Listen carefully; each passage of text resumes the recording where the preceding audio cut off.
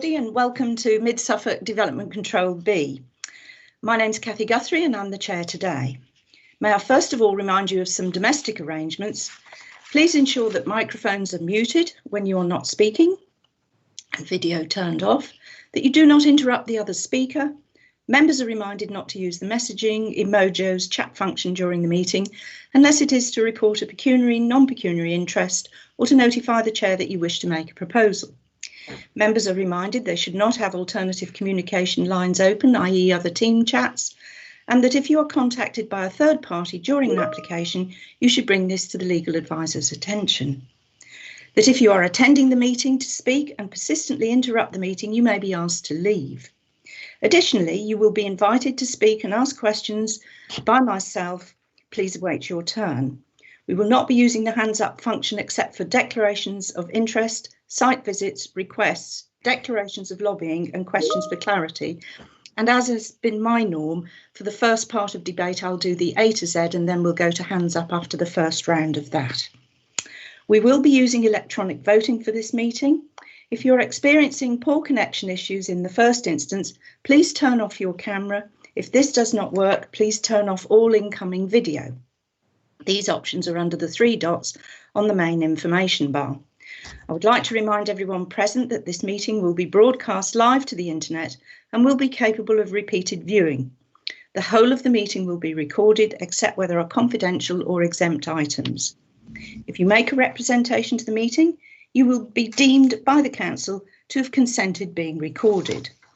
By entering this meeting as a speaker, you are also consenting to being recorded by the council and the possible use of those sound recordings for webcasting and or training purposes. The council, members of the public and press may record, film, photograph or broadcast this meeting when the public and press are not lawfully excluded. So the introductions. I will come to that shortly, Councillor. The introductions. Ian Dupre, legal advisor. Morning, Madam Chairman. Thank you very much. I think that's very appropriate that we do see who you are. Good idea. Thank you. Robert Carmichael, the governance officer. Do you want to show your face? I think that's a very good idea. Good morning, Chair. Thank you. Philip Isbell, chief planning officer. Good morning, Chairman. Good morning. Stephen Stroud, strategic projects and delivery manager. Good morning, Chair. Good morning to you. And we have John Pateman G and Gemma Walker, who are both area planning managers, and I'll let you both go, whoever wants to go first, or both together. There we are. Good morning. And Bron Curtis, case officer, also for one of our cases here. Where are you, Bron? Do you have a picture? That Bron is on hold at the moment, so she's not here right at this second. Oh, right. OK, thank you. We also have our ward members. Now, I'll ask you to introduce yourselves when you come forward, because a couple of them have left the meeting for the moment. Councillor Lavinia Haddingham, Councillor John Matheson, Councillor Dave Muller and Councillor Terence Carter, and they will all be representing their areas. So can I move on to the agenda, please? Apologies for absence and substitutions.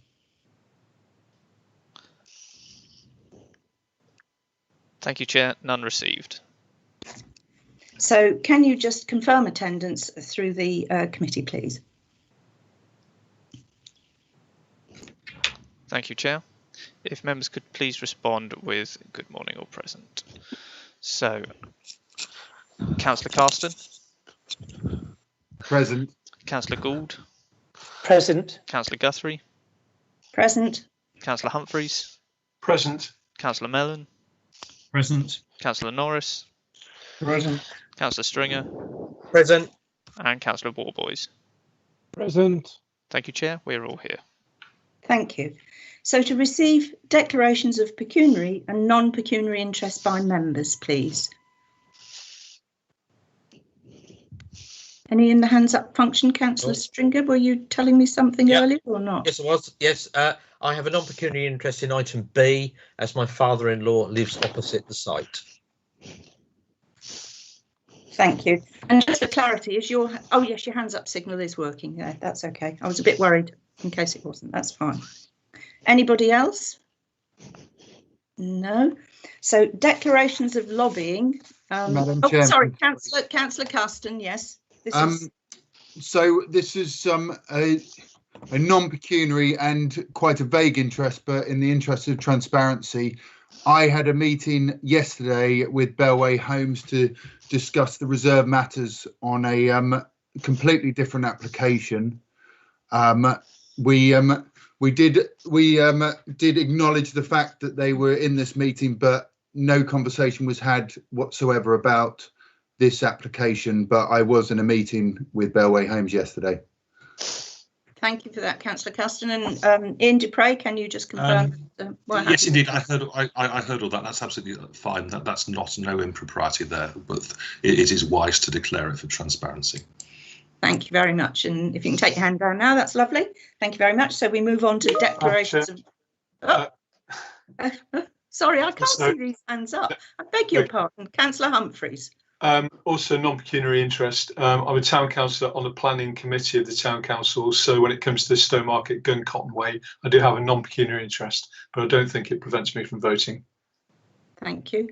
And Councillor Stringer, have you got your hand up again, or is that? Yes, I have. Yes, Councillor Caston. I have a similar. I have also in the last week, I think, had a meeting with Bellway Homes on a totally separate matter, and this particular application was not mentioned. Thank you for that. Thank you very much. Very clear. Right, so we're all done with that one. Well done. So now declarations of lobbying, and I can declare that I've been lobbied by the group SAFE on Fressingfield. I've also had an email regarding Union Road. So that's myself. And then I noticed Councillor Caston and Councillor Humphreys in that order, please.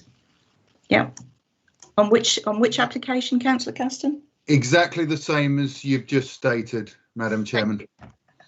And Councillor Humphreys? Madam Chair, thank you. Exactly the same. Thank you. And Councillor, did I see Councillor Norris? Did you have your hand up? Yes, I did. Thank you. My hand up function seems to be very intermittent this morning. I've been lobbied on 7B and 7C. Thank you. Thank you. And I'm sort of struggling to get the list of play here. Councillor Mellon, you seem to want to tell us about something as well, if you would, please. Yes, thank you, Chair. I've been lobbied on all three applications. And I should also just mention that I've, like Councillor Stringer, had meetings with Bellway, in fact, the same meeting, but this application was not discussed. Right, OK, so that's for the previous declaration there. Thank you for that. And Councillor Gould, thank you. Yep, exactly the same as yourself, Chair, lobbied on those two applications. Thank you. Thank you very much. Can those put your hands down that have had your hands up, and I'll see if I can see any more. Can you see any more, Robert? Have I missed anyone? Yeah, and can everyone else put their hands down, please? Councillor Warboys? Yes, just to record that I've been lobbied on Fressingfield, Onehouse, and I haven't been lobbied on the last one. Thank you, Councillor Warboys. And have I missed anyone? Are we there? Can everyone take their hands down? Because there seem to be still hands up on my screen. I don't know if you've got that. Anyway.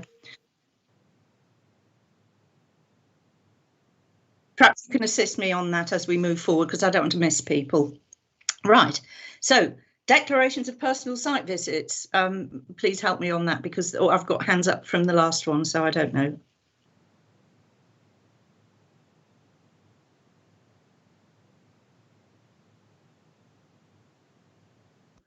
Madam Chair, my hand's up, actually. Yeah. No problem.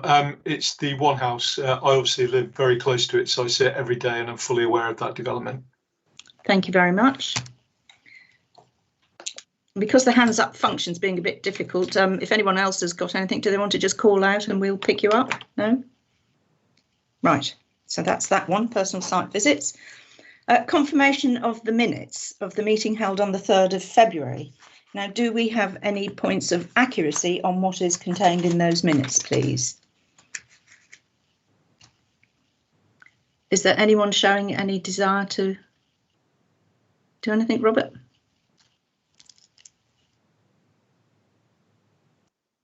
members just to say so, because I can't see. I think my hands has gone a bit funny as well, I'm afraid, because I've got Councillor Warboys and Councillor Humphreys from last time. So apologies, Councillor Carson, if you have. Yeah. Thank you very much. I think there's a mistake in the first. It says in the first application, it says that I proposed approval for the development, and it was refusal. I think it might be just a typo. Typo, yeah. What is the reference number? Sorry, Councillor, just for that paragraph. I'm sorry, I haven't got it in front of me, but it was in Thorndon. It was the chicken. Thorndon. The chicken shed. Was it not the Nettlestead one or the Hawley one? No. I think it was only last time we had the Hawley application. Exactly. So I'm not quite sure. There's a chance I've looked at the wrong minutes. I was talking about the meeting where we discussed the Thorndon chicken shed, and I may have looked at some wrong minutes, but those minutes are wrong. But these minutes, I believe they're right. Okay, we'll look into that one, but I think we did that one the last time. Yeah. So on that basis, then can we have a proposer and a seconder, please? And you'll just have to call out because these hands up. Can we do something with the IT before we get going? Because this is a little bit distracting. I think the only thing possible to do, Chair, would be to log out and log back in again. But other than that, I'm afraid there's not really a solution. What I can suggest is that if members put that they want to speak in the chat, and I will create a list to send when we get to that point, if that would be appropriate. I'll do the A to Z, which will solve that problem. But okay, well, we'll keep going because we don't want to delay any further. I'm sure everybody's waiting for the meeting to begin. So can you run through? Can I have a proposer and a seconder for the minutes, please? Mike Norris, I'm happy to propose. Thank you, Councillor Norris. Peter Gould, I'm happy to second. Thank you, Councillor Gould. So can you do an electronic vote and we'll see if that works? Thank you, Chair. So if members could please go to the modern.gov app and please go into the plus sign in the top right hand corner where the attendance and voting tab will be shown. Then you will be guided to the list of applications before you this morning, and the line with the vote is now in light blue and active.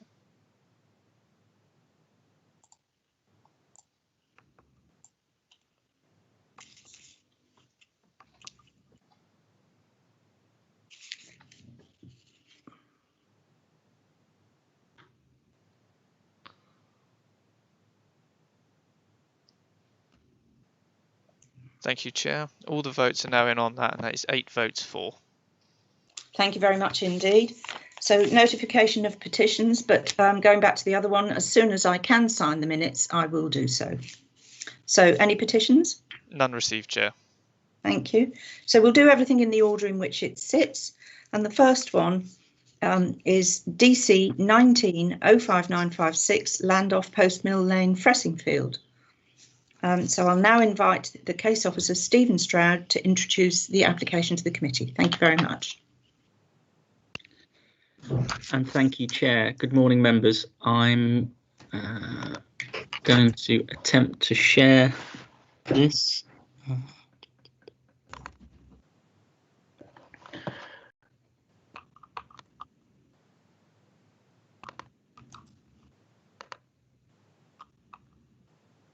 So I should ask, can you see that? Yes. Yes. Well, I can. Yeah. Okay. Good. Right. Well, good morning, members. Members of the public. So this application is coming back to you today, having been deferred on the 25th of November of last year. This is application at land off Post Mill Lane, Fressingfield.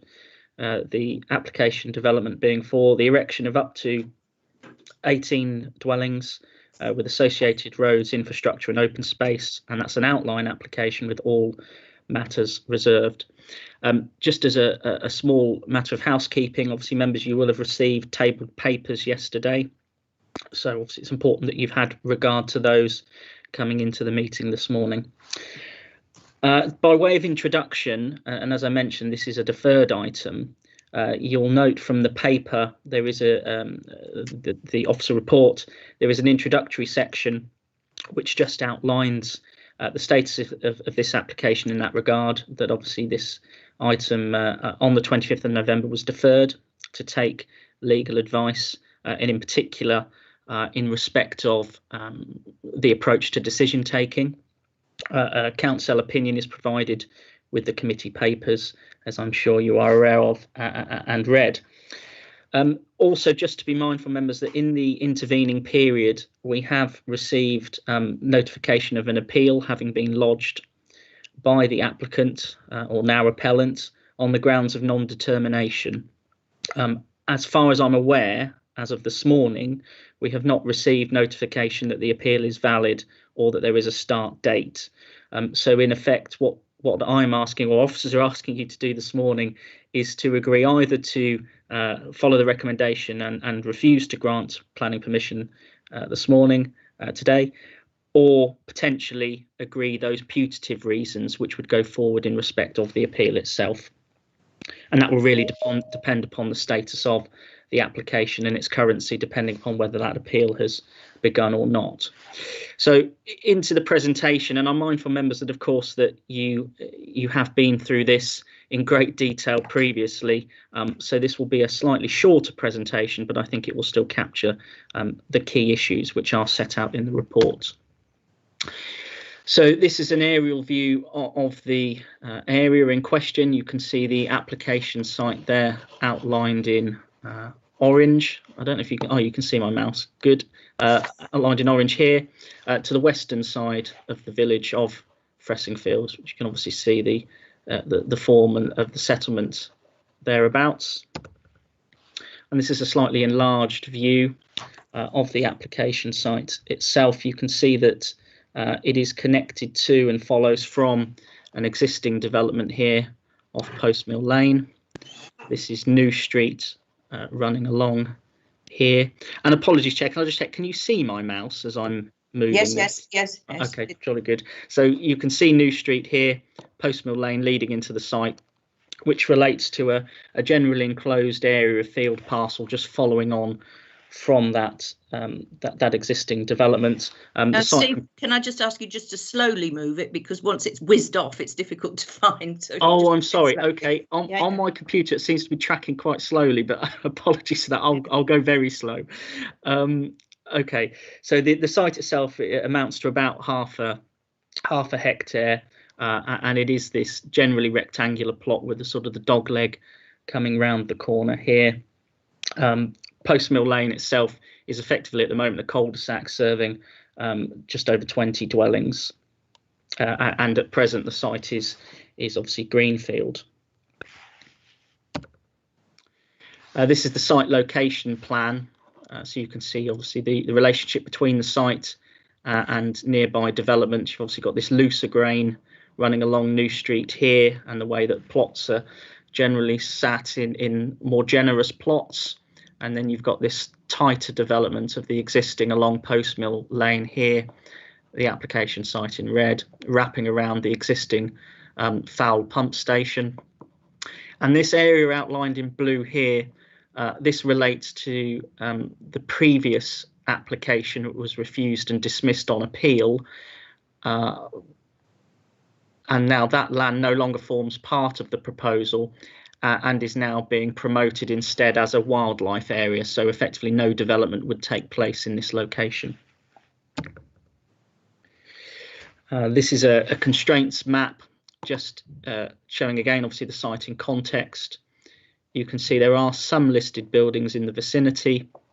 You can also see the edge of the conservation area just here to the east with the purple shading.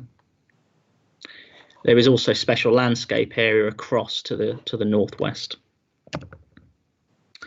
This is a photograph of the site just as you come in off of Postmill Lane, looking across northwards, northeast. And a further photo. Obviously, you've got the foul pumping station there, and it's associated paraphernalia. This is the indicative site layout that was proposed or was put forward with the application. So you could see here the general arrangement coming around off of Postmill Lane here. Obviously access is a reserved matter, but I think you would generally expect reserved matters to follow this basic approach. And now the indicative layout should be viewed in the context of the drainage strategy as well, because that has slightly amended it to account for the attenuation pond that you can see here.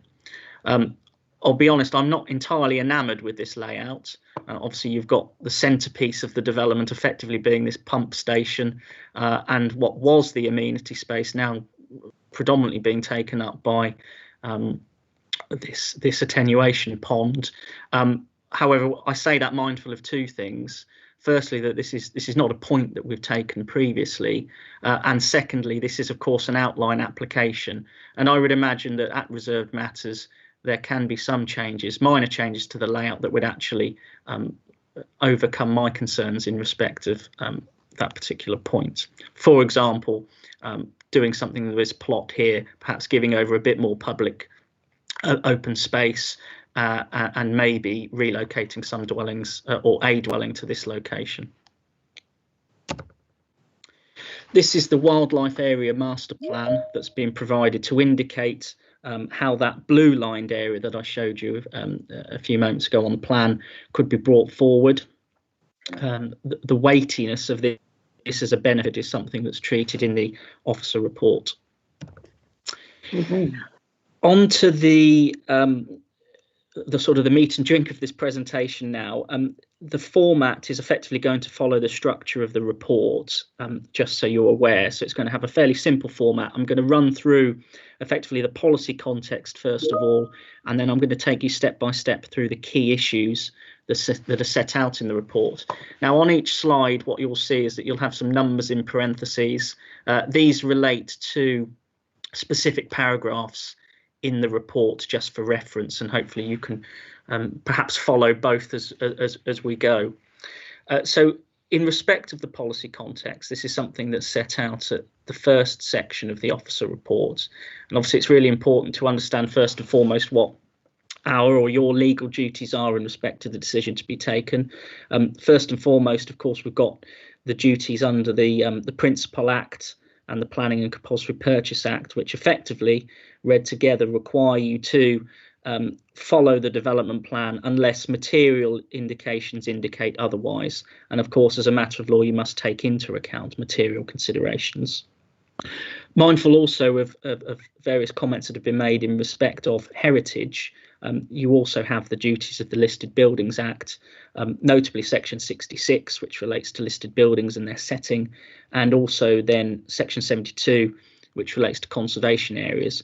Now, that particular duty doesn't strictly apply here because the development application site is not within the conservation area, but I'm aware that it has been put to you in representations that by virtue of the related impacts of the development, this could affect the conservation area. But for the reasons set out in the report, officers are satisfied that there would be no harm in respect of heritage. On to the neighbourhood plan. Obviously, there is a neighbourhood plan in force here, and that is the Fressingfield Neighbourhood Development Plan, which was made earlier last year. So it is part of the development plan, and therefore, in accordance with that Section 38(6) duty that I mentioned a moment ago, it is the starting point for decision taking as a part of the development plan. We now move on to what the most important policies are. Now, this is a matter of judgment, and obviously some policies within the development plan are going to be more directly applicable or engaged than others. For the purposes of this application, your officers consider that they would be FRES 1, FRES 11 and FRES 15. They relate to housing provision, localised flooding and pollution, transport and highway safety. FC 1.1, which is from the Core Strategy Focused Review. CS1, CS2 and H7 of the local plan, obviously relating to housing and housing in the countryside and our spatial strategy at the district level. CS4 from the core strategy, which relates to adapting to climate change, and within the context of this application, obviously having great relevance in terms of flooding, and then T10, which is our highways policy. Now, of course, members, we also have the National Planning Policy Framework, the NPPF, which sets out for us the government's planning policies for England and how they're expected to be applied. You would also read that alongside the National Planning Practice Guidance, both of which are material considerations, therefore you must take them into account. The next point to raise is this, in inverted commas, the Wavendon basket. We'll get onto that again shortly, but that really, what that encompasses here is the fact that those most important policies that I've just referred to, standing back, looking at them and taking them in the round, they are considered to be up to date for the purposes of the determination of this application. And following from that, the tilted balance. Officers do not consider that this is a tilted balance case, i.e. paragraph 11D2 of the framework does not apply. It's also important within this policy context, members, to be mindful of that previous appeal decision. It is something that is material to the decision to be taken today, and that is treated in the officer report at those paragraphs highlighted. Some aspects of the appeal decision will be more relevant than others. So in respect of the key issues, there are three, and I've effectively followed the wording put forward by the inspector in that previous appeal decision. And as I say, for the purposes of this presentation, we'll take each key issue in turn. The first one relates to the principle of development or indeed the spatial strategy of the council, and indeed at the local level, bearing in mind the Fressingfield neighbourhood plan. The second issue being highway safety and network capacity, and the third key issue being flood risk and drainage.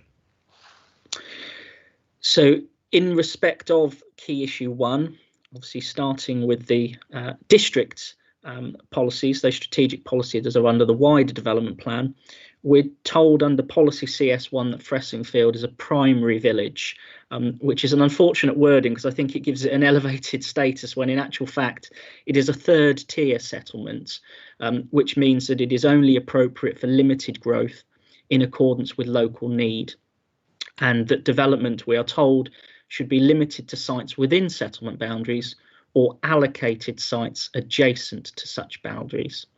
Now, for the purposes of this application, the proposal is, of course, outside of the settlement boundary and is unallocated for development, and there is no evidence of local need that is being provided. In that respect, it is not in accordance with policy CS1, and it does not meet any of the exceptions under policy CS2 either. Moving on to the Fressingfield neighbourhood plan and Fres 1, I've copied that policy for you there in its entirety. I won't read it all out for you, but in effect what Fres 1 does is set out for you the spatial strategy for the neighbourhood plan area of Fressingfield. It does permit new development within the newly defined settlement boundary, and it accounts for housing policies and allocations sufficient to meet its identified requirements. Now, considering the application development against that, which I'll do in a second, I'll just point out to you there the newly, shall we say, redrawn settlement boundary for Fressingfield, which you can see outlined in purple here. Those two red squares, these are allocated sites, so those are those sites which are which form part of Fres 1, and they already benefit from planning permission. The site itself is starred here in black outside of the settlement boundary edge you can see here. So applying Fres 1, we know that the application site is not allocated. We know that it's outside of the settlement boundary. It is not an application that engages paragraph 79 of the framework. And as set out a moment ago, no housing need assessment has been provided, and there is no evidence of a local need for this development, which is obviously important, bearing in mind the up-to-date nature of the neighbourhood plan itself, which does have an identified requirement and sets out policies and allocations to meet that requirement. And straightforwardly, therefore, the application is in conflict with FRES 1. And on account of this, you'll note from the papers that officers consider that the application thus fails to comply with the development plan taken as a whole. Moving on to the second key issue, highway safety and network capacity. It's important to reflect on the appeal decision because this is material, as I say. And it's important there just to reflect on the inspector's judgment that he exercised in respect of this matter, where he considers that obviously the council and local interested parties have put forward their case. He's also considered the evidence put forward by the then appellant, which included a transport report and pedestrian route assessment, and the inspector was inclined to agree with the appellant and notes that the proposal would not have a harmful effect on highway and pedestrian safety within the village, nor would there be a particular network issue. So this is not, in the terms of the NPPF, a Para 109 case. So this leaves us in a situation where we have obviously quite an important direction here from a planning inspector. And this leads us to obviously the currency of this particular application. I am going to run you through the details again, because while obviously officers have taken into account that appeal decision, it is important for members to nevertheless just consider this matter afresh. So this is an exploded view of Fressingfield, in particular the western side. You've got the application site here, obviously that pumping station, Postmill Lane, which takes you down to New Street, and this would effectively be the key route for pedestrians as future occupiers of the development as they move eastwards to benefit from the services and facilities within the village. This is a plan that's taken from the applicant's pedestrian route assessment, which just highlights the relationship of the site to those services and facilities.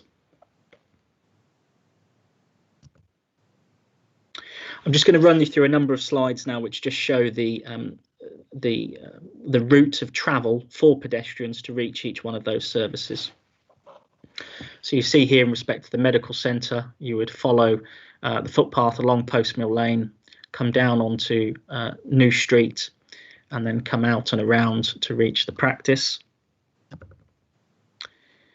This is how you would reach the primary school. In all likelihood, you would come down and you come onto Priory Road, and you'd make your way down here through Sancroft Way and proceed through a field gate to then get across to the school. The village shop being here. And this is the route to the public houses in the village. You'll note here this cut through that you can see. This is available as a cut through between houses to get onto the B1116 Laxfield Road going northwards, that would enable pedestrians to avoid going around Jubilee Corner. And this is the route to the Sports and Social Club here, which does require you to navigate Jubilee Corner, but I'll show that in a bit more detail shortly. I'm going to take you on a very brief photographic walking tour now, just to show you the route. I appreciate you will have been through this with the case officer previously, so I will move it at a canter. This is the site access, obviously going into Postmill Lane here in the existing development. This is looking out from the access onto New Street. You can see the dropped curbs here. This is looking eastwards along New Street from the Bellmouth. And then this is looking west. You can see the access here, and you can see the dropped curbs. This is Priory Road that I showed you a moment ago. This would be the most likely route for people to get to the school, the primary school. What you will note is that this is quite tight on this corner here, which does restrict visibility. Now moving eastwards along New Street, and obviously you'll note the car there that's parked on the footpath. This is from the same position looking back to the west. We're now moving further along the east. Again, you can see there are subtle bends along the road, members. And then back to the west, and you can see that car. Further along New Street, again east and west. East again. Now here you'll note this particular bend, which restricts visibility for pedestrians who might be travelling on the southern side of New Street. And that's further along again eastwards. And the same position looking back to the west. And this is the village store here. You can see to the right of the screenshot. So again, looking east here. And obviously it's important to recognise, members, that of course along the majority of this stretch we've just traversed, there are no footways, so you would be travelling in the highway. And looking west. And this is Jubilee Corner approached from the east. So you can see in this area here, this is New Street. And this is the footway then that we're on the southern side of New Street that's leading round the corner onto Stradbroke Road and across the junction onto the B1116. Now there has been a recorded incident in this location, a slight incident, but it was, as I understand it, put down to driver error rather than any particular design flaw with the junction itself. And this is an exploded view which shows you that corner again, and this is the cut through that I mentioned earlier that would enable pedestrians to avoid this bend and keep on a footpath then to travel up to the public houses. And this is where the cut through comes out to, and then you can see there's that footway that leads up. This is a crossing point to get onto the other side of the road and the footway leading this way, and obviously the Fox and Goose Public House. What you will notice again here, visibility is rather poor at this particular point where this vegetation appears to have overgrown into the public highway. And this is another enlarged view, just showing the Jubilee Corner again. You've got this central island splitter here in respect of how between Stradbroke Road and Laxfield Road, but also it's a feature that pedestrians would be expected to navigate in order to make their way to the Sports and Social Club. So it's been remarked before that this particular bend does narrow in terms of footway. And what people tend to do is come around the corner and then drop down and come across this splitter and then make their way onto the verge. So in respect of the applicant's transport statement, it finds a few things. Firstly, that it considers that having undertaken a traffic count, movements along New Street are relatively low. With low speeds, there's a mean speed of 24.5 miles per hour. Of course, the trip generation from this particular development as well, bearing in mind its quantum or scale of 18 units, is going to be relatively low. And you also have the crash map data that's been referred to before, which shows a low incidence rate, really. And over the last 20 years, there are 3 slight incidents that have been recorded. Now, again, these are recorded incidents, so that's not to say that there are some things that occur that go unreported. And in that respect, SAFE's pedestrian survey is quite important, because clearly there is anecdotal evidence that there is a real problem in terms of highway safety. However, what the applicant has done is undertake a pedestrian route assessment in accordance with ROSPA guidance. And they have found that some sections or routes are potentially unsafe, which requires mitigation in order to be classed as non-hazardous. Now, those three, there are three proposals that they've put forward in order to overcome that issue, and which have been set out in their pedestrian route assessment and their planning statement. The first of which is an adjustment of the junction radius and with associated footway widening at the junction of New Street and Priory Road. That's the route to school that I showed you earlier, where it gets quite narrow around the bend. Relocating that dropped curb opposite the Fox and Goose pub in the event that the vegetation can't be cleared. And then also the promotion of a TRO on New Street to lower speeds to 20 miles per hour. And this slide just on the left here, you'll see this is how the proposal would look in respect of that Priory Road junction. And so you see that effectively the footway's been widened and the junction narrowed with an amended crossing here. And then you've got these gateway points with signage entering into the 20 mile per hour zone, effectively where you are faced with that highway where it has no footways. And this is just showing the extent of that 20 mile an hour route. So in respect of the highway safety issues, I think, as I've pointed out earlier, it's important to recognise that the inspector has had regard to this previously, or an inspector has, in terms of that previous appeal, and found no harm. And obviously it was the council's case at that time that there would be a highway safety issue that was not capable of being mitigated. The inspector disagreed. To my mind, there have been no particular change of circumstances that would warrant us to change or depart from that guidance. We're now obviously mindful that the Highway Authority does not object either.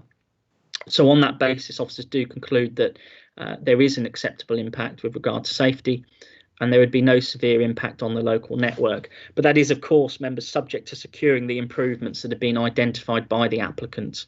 And this is something that obviously we would deal with through the appeals process to ensure that conditions are suitably worded and with acceptable trigger points.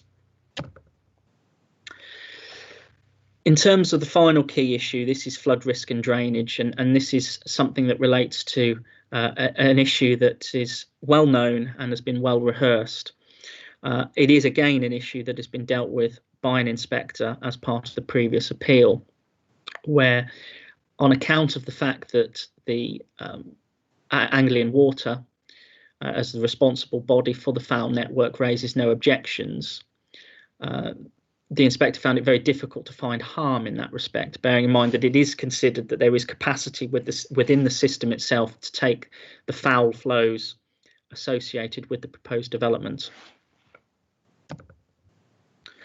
These are just some photographs to highlight, of course, members, that this is a very real issue, a live issue in the village itself, as no doubt local parties will inform you shortly within the public speaking slots. There are localised flooding issues within the village. This is identified within the neighbourhood plan. As you can see, these highlighted areas here. We also know, in terms of localised flood risk extent from the county council as the lead local flood authority, that you have a number of reported issues in the village. You also have them mapped out here, the 1 in 30 and the 1 in 100 risk events. Obviously, the application site is outside of those areas at the other end of Postmill Lane. But of course, members, in policy terms, what we're looking for here is to ensure that, because this is a development that would increase surface water runoff, it's got to deal with that in such a way that it is not going to increase the risk of flooding elsewhere. So in that respect, this represents the applicant's drainage strategy.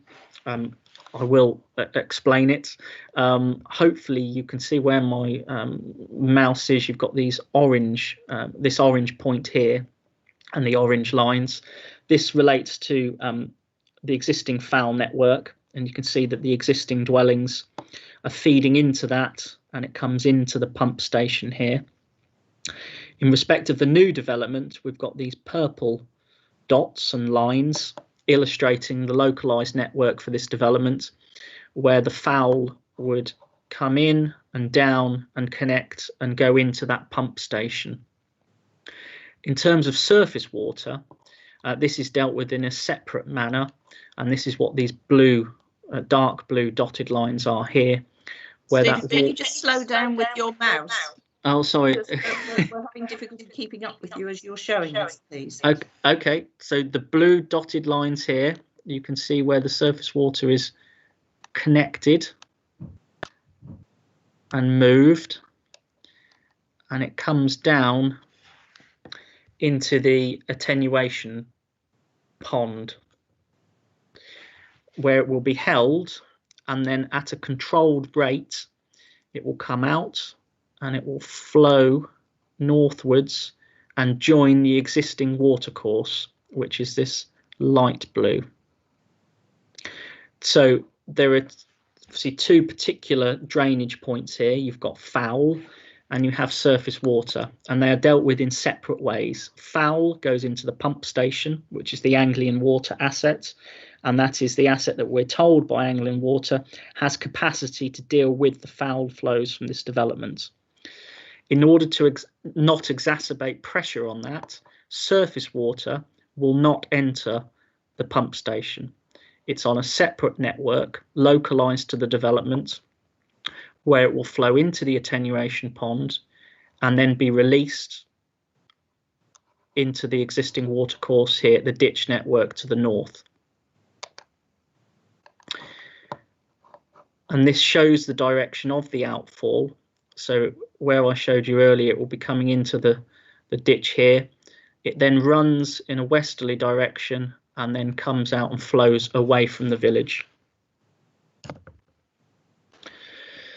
So in respect of that third key issue, we have no objection from the lead local flood authority. We don't have an objection from Anglian Water, and we're told that the network has capacity to deal with the foul flows to arise from this development. Just to stress again, no surface water will be entering the pump station or foul network from this development. And to reiterate again, there is considered to be capacity in the foul network for the flows. And therefore, members, on the evidence available at this time, it's not considered that there is a clear link between the proposed development we have here and an increased risk of flooding elsewhere in the village. And in accordance with the findings of the previous inspector, it's not considered that there is a reasonable reason for refusal in respect of this key issue. Obviously, scheme benefits, these are material considerations, so again, they need to be factored into account. And principally, they relate to marketed and affordable housing, which is obviously mainly a social and economic benefit. Construction benefits, there are some highway improvements, albeit they are, of course, required in order to make the development acceptable in planning terms. And then you have the wildlife area. Now, in terms of the planning balance, just taking this through in a very rudimentary way, section 38.6, that's that duty which requires you to start with a development plan and follow it unless material considerations indicate otherwise. And that's something that's reiterated under paragraph 12 of the framework. Now, we know from key issue 1 that there is a failure to accord with the development plan as a whole. So there is a direction to refuse planning permission, and that's step 1 of the 38.6 balance. Now, on the other side of that, we've got to factor in those other material considerations. And that's step 2. So as I stated earlier in the policy context slide, this is not a tilted balance case because we have a 5-year land supply. We've passed the most recent housing delivery test. And that basket of policies most important for the determination of this application are up to date. And we also consider that the application, on account of that harm to the plan-led system, it fails to accord with the MPPF as a whole too. So those other material considerations don't actually depart from the direction to refuse. If anything, they support it. And then lastly, we've got the scheme benefits, which are benefits and they do need to be weighed in. And they, of course, weigh against that direction to grant planning permission. So if you imagine balance, a set of scales. I've drawn them as flat in this case, or straight.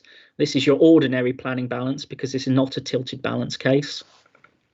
And then when you put the inputs in, obviously we see that the harm, as it were, decisively outweighs the benefits, which then leads us to the recommendation that you've got before us, members. And that is that the Fressingfield Neighbourhood Development Plan provides a comprehensive strategy for growth, which positively plans for development to meet its identified needs. The FNDP is recently made, and in relation to new housing, identifies where sustainable housing development should and should not go. The proposed development of up to 18 dwellings outside of the settlement boundary in the countryside and without a justifiable need fails to accord with policy FRES 1. It fails to accord with policy CS1, CS2 and H7, and in turn policy FC 1.12. Straightforwardly, the proposed development is inimical to the spatial strategy of an up-to-date development plan. It conflicts with the development plan as a whole for this reason. It doesn't represent sustainable development, and it is contrary to the NPPF. So members, again, back to that balance, where the development conflicts with the development plan taken as a whole, and there are no other material considerations which indicate that a decision should be taken other than in accordance with the plan, the recommendation is to refuse to grant planning permission in accordance with items 1, 2 and 3 of the recommendation in your papers. Thank you, Chair.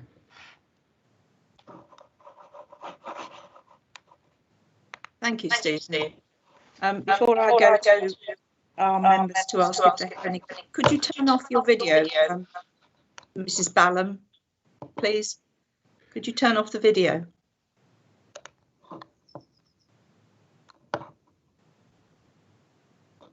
That's better, thank you.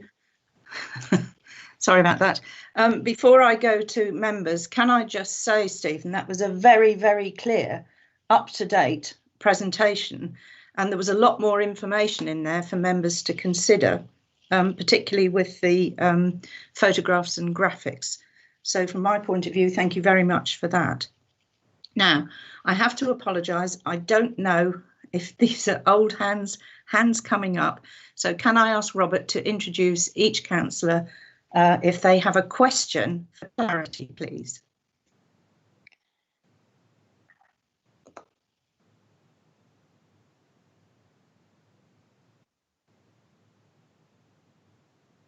I can't see any hands up, so I'm not. Would anybody, if the hands up aren't working, is there anybody that wishes to question those? If not, we can move on. Thank you very much, committee. So if we now,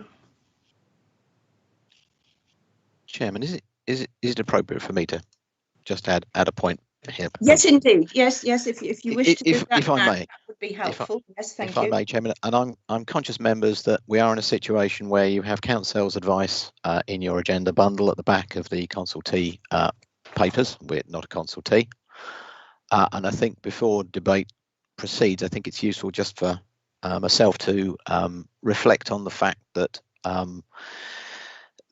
we have taken legal advice given the debate at the last meeting, and it's important to remember that this question of the National Planning Policy Framework and paragraph 11 need to be seen in context, and you have quite a lot of legal advice before you, which can be quite confusing. So I wanted just to take a moment to draw breath around that.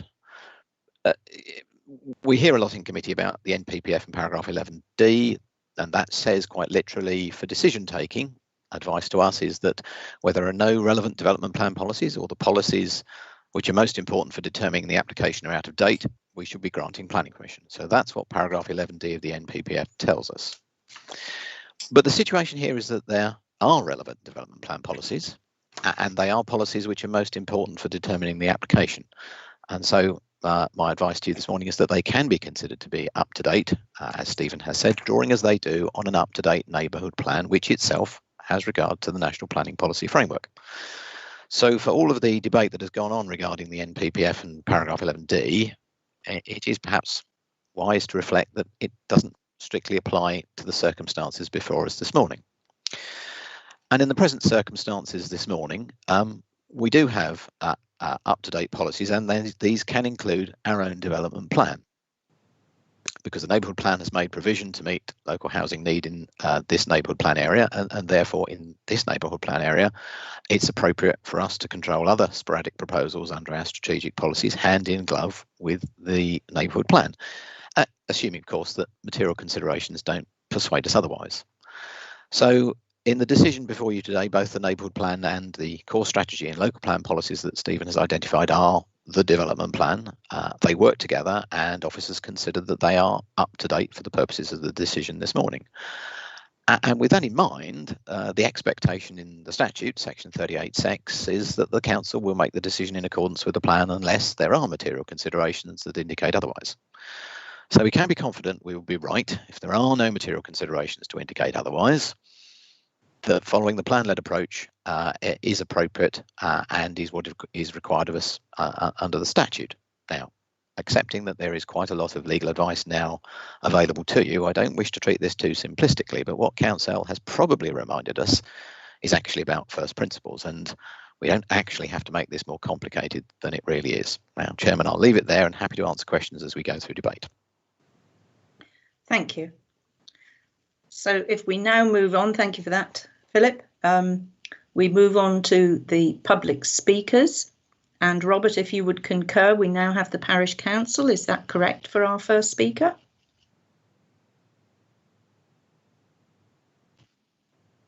Good morning to you. Good morning, Chair and councillors. Thank you for taking some time just to listen to a very brief statement that I'm going to make. The Parish Council is obviously very pleased with the advice received from Council regarding the weighting of the Neighbourhood Development Plan. We're also very pleased with the subsequent officer report. It was such a pity your legal services did not research the matter more thoroughly before going to Council. Much of that case law and arguments is readily available online. That said, we would urge the committee to take the recommendation from the extremely well-written logical planning officer report and refuse the application for the 18 houses on Post Mill. You've heard all our arguments before, and those arguments stand. But we would like to just put on record, we still disagree with the Highways assessment about road safety on New Street, and we continue to question Anglian Water's assessment of the sewage drainage not being affected by additional housing.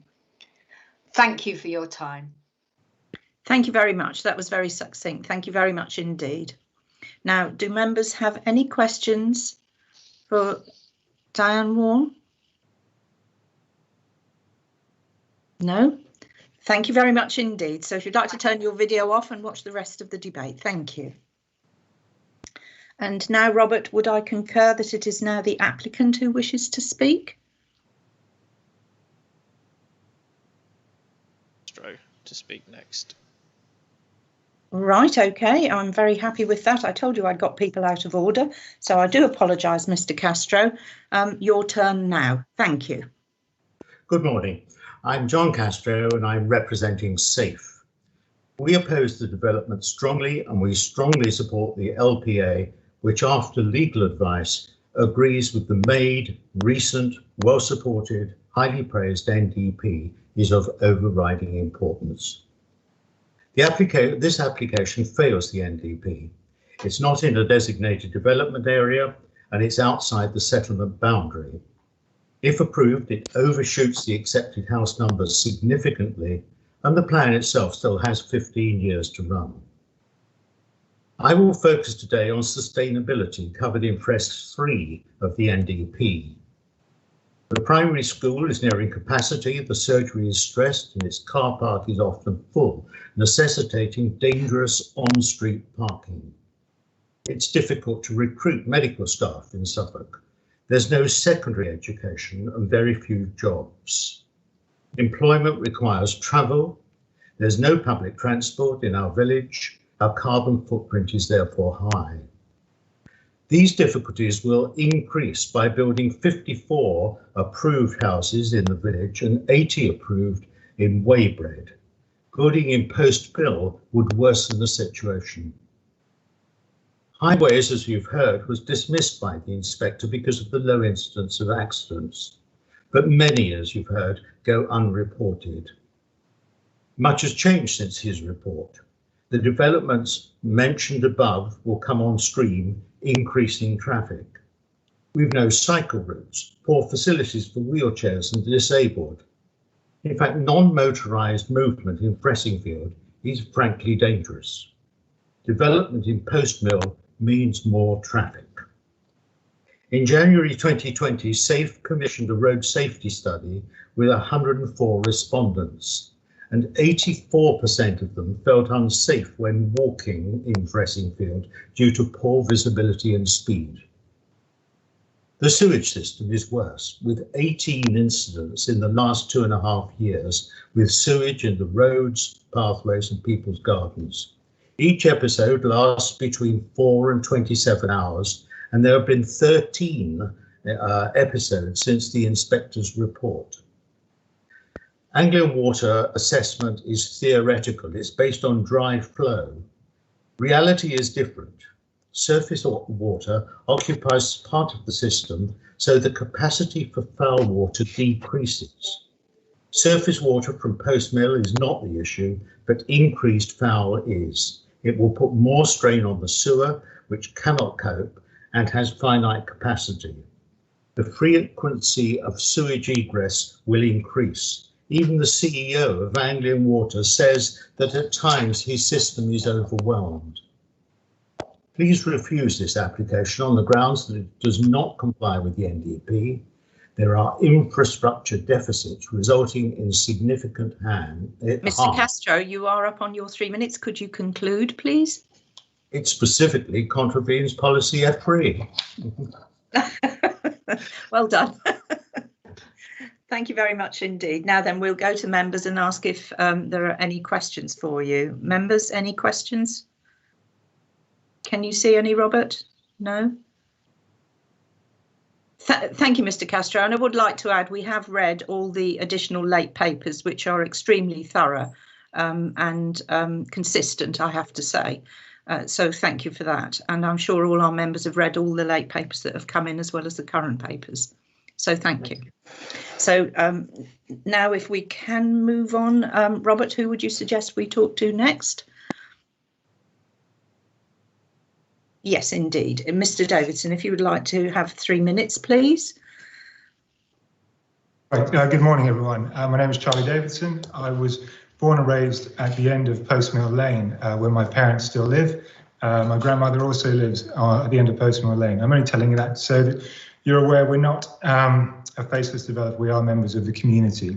We were approached by Mid-Suffolk to develop this site because they recognised that it was an appropriate place to build, what feels like many years ago now. During that time, we have not faced any statutory consultee objection that we don't believe we've been able to overcome.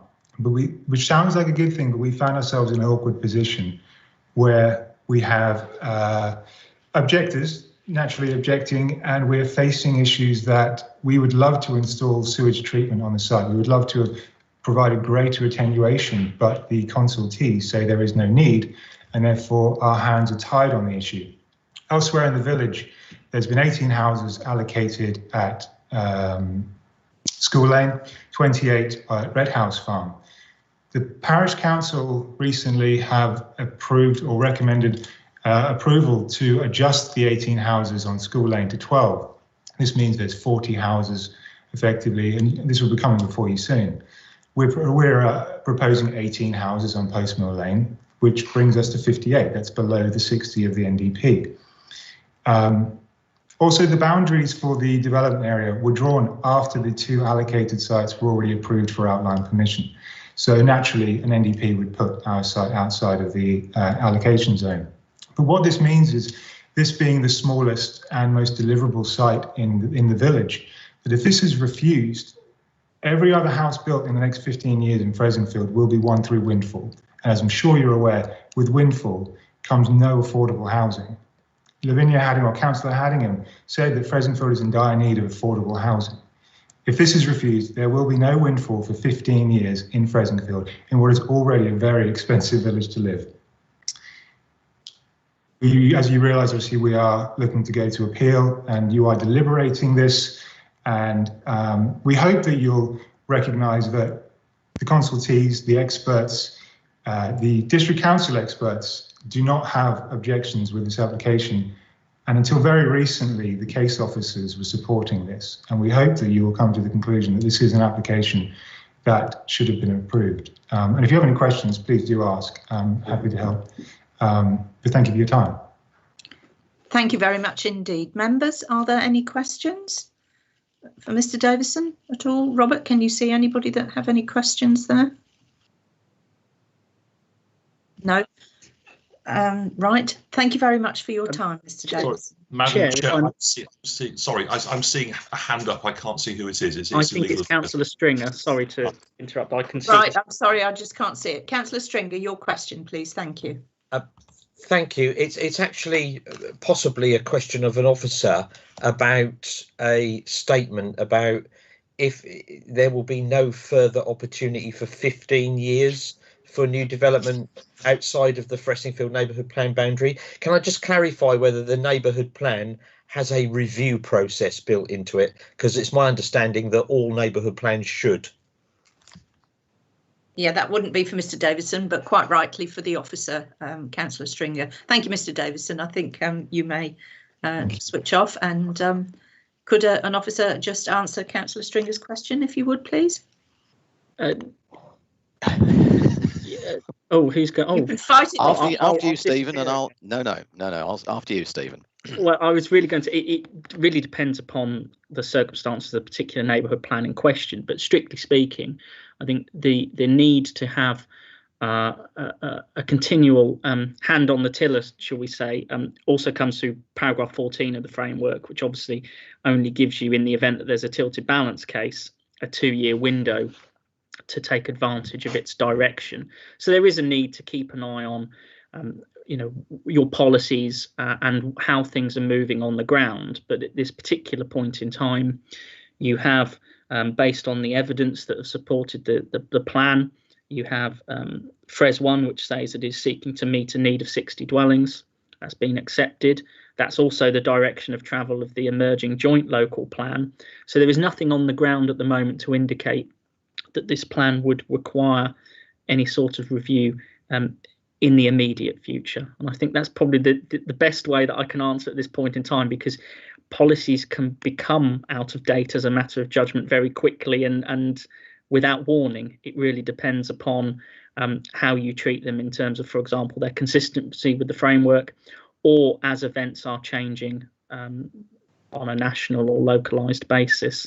So that's a bit of a fudge of an answer for you there, Councillor Stringer, but it's not one I can answer with a particular definity. If I can just add to what Stephen has said, Chairman, I mean, there is a current consultation on the NPPF underway. It is highly likely, given the statements made by government, that they will recast the NPPF, and it would be beyond the wit of an officer, or indeed I suspect a councillor, to predict what the future policy on neighbourhood plans, their status and their review will be. The prudent thing will be for the parish to review it. The question of whether the only growth that will come through will be through windfall sites, that is a presumption. It's not a presumption we as officers would make. It is a possibility, but the reality is that we are speculating on a future which has too many uncertainties, and I would suggest that what we should focus on is the decision on this application on its merits today. Yes, thank you for that, Philip. I was going to mention that the NPPF is up for review, and to be fair, it was a statement made by the applicant, but I think it's aired everything that needed to be said. Now, is there anyone else who wished to speak on that matter? So we now move on. I think we're quite clear to move on to our ward member. Is that your view of it, Robert? Councillor Haddingham, thank you. Thank you. As the previous committee meeting was so recent, I feel there's no need to repeat mine and the village's concern regarding this application. The fact that the recommendation is now for refusal, I can agree wholeheartedly with the officer's advice and leave it to the committee to decide how to proceed. And I would just like to say thank you for your time spent reading the numerous emails and taking an interest in our village. But what I would like to say is Stephen's facts and figures on and the crash mat, talking about one incident on Jubilee Corner, it's just like, well, he said himself, it's only the reported instance, and I would like to say that in my reckoning, there's probably at least one a year. But people don't see the need to report it. Why would you do it? And but that Friends, I would say, is replaced, like I say, almost yearly, if not every 5 years. And my sister lives along or has a house along New Street, and she's had her wall hit numerous times. Anyway, thank you for listening. Thank you. Do members have any questions for Councillor Haddingham? Robert? No, nobody doing that? Thank you very much indeed. Right. We now open to debate. So I think in our fashion, because of this hands up problem, may we go please doing the, we'll still do A to Z because that's what my list says. So Councillor Caston, would you like to speak first, please? Thank you very much, Madam Chairman. I'll put this in simple terms. Nothing's changed for me here. Still the same issues that we talked about in the last meeting. We've got a bit more legal clarity on those, which was a really important process that I think we needed to take. We've got a primary village here that's appropriate for limited growth, but with the big thing about this is this Fressingfield neighbourhood plan is a solid and up-to-date document. And it's allocated most of the local need of the housing. It's outside this development's outside of the settlement boundary, which is policy as well. It's we're balancing harm against need here, and the need is low. Then there's several aspects of harm. I'm less concerned about highways, but I think this does carry weight, considering the limited weight of the local need that we're considering here. Now, this Anglia Water situation, they've said there's no issue, where they've measured the foul water. I don't think, I dispute this. I don't think this is correct. I think there's solid evidence that there is issues that are with overflowing sewers, and it's polluting the surrounding area. And as a committee member, I think we've got a we consider evidence as a committee member. We look at evidence. I think I can wholeheartedly dispute that evidence that's been put in front of me, and in the interests of community need and that this doing things right, I think I would continue to pursue that there is a sewage problem there, and it is there's no capacity in that system. But I'll quite happily listen to what other members think about that, because obviously we have a statement that says there's no issue there, but I definitely dispute that. Thank you. Thank you, Councillor Caston.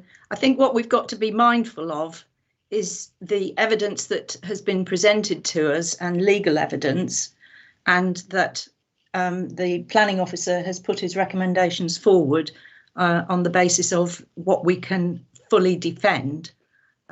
So I think we need to be mindful of that moving forward, but it doesn't dispel the problems that the village has, be they historically or we don't want it to get worse. So we need to be mindful of all those things. So moving forward, may we have Councillor Gould, please? Thank you. Thank you very much, Chair. And I just wanted to start by echoing your own comments about the quality of this report, the quality and the clarity of this report, which I think has been immensely helpful in setting out the issues. And actually, I find I would ask that planning officers think about whether there are things within the approach to this report and the way it's set out that might be applied to other applications, because I have found it helpful.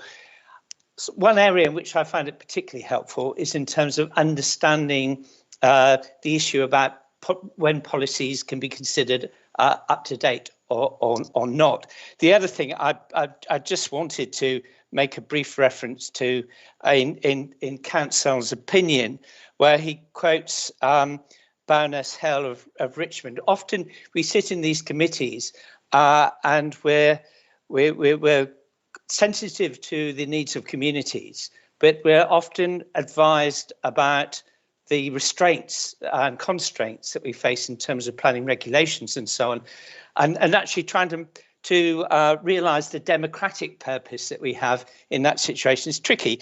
And I'd like, particularly, if you can indulge me just a moment, Baroness Hell's comment that in this country, planning decisions are taken by democratically elected councillors responsible to and sensitive to the concerns of their local communities.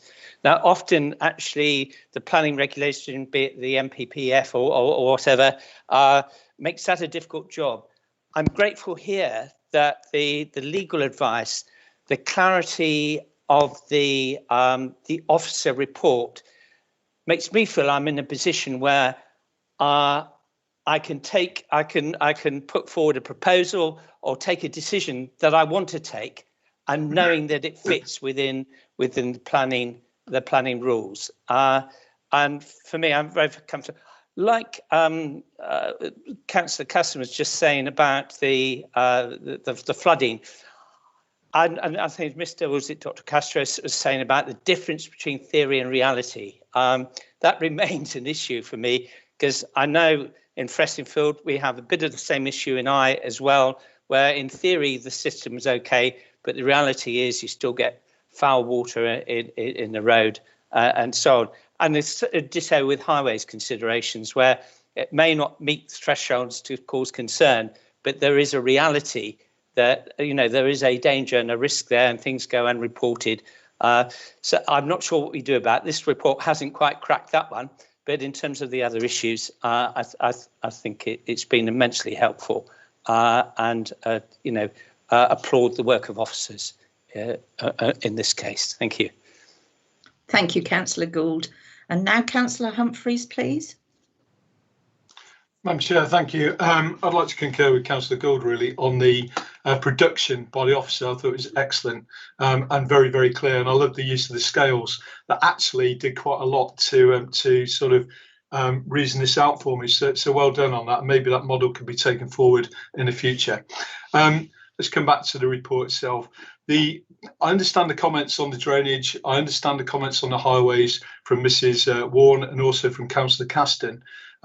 However, you've got to go back to the report and understand it properly, that the report itself is probably robust enough in its recommendations for refusals without needing to add the issues of the drainage and also the highways, especially when you consider that there are reports within the report from the inspector, from highways, from Anglian Water, that actually argue against it. And I do get the point from the people that live in Fressingfield who live it. I totally understand that, but we've got to go back to what's in the report as well and give it some balance. Therefore, I do think there's enough in the recommendations for refusal on this anyway. The Fressingfield neighbourhood plan is excellent, and in fact in the recommendations it sums it up. The Fressingfield neighbourhood development plan provides a comprehensive strategy for growth which positively plans for development to meet its identified needs. Excellent, and obviously it will be up for review. I've looked at this. I listened to the last meeting we had. Nothing's changed in my opinion, to be honest with you. The water and drainage, I'd probably move away from that because, and excuse the pun, it sort of muddies the water a little bit when there's enough here to point out why this shouldn't go ahead. I'm not sure that well, I think I will be supporting the recommendation for refusal on this, but I'll listen to other councillors first. Thank you. Thank you, Councillor Humphreys. Councillor Mellon. Yeah, thank you, Chair. In the interests of not prolonging debate, I'll just say briefly, back in November, I seconded a proposal for refusal, which was subsequently withdrawn, but I was minded to vote for refusal back in November, and then we deferred to seek clarification, and I think we have that clarification now. I welcome the legal papers, and I welcome Council's opinion and the details in the officer's report. It does seem that we are moving from, in this case, a developer-led approach to a plan-led approach, and I welcome that. And I'm very minded to support the officer's recommendation. Thank you. Thank you very much, Councillor Mellon. And now we move to Councillor Norris. Thank you, Madam Chair. I don't wish also to repeat everything that's been said. I have questions regarding the flooding and the highways issues, but that apart, I think that's all been covered. I think, as has been said, there's sufficient in the report, which is very comprehensive actually, to justify refusal. I did vote against approval of the application when it came before committee previously, and as far as I'm concerned, nothing much has changed actually. It's not a sustainable location. Local bus service has been withdrawn. It requires the use of a car to get anywhere. The Fressingfield is classified under tier 3 rating, i.e. limited growth. Should only respond to local need. There's no evidence of need being required. It's outside settlement boundary, not allocated within the Fressingfield neighbourhood plan, doesn't accord with the development plan as a whole. So those reasons in themselves, I think, are more than sufficient to justify refusal, and I wholeheartedly agree with the recommendation to refuse. So thank you for that. Thank you, Councillor Norris. Councillor Stringer. Thank you, Chair. I'll try not to repeat anything that's been said before. Just wanted make a couple of points. First of all, we'll get the sewage out of the way if we can. We often play this little game where locals know that any effect on rainwater or sewage will exacerbate an existing problem. The problem we don't have the policies to address that unless any of the huge stakeholders in this do object, which they rarely don't, because actually they have, as the Americans call it, skin in the game. Anglia Water will be charging quite a lot of people in Fressingfield for putting their rainwater into the sewage. Therefore, if it all goes wrong, they should be putting it right, but as we find often, they don't. Which is why they never complain, they rarely complain when it comes to a planning application, because it would pull apart their regime for charging for their service. But of course, with this particular one, we have a made neighbourhood plan that we now have very good, sound legal advice as to how it should stack up when we balance all planning decisions. All planning decisions, we should have the picture of those scales in our head where we put certain policies with different weights in different parts of the scale. That's nothing new. That's exactly how we should be looking at planning applications. And of course, we've got that legal advice that now shows us that an up-to-date, very well put together neighbourhood plan, like Fressingfields, and I congratulate all the volunteers for their neighbourhood plan, should be given full weight.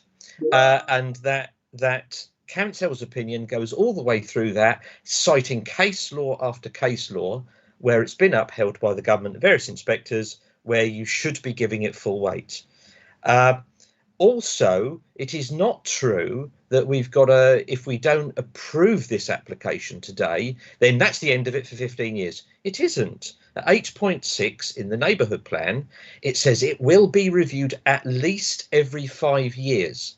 So if those sites that are currently allocated in the Fressingfield neighbourhood plan fail to deliver the housing numbers required, they have the ability to review that within 5 years, and if they wish, they can publicly consult and put this site into the neighbourhood plan at a review, and it could come forward within 5 years if that went through a referendum. So frankly, I think we've had clarity on where the neighbourhood plan sits, and I congratulate that. And frankly, I will be 100% supporting the Fressingfield neighbourhood plan. It also does have a policy in there, Fress 11, about foul water and sewage, where it says that any new development shouldn't make any part of that worse than it already is, which goes beyond where Anglia Water dare to tread. Thank you, Chair. Thank you, Councillor Stringer. Councillor Warboys, please. Thank you, Chair. Yes, I think I'd like to acknowledge the amount of efforts that's gone into the further evidence for this on this application, and the quality of Officer Stroud's report, which has really clarified a lot of the situation. I have a mind to sort of support the recommendation by the officers to refuse this application. I would like to acknowledge the terrific amount of work that's gone into it, in particular getting our policies up to date, the community on its neighbourhood plan, and also the development officers on our emerging local plan. I do wish to sort of, I hope it's going to be recorded, my support for the parish council with regard to the reports from the consultees. This application has highlighted issues with pedestrian safety. I believe Sam Harvey is present, so hopefully this will be noted by Suffolk Highways, and that though this application may be lost, some improvements could and should be made. I think Anglian Water deserves a special mention. It has in effect washed its hands of the problem. There will be further development in Fressingfield, and the sewage problem will be exacerbated by further development. I think now that our local flood authority, Suffolk County Council, is actually flush with funds, it's going to be able to deal with this problem in the future. Thank you. Thank you, Councillor Warboys. And again, I don't wish to repeat everything, but I too have been involved in sort of looking how this case has developed and moved forward with a great deal of involvement. I do think it was important that we had clarification from the legal counsel to secure Mid-Suffolk District Council's position that we are all making the right decisions. I already thanked the officer for his report. I do think we need to be mindful of the community's problems with the sewage and the highways, but as we've all heard about that, that has other professionals' responses to that.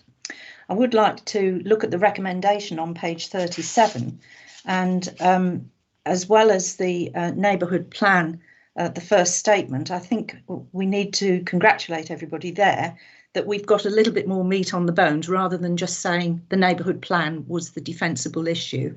And I think it's been laid out very clearly there, and that we probably ought to get the officer to read it out so that the public can hear everything as well, that we're delegating the Chief Planning Officer, should I have a proposal from the floor, and also to endorse the recommendation that should an appeal be forthcoming, that we request that it is by way of a public inquiry, which is all in the papers. So again, not wishing to prolong everything, I think we're all on the same page here. So if nobody wants to speak a second time, can I have a proposer and a seconder? Thank you.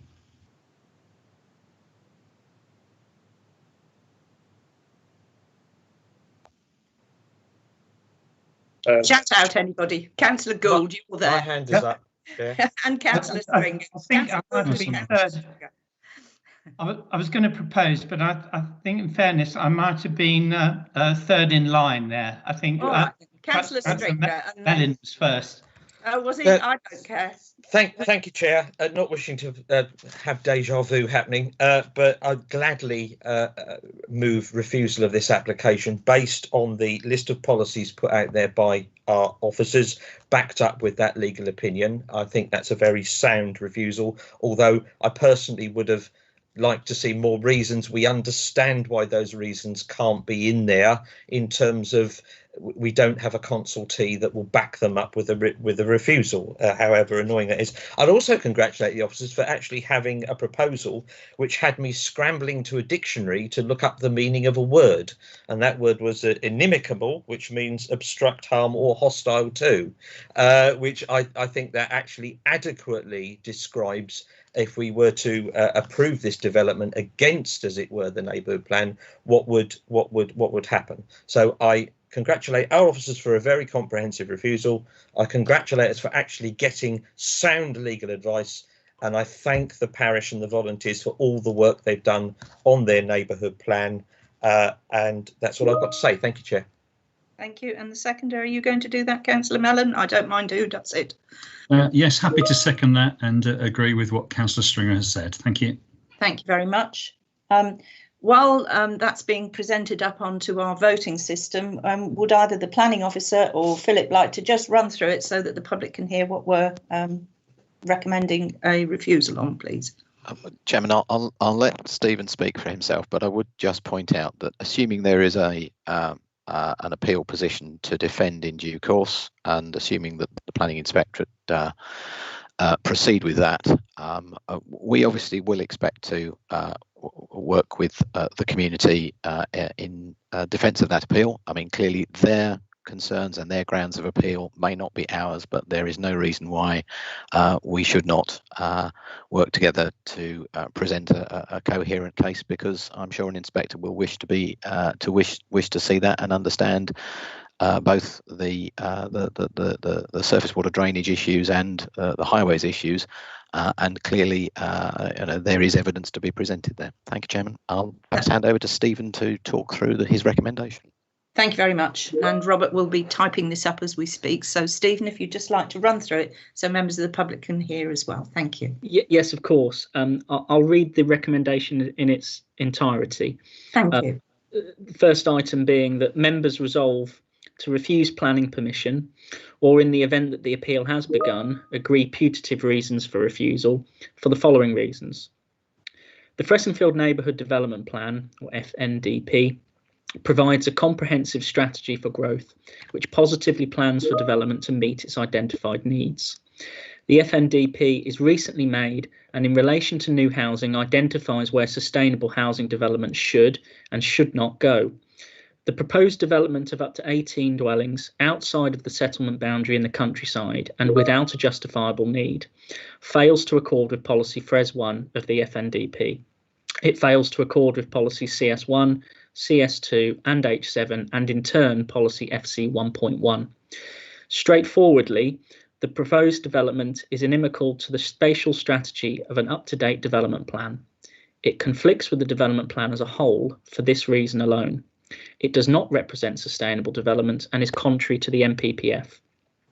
The development conflicts with the development plan when taken as a whole, and there are no material considerations which indicate that a decision should be taken other than in accordance with the development plan. Recommendation 2 is that members delegate authority to the Chief Planning Officer to defend the appeal for the reasons set out under 1 above, being amended and or varied as may be required. 3, that members endorse the recommendation that officers write to the Planning Inspectorate requesting that the appeal be dealt with by way of public inquiry procedure on account of substantial local interest and the need for planning policy evidence to be tested through formal questioning by an advocate. That's it. I think that's very clear and very appropriate. Thank you, Stephen. So are we now ready to go to the vote, Robert? Yes, Chair. So if members could please go to the modern.gov app, which is, and use the plus sign in the top right hand corner to go to the voting tab, and there the line for voting will be shown in a light blue colour. The vote is now in progress. So clarity, we are voting either for refusal, so we don't get confused.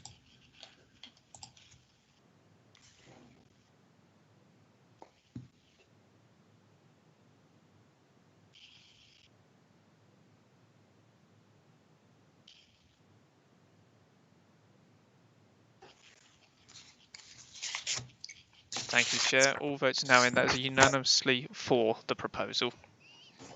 Thank you very much indeed, and thank you very much to everyone participating. And if we can just have a 10-minute break, please. Thank you very much indeed.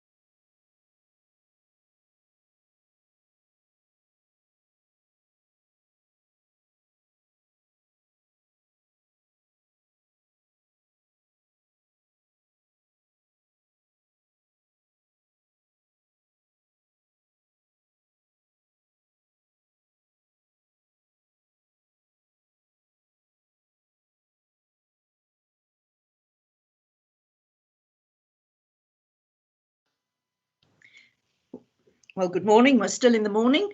We now move on to our next application, which is DC 20-0110, land onto the south side of Union Road, Onehouse.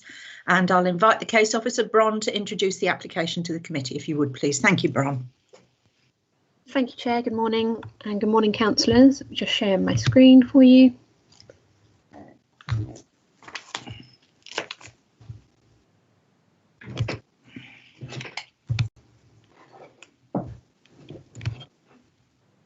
So, councillors should recall this application from a few meetings back at the beginning of January.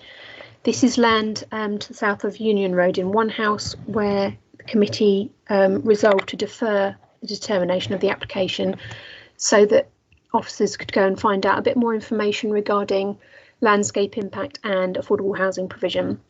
I'll just run you through these slides so that you can re-familiarise yourself with the location and the proposal details.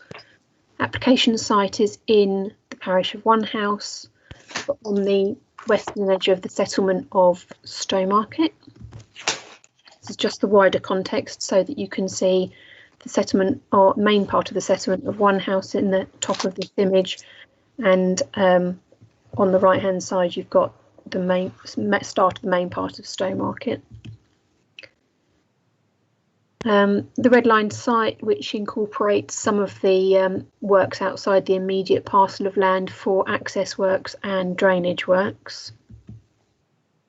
This is just context in relation to the wider settlement of Stowmarket, and you can see where the adjacent Hopkins site sort of fits in as a jigsaw piece. This image shows you the location of the site as a proposed allocation under the first review of the Stowmarket Area Action Plan, together with the Hopkins site, which is adjacent and under construction. It also shows you the location of the Chiltern Lees development to the north. This is an extract from the Emerging Joint Local Plan and shows you this application site forming part of proposed allocation 36, together with the Hopkins site. You can also see allocation 34 to the north, which is Chiltern site. This is the development framework. So just a reminder that this application is made in outline with all matters except access reserved. So we're looking at the principle of development, but this is an illustrative layout as to how the site may accommodate the development, just to give you an idea of how it would sit within context with the landscape and surrounding development. We've got a bit of detail here about the access arrangements. So we have access point, main point into the site from Union Road, together with some footway improvements through to the public rights of way network and the existing pedestrian footway network along Union Road. And then a pedestrian access point onto Finborough Road on the south side of the site, again with footpath improvement links in that part of the site as well. This is an additional plan that's been submitted following your deferral resolution. This now just clarifies the boundary vegetation at the site, which is to either be removed or retained as part of the proposal. So the existing tree and hedgerow planting to be retained is shown in green, with the red hatching showing those sections to be removed, which you can see is predominantly those areas that make way for the access point along Union Road. You can also see there is a little bit of coppicing and some tree removal proposed for the access points and site works along the Finborough Road boundary. These are the photographs just to remind you of the context, visual context. So this is Union Road looking southward across the site and down towards the Rat Valley. The Rat Valley is where the special landscape area starts, but just to confirm that the site itself is not within the special landscape area and there are no works proposed above ground within the SLA.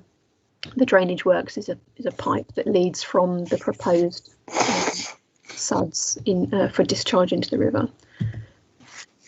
So this photograph looks east towards the Hopkins site, which you can see in the background, and then the next photographs move around towards the south and west. So I just take you through standing in the same place and just moving around.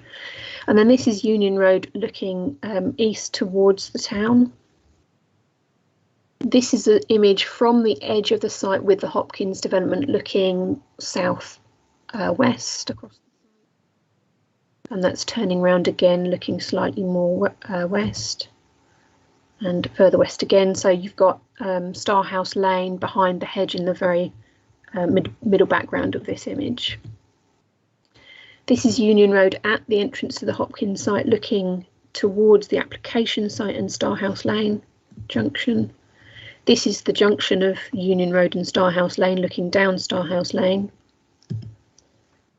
This is the junction of Starhouse Lane and Finborough Road, looking from the Shepherd and Dog end of Finborough Road towards the site in the middle there, and where the pedestrians are, that's Finborough Road leading towards Stowmarket. And this is further along Finborough Road. You can see the site behind the hedge and the mature vegetation on the left-hand side of this picture, and in the centre background you can see part of the Hopkins site under development. And then this is looking back along Finborough Road to the west towards the Starhouse Lane junction, just really to show you the difference in level between Finborough Road and the development site. This is another image of Finborough Road. And this is an additional plan that has been submitted just to help give an understanding of the work that's been done following the deferral resolution on the landscape visual impact issues.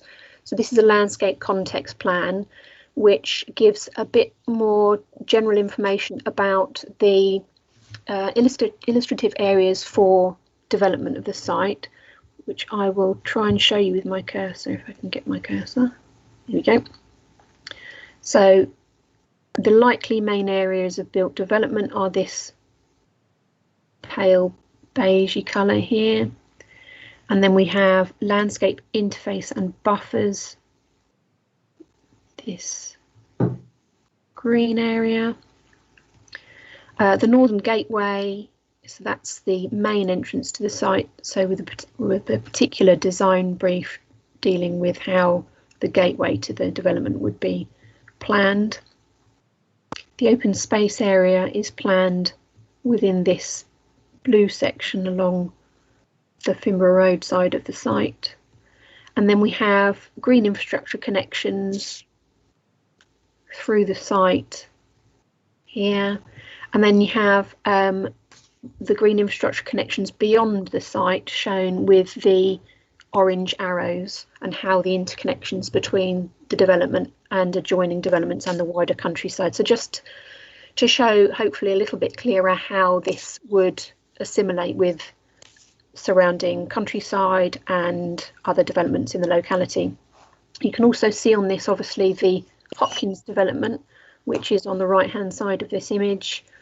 To the north of this plan you can see the general layout of the Chiltern Lees development, and you can see the Paupers Graves area shown with the asterisk and the oval in that section there. And just another point of information which was something that I gave you information on at the last meeting and has since been queried about bus routing. I'll use this plan to illustrate.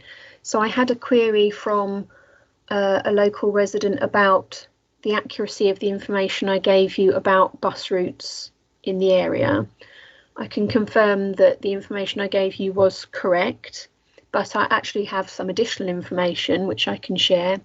So the operator of a route that travels down Finborough Road this way, they have confirmed that they do operate along Finborough Road with a request stop in the area of the pub, but they're not currently operating that because they're not able to do it in a COVID secure manner, so that doesn't currently run. But I also have information from the County Council that there is an operator confirmed for the Chiltern Lees Loop. So the operator that currently runs along Union Road and Chiltern Way, in this area here, the intention is for that service to loop through the Chiltern Lees development with a bus gate just at the top of this image that you can see there. And the expectation is that that would loop back down Union Road past the site. So that's just to confirm that piece of information. So going back to the two items that the committee asked officers to explore with the applicant and third parties last time, there were two issues: whether or not there was any opportunity for more affordable housing to be secured for the proposal, and a bit more of an assessment of the landscape impact of the development. So starting with affordable housing, you'll know from last time that I explained, and it's in your papers, that we have had viability assessment for the proposal, and that has been through your consultants who also did the viability assessment work for the joint local plan. That has concluded that the scheme can afford 21% affordable housing on site, together with all of the other contributions and requirements for delivering the scheme. We went back to the infrastructure providers and we had a discussion with them about any flexibility in the contributions that they're asking for. We have had agreement from the county council that they are willing to accept a lesser contribution towards libraries. They're willing to take that down just to a books and resources contribution, which means that there is an amount of just over £31,000 then available within viability of the scheme, which we can alternatively secure for off-site affordable housing provision. That 31,000 is not enough to be able to increase the on-site provision. There was unfortunately no latitude in any of the other contributions specifically, but having spoken generally to the NHS about the way in which they're intending to move forward with their service planning and facilities investment going forward, and knowing what we know about the contributions that have been secured for other developments in this area, including the Hopkins and Chiltern Lees development, and the Stowmarket Area Action Plan policy, which requires the cumulative and comprehensive planning and delivery of infrastructure. What we have been able to agree is that if the NHS contribution amount is not allocated prior to the first occupation of the dwellings on this development, if members are minded to grant planning permission, then we can build in a clawback mechanism for the 106 where that full amount, £84,000, defaults to be used as an affordable housing commuted sum. So we're not having to pay that back. We are not losing that money. It is just used if it's not necessary to be used for NHS services. We can have the alternative of being able to use it as a commuted sum for affordable housing. So in total, that takes us very close to the amount that we would expect to have to spend on a single 1 or 2 bed home as an affordable housing scheme. So that's some progress that we've made in terms of the delivery of affordable housing in general. Whilst not increasing the provision on site, it does give us an opportunity to contribute to off-site provision.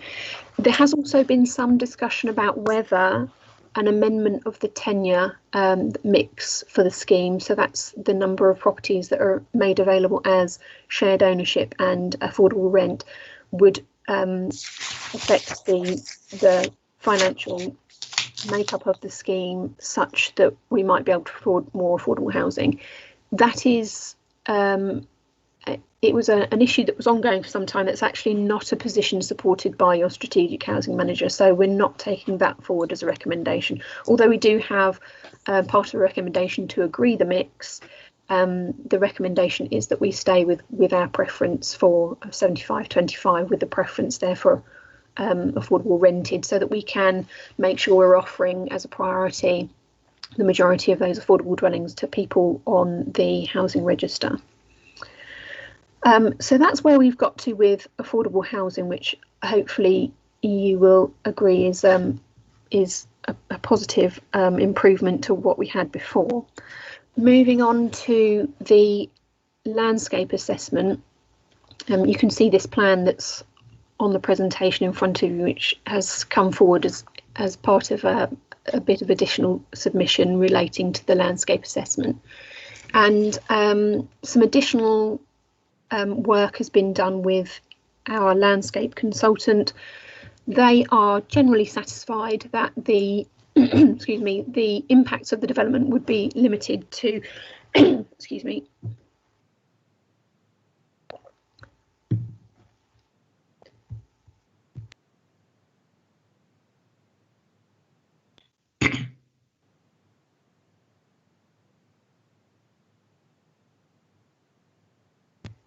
sorry, I pressed mute to cough, and then I pressed unmute and it's changed my presentation. Let me do that again. So yes, landscape impact. So your landscape consultant has accepted the additional information that's been submitted by the applicant and their landscape advisor. The work builds on that information that was done as part of the joint local plan for the landscape sensitivity classification, and both parties are accepting the sensitivity of the site and the context, the landscape context, as being moderate, and that the scope of impacts we can be confident that those will be limited generally to the site and the immediate landscape context. There are some recommendations from your landscape advisor that we secure. We ensure that the development that comes forward is in general accordance with what's being proposed in terms of the vegetation removed retained plan, which I'll just take you back to, which is something that we were speaking about at the meeting previously. But also that we secure a scheme of advanced boundary planting as part of the reserve matters, and that would be sufficient to mitigate the impacts of development in such a way that it would be policy compliant, and members can make a decision to grant planning permission if you so wish. Those are the two main points that came out of the deferral resolution. I should just also confirm, because there was some discussion last time about the sustainability scheme, that the applicant has now included the provision of water butts in that scheme just as an additional measure. So whilst we're still going with the recommendation that we need to have a scheme approved, we are specifying a couple of items which include electric vehicle charging points for some of the properties, but now also includes water butts. So that's where we've got to in terms of the work done after the deferral. And the recommendation remains to grant planning permission subject to conditions and planning obligation. Thank you, Chair. Thank you for that, Bron.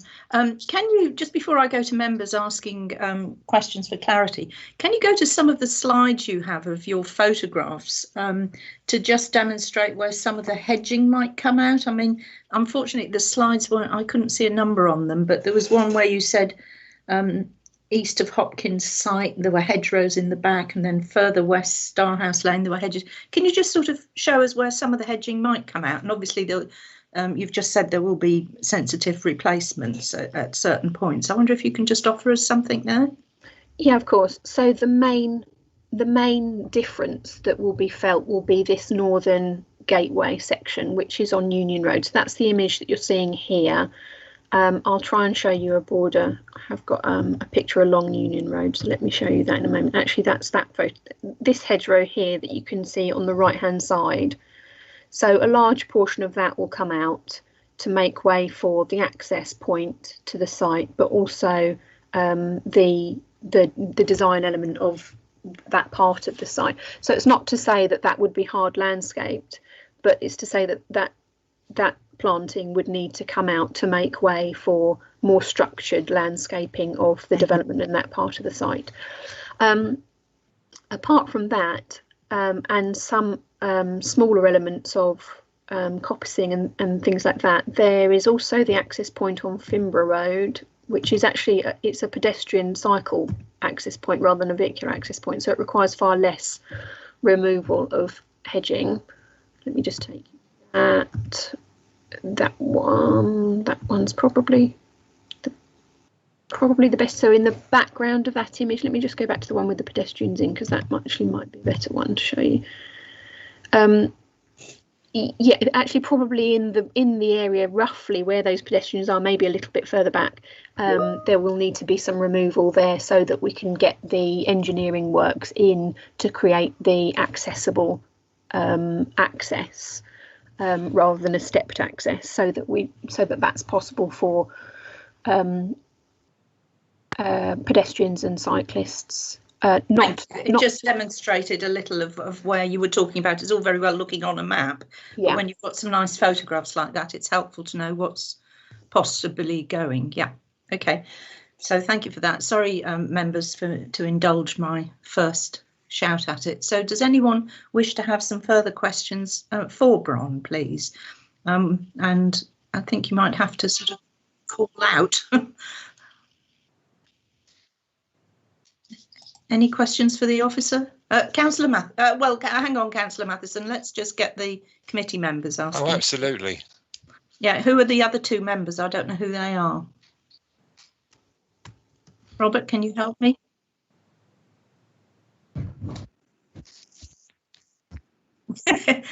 Councillor Mellon, do you have a question for the officer? I do, Chair. Thank you. Please Sorry do. for Thank you. not quite sure what's going on with the hands, but anyway. No, it's hopeless. So my question is on the status of the Stowmarket area action plan, and obviously in the papers on page 150 there's a reference to it saying that it's out of date, doesn't accord with the NPPF. So I'm just trying to sort of understand, we've just been discussing a neighbourhood plan which was up to date. This one isn't, but it clearly has sort of delivered the number of houses that it was supposed to have done so far and is not yet at its review stage. Can I just sort of have a bit of clarification about that issue? Yes, thank you, Chair. Yes, so I think I explained this a little bit last time, and I appreciate we're in this area of complexity where we're moving between the development plan as it currently is and as it's likely to be under the joint local plan. But to summarise, we have the 98 local plan, which includes some policies which are relevant to the determination of this application, including H7. Because this site is outside the settlement boundary of Stowmarket as it currently exists within the development plan. So that deals with housing in the countryside. And then the area action plan, which together with the Hopkins site, which is currently under construction, identifies this site as effectively as an allocation. It calls it a reserve site with the potential for future housing, with the expectation that because that was not fully assessed at the time of writing the area action plan, that there was intended then to be a first review of the area action plan, and that the site, together with the Hopkins site, would probably come forward at that time.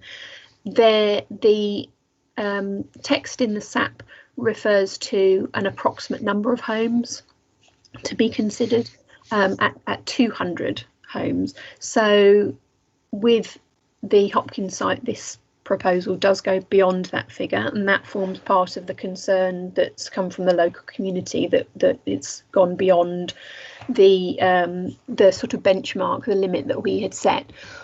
However, in thinking about weight and delivery of the site and the continual delivery of housing land, and looking at the emergence of the joint local plan, in which this site is a proposed allocation taken together with the Hopkins site.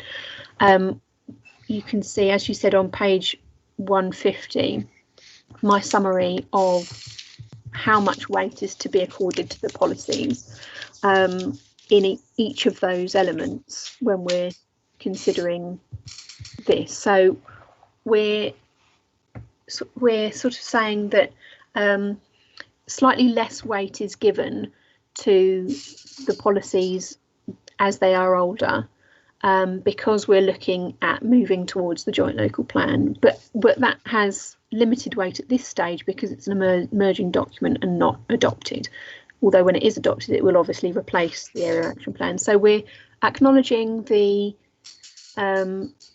the direction of travel of the policy, but what we're really needing to do is then give more consideration to the principles of the NPPF and how the remaining policies sit in the context of the NPPF objectives.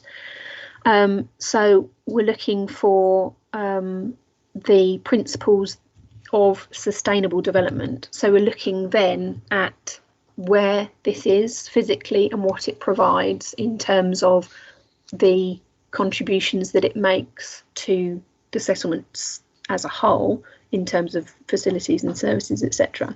So that's summarised a little bit on your page 151, where I'm saying that there is a degree of tension in technical terms with the policies if you take them as read, but given the limited weight and the lessening weight as we move forward on the current development plan policies, we're looking more towards how the proposal sits within the context of the NPPF objectives of delivering sustainable development. And we've got a sustainable location within easy walking distance of the high school and leisure centre, and the existing bus facilities, as well as the expectation for increased bus services. We've got a reasonable distance also to the town and the other facilities that are there. We have the cycle connectivity and pedestrian connectivity that this scheme brings with it, as well as all of the other contributions, the more general contributions that we would expect to see to mitigate the development. Ron, I think really we just want clarity rather than a full date on it. Yes. Sorry. This is only for clarity. We can sort of debate that ourselves, I'm sure, as one of the councillors has asked to read all about that. But that was very fulsome, and I hope that answers your question, Councillor Mellon. You're muted. Yes, to some extent. I mean, it does seem to me that. Okay. Well, don't debate it. You've been given the answer the officer's given you, and then we'll go into debate, and you can sort of bring it up then, if you would. Anyone else for clarity, for questions from the officer? There was another one, as well as the ward member, who'd also asked us to read various things. So was there anyone else, Robert, that you saw who wanted to ask a question apart from the ward member?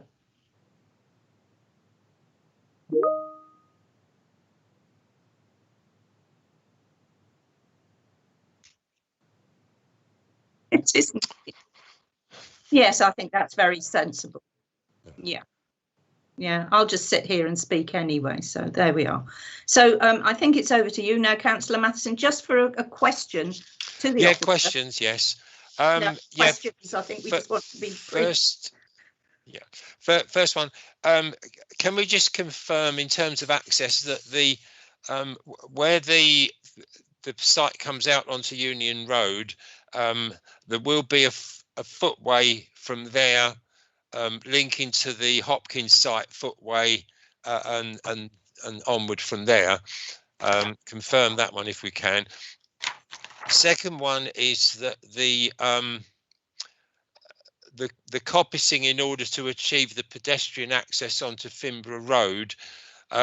Can we make sure that we contain? No, it's not. Can we make sure? It's a question, John. Well, all right. Well, the question is exactly how much and no more, please. It will be removed because of what happened on the adjacent Hopkins site, where they took the lot and didn't provide an access anyway. No, we don't. Then the third question was the bus service.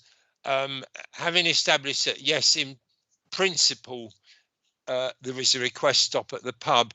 Can we clarify the frequency of that service? Because my understanding is twice a week. Good question. Ron, can you answer that for us, please? Yes, thank you, Chair. Thank you, Councillor.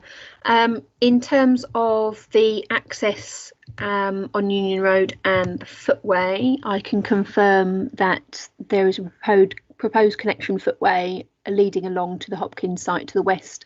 That footway also goes all the way along to Starhouse Lane, round the corner of that junction with a dropped curb crossing point, so that we can link to the public right of way number 24 on the opposite side. In terms of the specific details of landscaping in respect of the access point on Finborough Road, landscaping is a reserved matter, so we will be dealing with the specifics of this tree, that tree, how wide that access point is and what engineering works are required in order to accommodate the access, and any new planting that might be possible to go in once the works have been done at the reserve matters stage. And in terms of bus service, let me just get the details that I got from the operator. Bear with me just a second.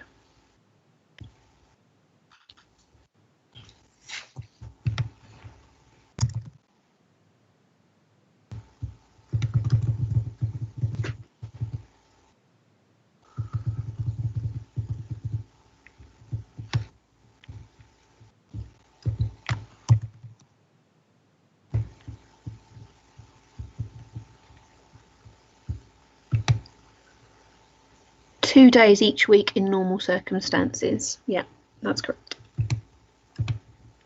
Thank you for that, and thank you, Councillor Matheson. Thank you. So we now have another question by the looks of things from Councillor Stringer.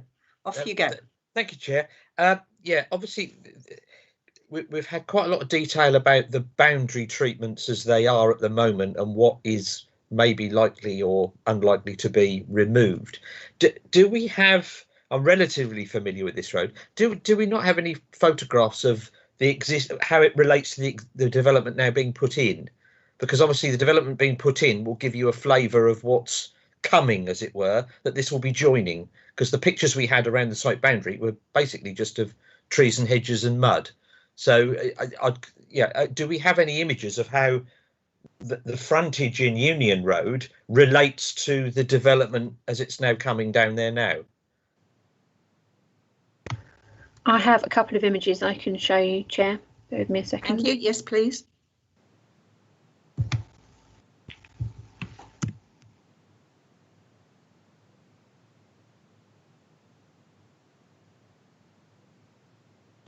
So that is the Hopkins site as it was when I took these photographs middle of last year, probably, I think it was.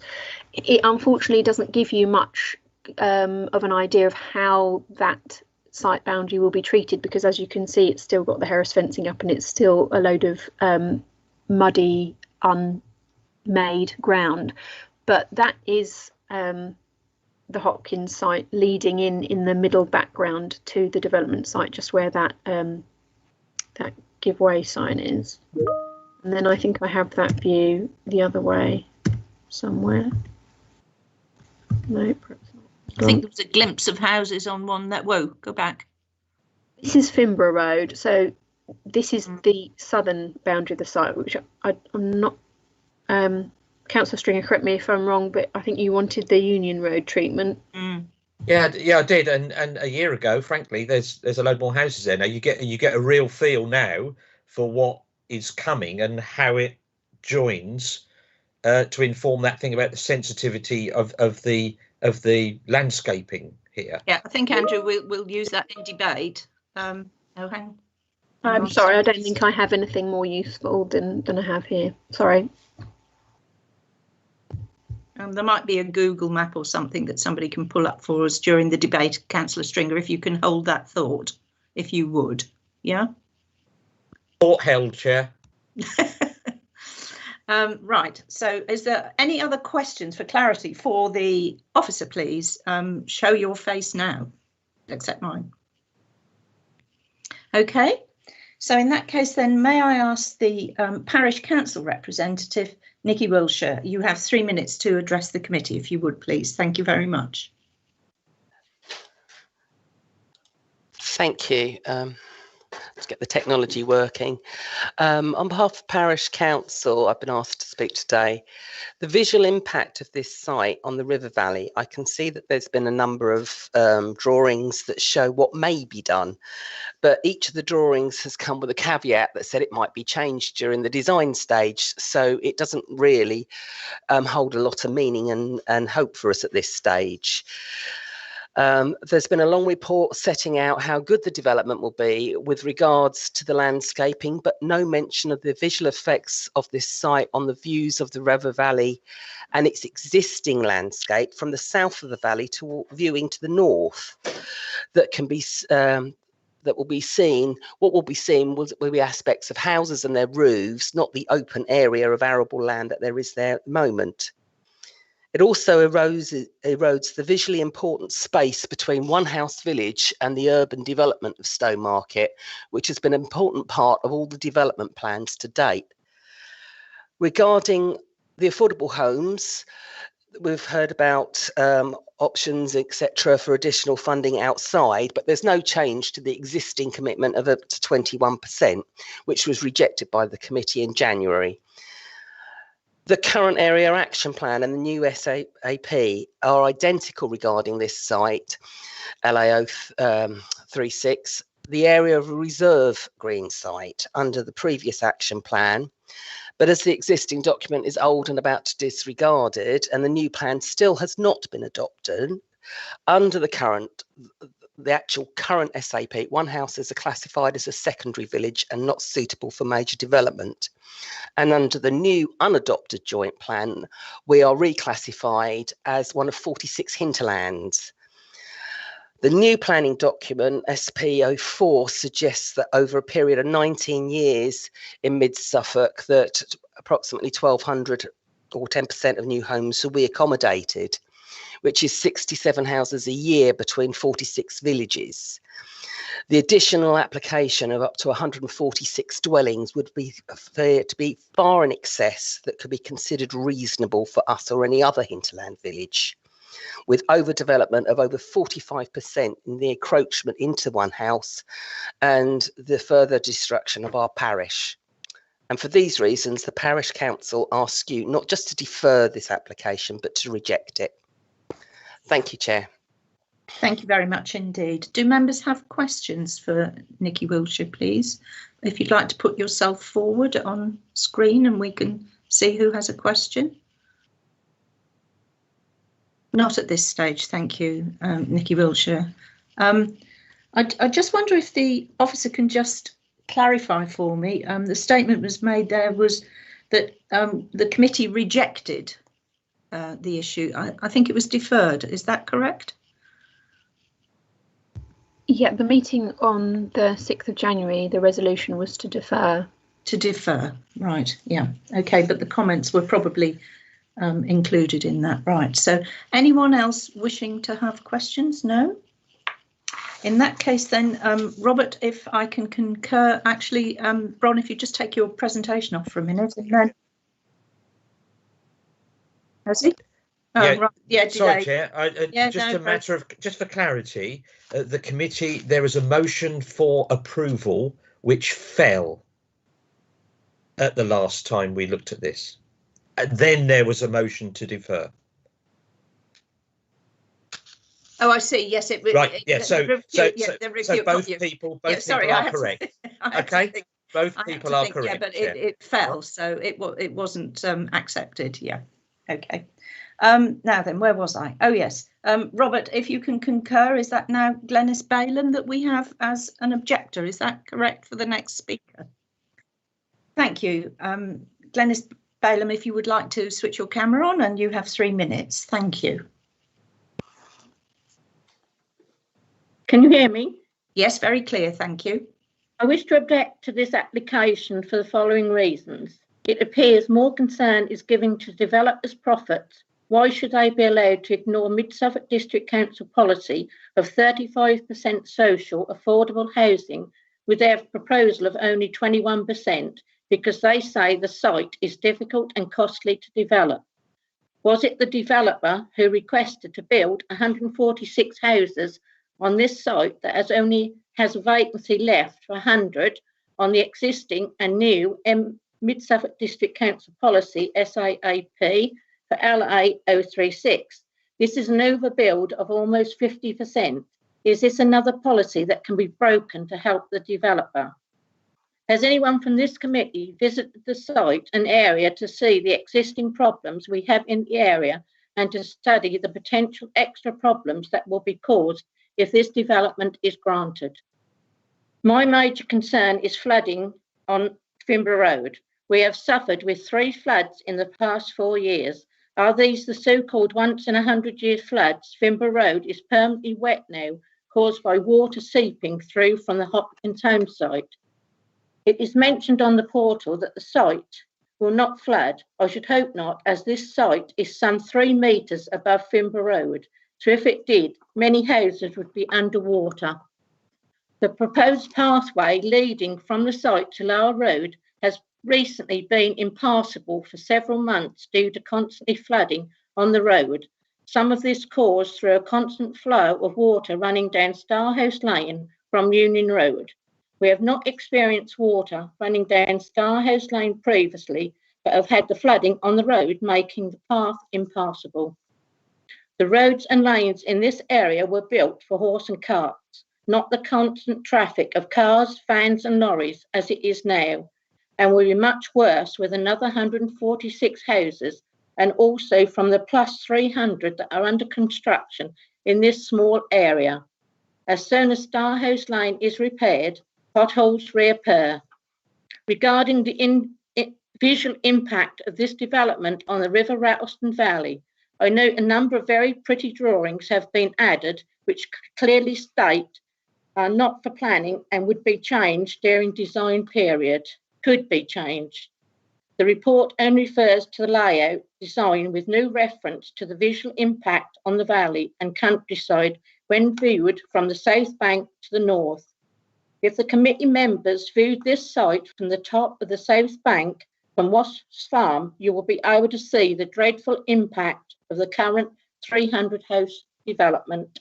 Thank you. Thank you very much. Now, do members have any questions for Glenys Balaam at all, please? If you would, can you just put your videos on?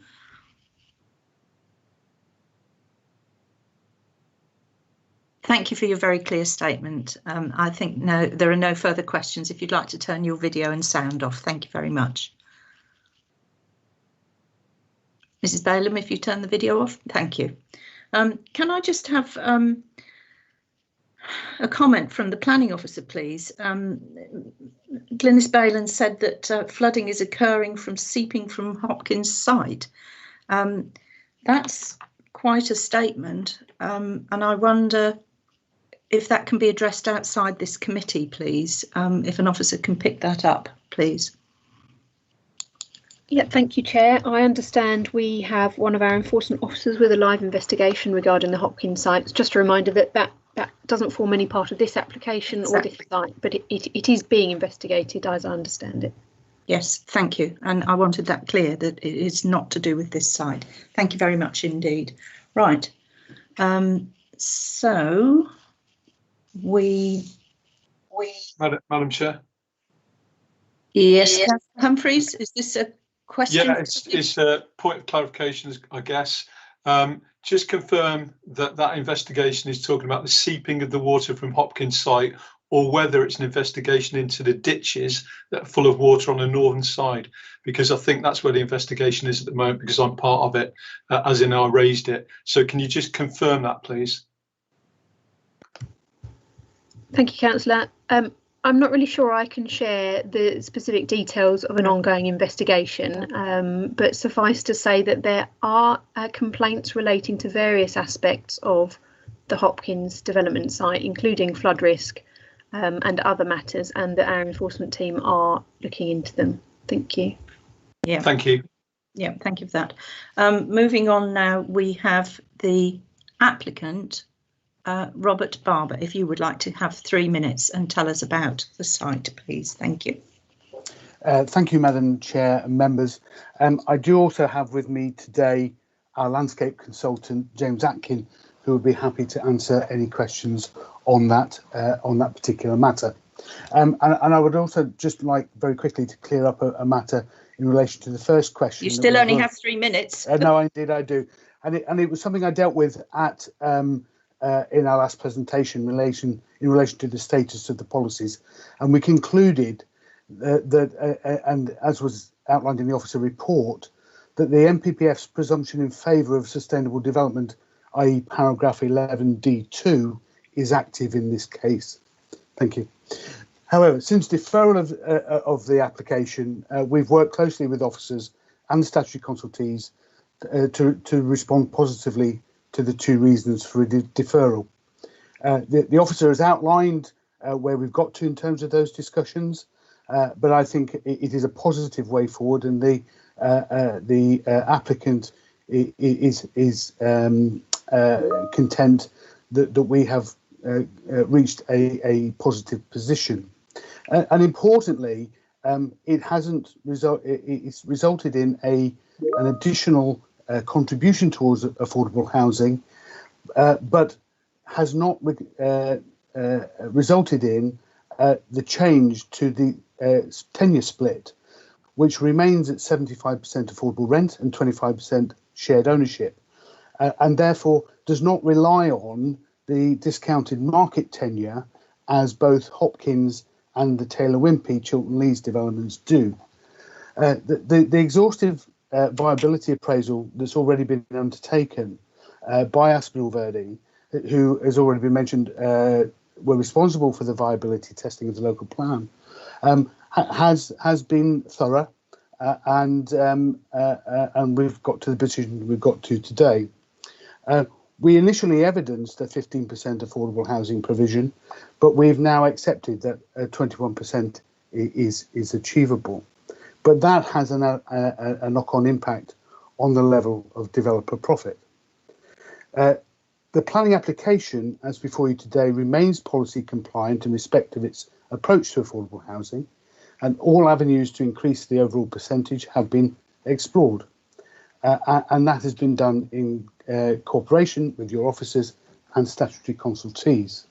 In respect of landscape impact, the applicant has submitted further information to demonstrate how a reserve matters scheme can successfully integrate and respect the character of the area, and that includes a vegetation plan and the landscape context plan. The framework plan provides an indicative provision of public open space that is 10 times the policy requirement set out. To guide the reserve matters, a landscape and visual note which contains some design guidance and strategies for the reserve matters stage now forms part of a proposed new planning condition. This condition also allows a plan that provides members. Now 3 minutes, Mr. Barber. I would just, in light of the information and discussions that we've had, respectfully request that the application is approved in line with officer recommendations. Thank you. Thank you for that. Now then, members, do you have any question regarding the statement that Mr. Barber has just made? Anybody wishing to speak? No, Mr. Act. I can see Councillor Matheson's hand. Yeah. Right. If there's no other member of the committee, Councillor Matheson, if you'd like to ask your question, thank you. Thank you. Yes.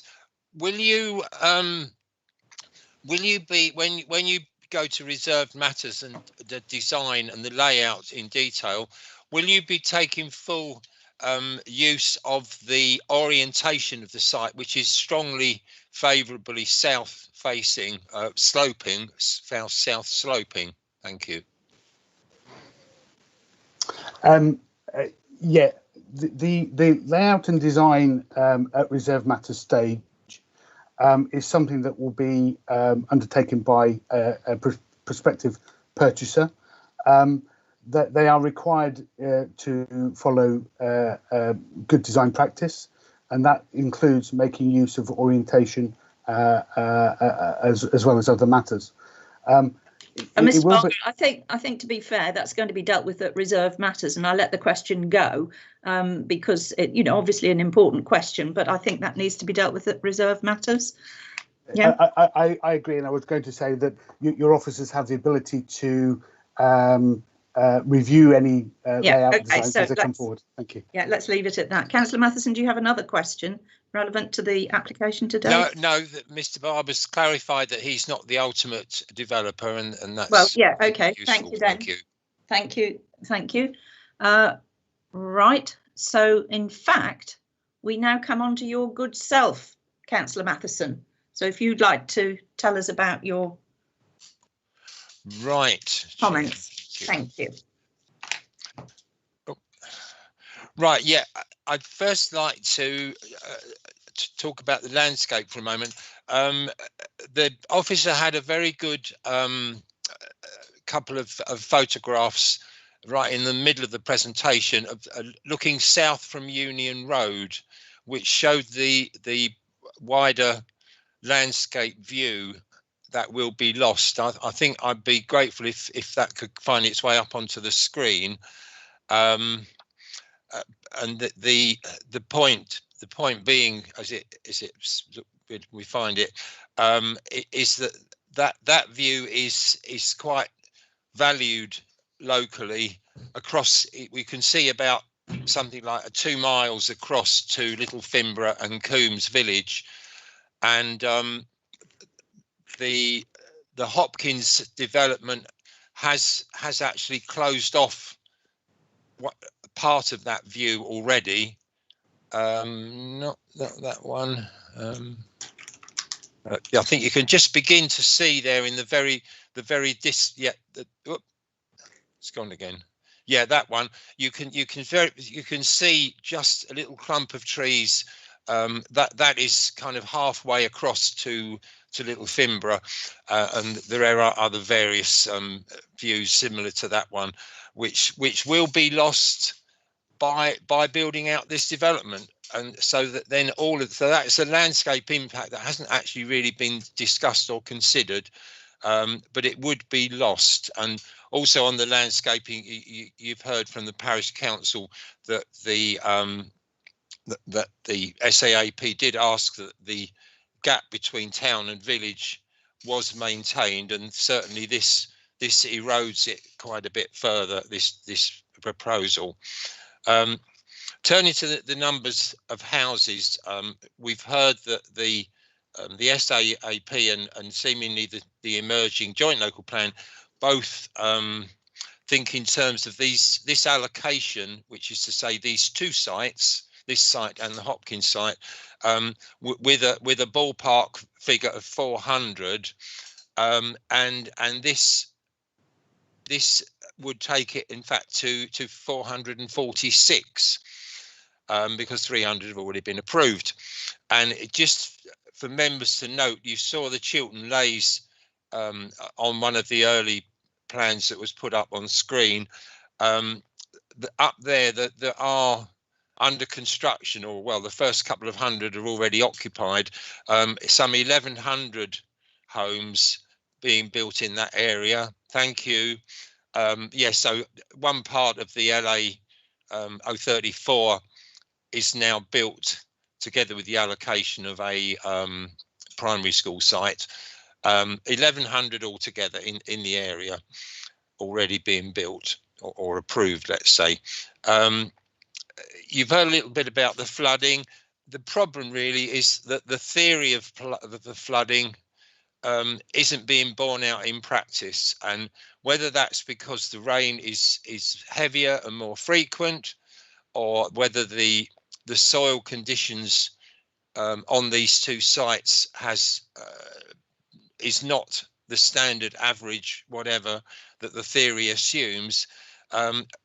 The reality is that flooding is a big problem. So pictures have been provided of just how astonishing the flooding can be in terms of closing roads, closing footpaths, as Mrs. Bailham has said, and that is not happening once in a whatever. It's happening. I think someone was suggested that the roads have been closed four times in 10 years, several of which were actually recent years. So there is a problem, and whether the recommended measures for this site will be sufficient to not make matters worse is much an open question, unfortunately, at the moment.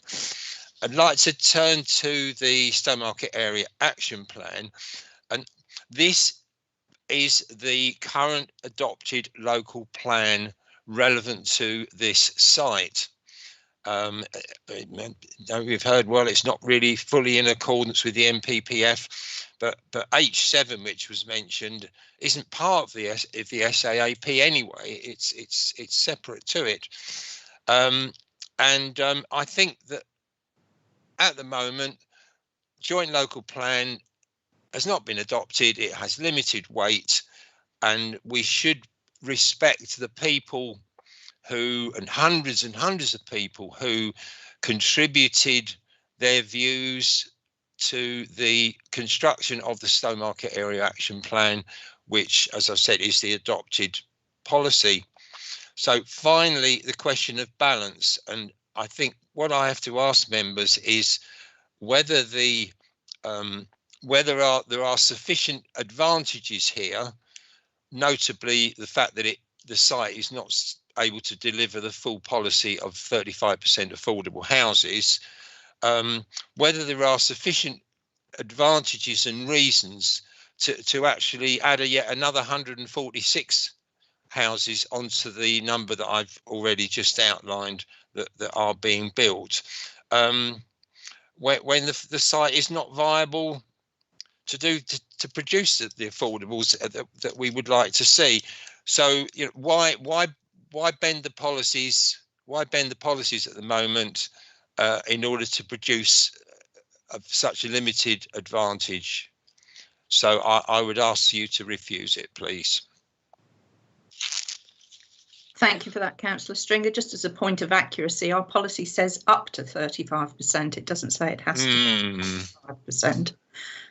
However, if members have questions of the ward member for his considerations, would you like to put your video on to ask a question of Councillor Matheson? No? Thank you, John. Thank you for your time there. So thank you. So questions for the ward member. We now open up to debate. I don't think we have anyone else. So can we go to Councillor Caston first? Thank you.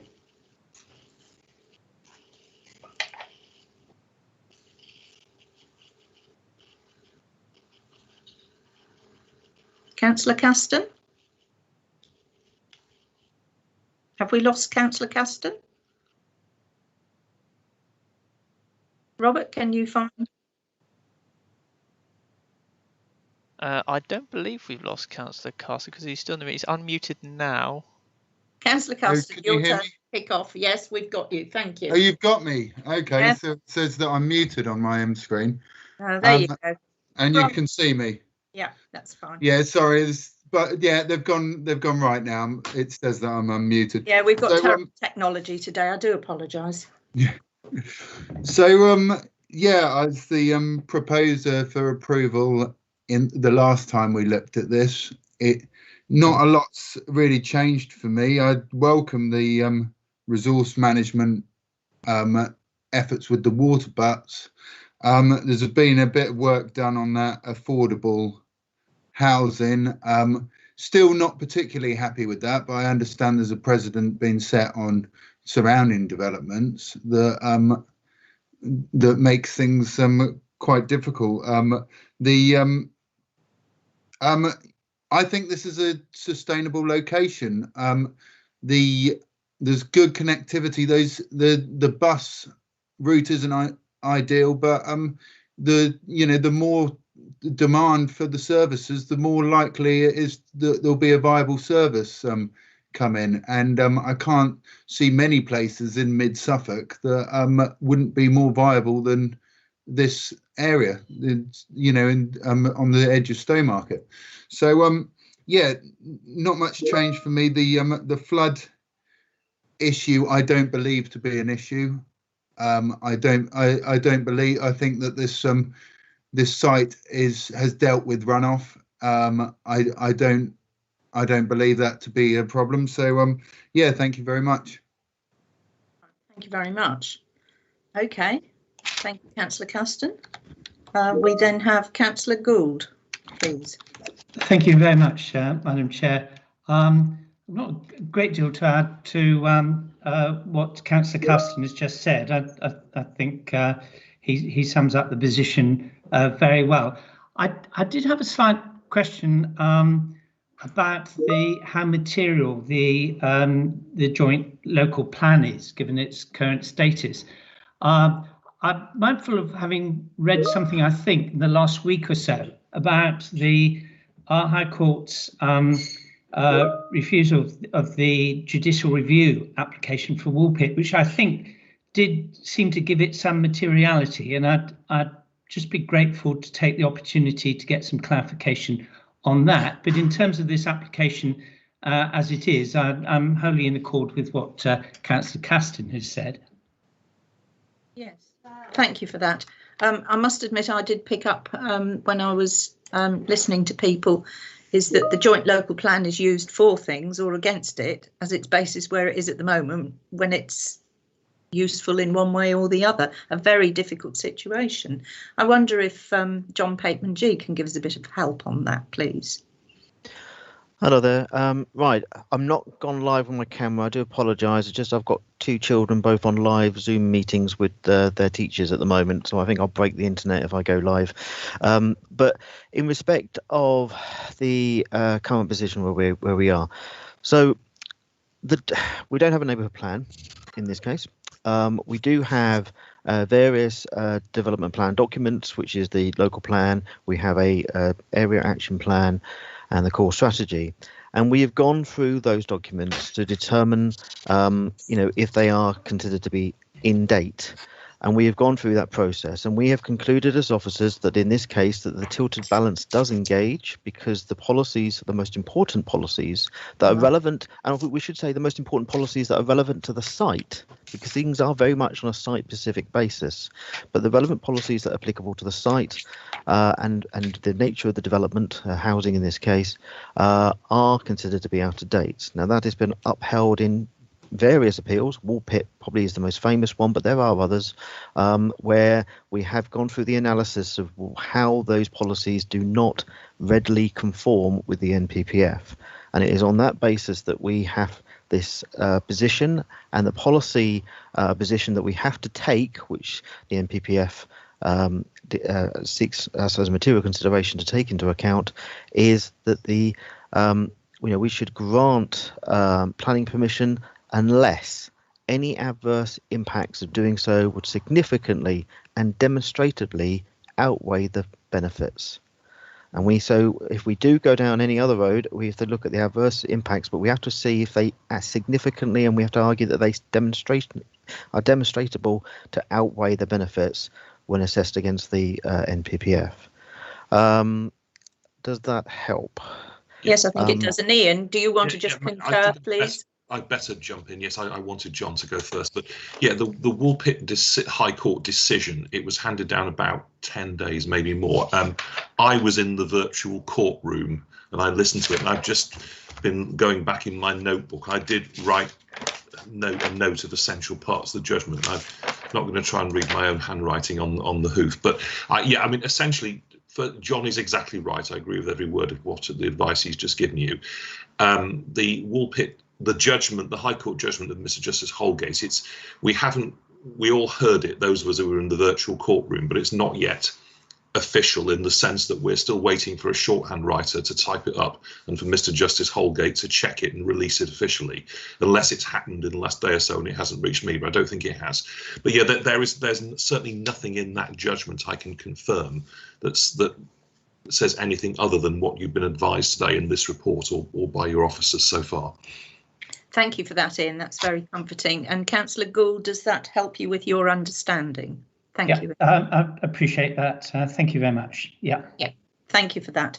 Right, moving on. Councillor Humphreys, if you would, please. Thank you. I'll try not to keep too long. I'll go back a little bit to Nikki Wilshire's points. She's absolutely right. Once this area is lost, the visual views, they've gone forever. But that's true of any development, in fairness.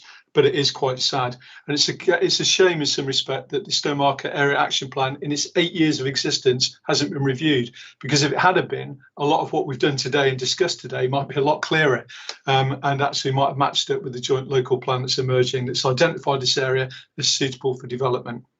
and in fact it's already started with the Hopkins home development as well. If I can go on to the sustainability side of it, it is a sustainable location. It's close to Stowmarket. In fact, it's right up against it, which is actually one of the points, isn't it, that actually this abuts with Onehouse. But of course, Onehouse village, the core village, is not actually affected by this development. It's quite some distance away, and it's arguably the same as the Chiltern Lees estate in respect to the core village of Onehouse. However, it does butt up against the boundary, and I understand that. However, the area is sustainable. Sustainable for many ways. One, you can walk into town. Two, you can cycle into town. And three, when we come onto the bus routes, we talked about the buses, but actually we talked about the bus down at the pub, which is twice a week. You can now walk to the pub, or will be able to, because there'll be a footpath through the estate, and that's got to be a good thing. It also allows you to go to the cafe at the Riverside, or the Lakeside Cafe, sorry, so that's also a good thing. There are buses, and there are good bus routes very close to this development. In fact, within 300 metres, and I might be overestimating that, there is a bus stop for Route 88, which takes you into Stowmarket regularly, generally every half hour, or to Ipswich. So there is good access. It's also extremely close to shops, local shops, and there'll be one on Chiltern Lees, and schools, one on Chiltern Lees, and of course the high school that is just across the road from this actual development. So sustainability, it ticks pretty much every box, and I think it's got to be supported for that in that respect. I do understand Mrs. Ballam's point about the flooding. I do live in the local area, and I do understand all the concerns of the residents in Onehouse and also locally in Stowmarket about the positioning of this development. I also understand the perception, and perhaps actually lived experience would say that there is an increase in flooding at the bottom of the hill towards the pub and the junctions. I've witnessed that. But I don't know, as Councillor Mathewson said, what the science is behind that and facts. Is it because we've had an unusual amount of rainfall recently? Is it because of the soil content containing more water? I don't know. But he's right and she's right. There has been increase of water, but I don't know if it's connected. And I don't know if it'll get worse, because if you read the report, it says actually they're going to make it better. Okay, so therefore there should be less water. That's to be decided and to be evidenced in the future. Coming back to it, the joint local plan identifies this area as developed for development. Hopkins is part of that same area. That's already started the development. So the precedent's already been set. I just can't honestly find a planning reason to refuse this application, but I would actually ask that when they do develop this this area, that they pay considerable consideration to the flooding risk, which is increased, I think, and also to the hedgerows and the tree lines. So we now have the same effect that happened on Hopkins estate. I've noticed there's quite a lot of hedgerows and trees being ripped out on the plan that I saw earlier on. I think that needs to be looked at. It needs to be considered, and we need to maintain as much hedgerow, as much tree line, or replace it with like for like almost as possible, because it's wrong to rip it out if there's no requirement. And I'll go back finally to Mrs. Ballam's point, just to give it a little bit of balance. I agree with her in some degree that the developer telling us there's not enough profit in it to allow for more social housing. Well, if there isn't enough money in something as a business, why do it? That would be my point on that. But it is a business decision, which is outside of this planning committee, I believe. But her point was valid. So I'm minded to go for approval because I can't find a major reason for refusal. Thank you. Thanks for that, Councillor Humphreys. Councillor Mellon. Yeah, thank you, Chair. I don't think this this application is as straightforward as the papers would suggest. I think there's an honest complexity to it. The site is within the parish of Onehouse, but or Onehouse, I should say, but functionally it's attached to the edge of the town. I don't think we can dismiss the concerns about flooding. That is what residents and users of Finborough Road are experiencing. Now, I know we've had a very, very wet December and January. I think someone reported it as the wettest in 100 years. But that is what we should expect from global warming. That's what we've been told to expect. But the question is really, is the recent flooding in that area related to the construction phase of the other development, or is it a systemic problem with this site? And will development contribute to the problem? Well, I think that's still an open question. I did propose deferral of this application 2 meetings ago because I wanted to see if we could get a higher figure for affordables. And I think we've got our answer, which is clearly no. The agent talked about an additional contribution, but I don't see that they have made any additional contribution. They've just shuffled things around a little bit and have dug their heels in. So I note that. In terms of the landscape impacts, you can't dress it up. Views will be lost, particularly from south across the Rat Valley. So I still find myself in two minds about this application, and I'll listen to the debate further. Thank you. Thank you, Councillor Mellon. So we now go on to Councillor Norris. Can I just remind you that when we do talk about it, we shouldn't really be looking at the site next door to us as to what's going on there. It's this site, and this should consume its own smoke. So I'll just remind members of that. Thank you. Councillor Norris, please, your views. Thank you. Thank you, Madam Chair. I will just talk about this site. I still have considerable reservations regarding this application. The site is in the countryside and it's outside the settlement boundary. It erodes the demarcation between Onehouse and Stowmarket. I know this area very well, and if you travel up from Finborough Road up Starhouse Lane, which will run alongside this application site, that's quite an incline. In fact, you saw in, I don't know whether people picked it up, but in a photograph actually of the junction between Union Road and Starhouse Lane disappears down the slope actually. The runoff, it is quite an incline, I can assure you. The runoff from development on this site, that's the one, yes. In fact, if it yes, all right, and the next one. And it drops off from, the Starhouse Lane is disappearing off. It's off into the right-hand side of the photograph you see on the screen. And the next photograph, if the officer, that one, you can see Starhouse Lane comes out at an incline down onto Finborough Road. So the whole site is in an elevated position, and any development on this site, it can only exacerbate the problem that we have seen photographs of on the previous presentation in this application when it came to committee on the 6th of January. And also, if we look at the late papers from the chair of Onehouse Parish Council, the top of the second page of her submission, it is mentioned that there have been road closures of 4 times in 6 weeks during December and January. Well, yes, okay, going back to what was just mentioned about December and January being the wettest for 100 years, but I have seen evidence of the flooding for myself, and it is considerable. And I really do think that any development can really only add to the problem even more. I do question also whether there is any proven evidence of local need for this development. If we go back to the email that the ward member sent, the second bullet point that he listed mentioned that the allocations included for this part of Stowmarket have already been exceeded. So I question the justification for this application in itself. That's all I will say at this time. I'm tending towards not supporting the recommendation. Thank you. Thank you for that, Councillor Norris. And now we come on to Councillor Stringer, if you would, please. Thank you. Thank you, Chair. Thank you, Chair. Yeah, just want to focus on, I think, 3 different elements. I'll start with the smallest one first.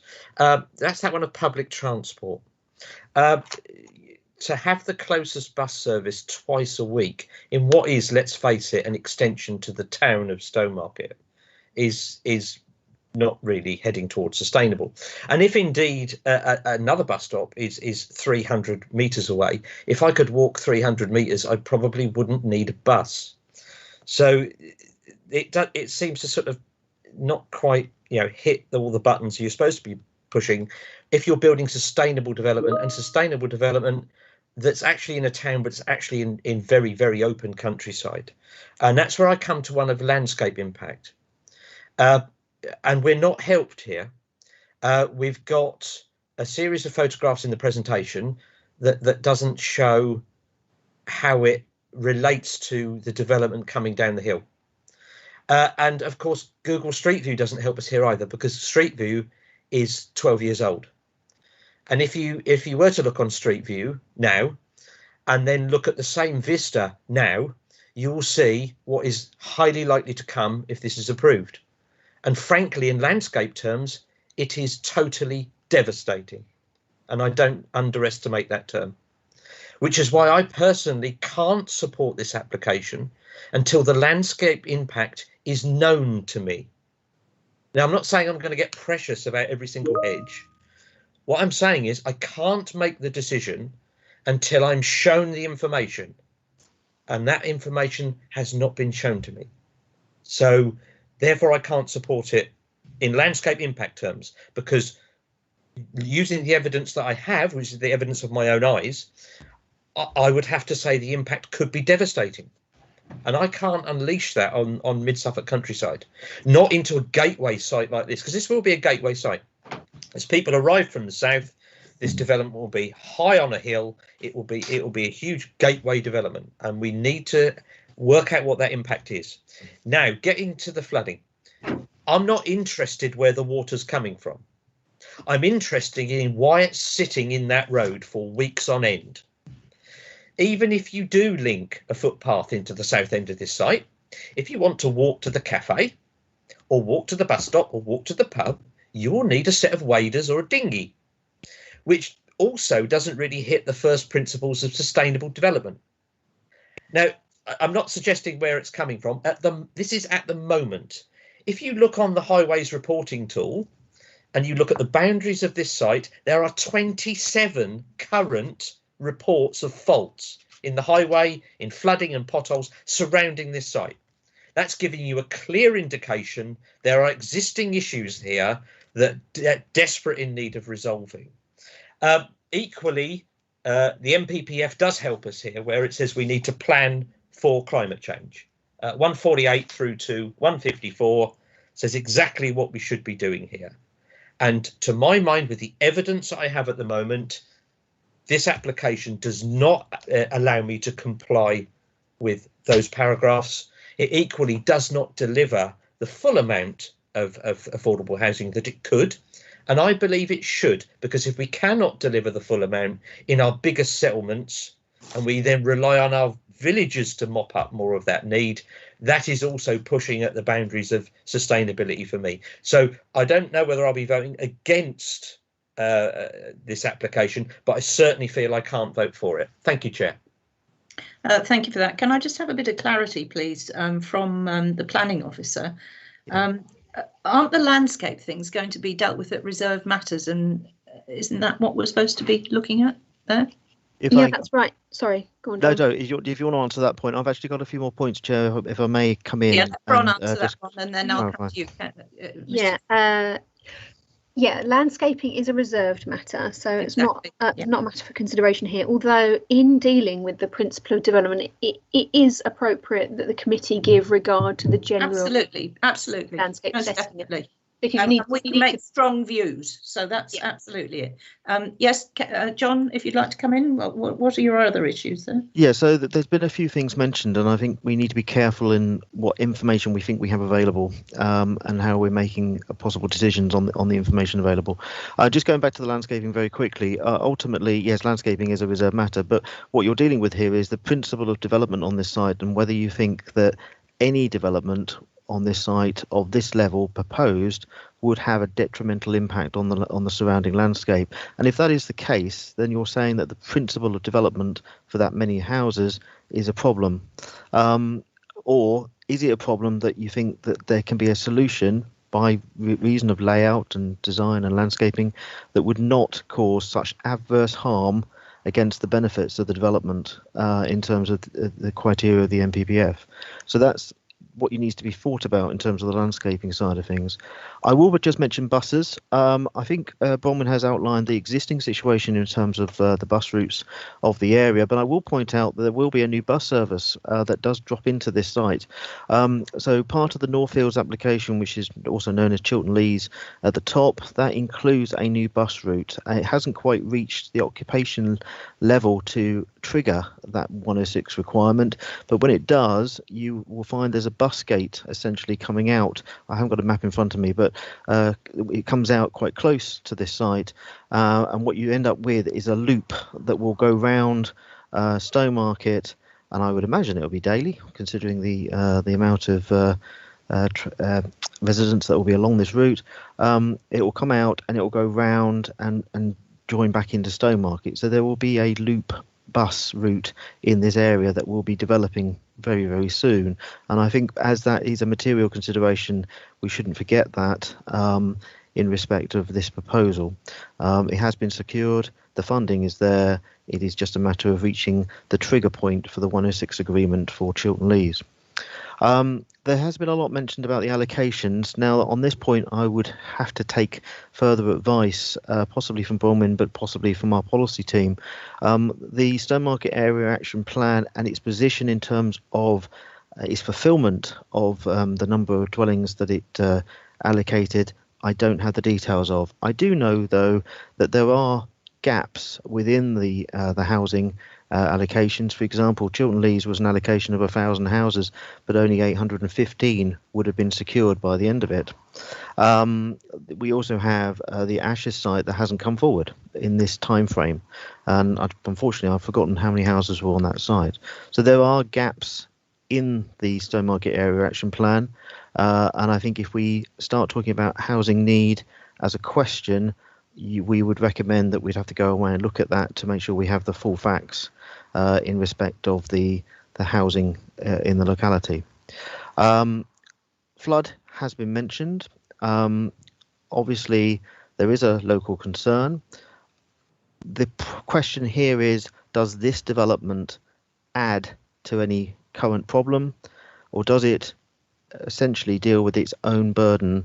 And in actual fact, the requirement from our flood colleagues in the county, from the flood team, is that it has at least a 10% betterment in respect of flood risk. So in theory, there should be an improvement to the general area, but the minimum requirement is that it actually does deal with its own flood risk.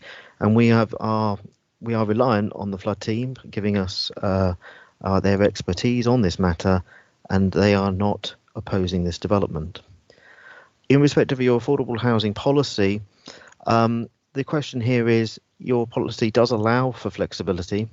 It does allow for viability to be considered. And I would also say that the adjacent developments of Union Road and Chiltern Lees didn't achieve 35% affordable housing either. They all average out at around about 20%. And this, in many respects, would be consistent with that. And I would find it difficult, I suggest, to defend a refusal if it was based on the affordable housing not being up to 35, well, not achieving 35%. So I hope that helps members a little bit more in respect of this debate. Thank you. Yeah, I do have a question actually. If this goes through, presumably the SIL payments would go to Onehouse, wouldn't they? There shouldn't be SIL payments. There's no SIL payments on this at all then? This is a strategic site, is that right, Bronwyn? That should be the case. That's right. Yeah. This is all. This is okay. This is all 106. Yes. Oh, 106. Okay, fair enough then. That is why, for example, Chair, if I may, libraries is part of the 106 here, whereas in normal situations, SIL would have taken on board libraries and it would have been just dealt with as part of SIL. So this is a strategic site, so the method of those things are different in this particular location. Okay, thank you for that. And we'll come to Councillor Warboys, if we may now, please. Thank you.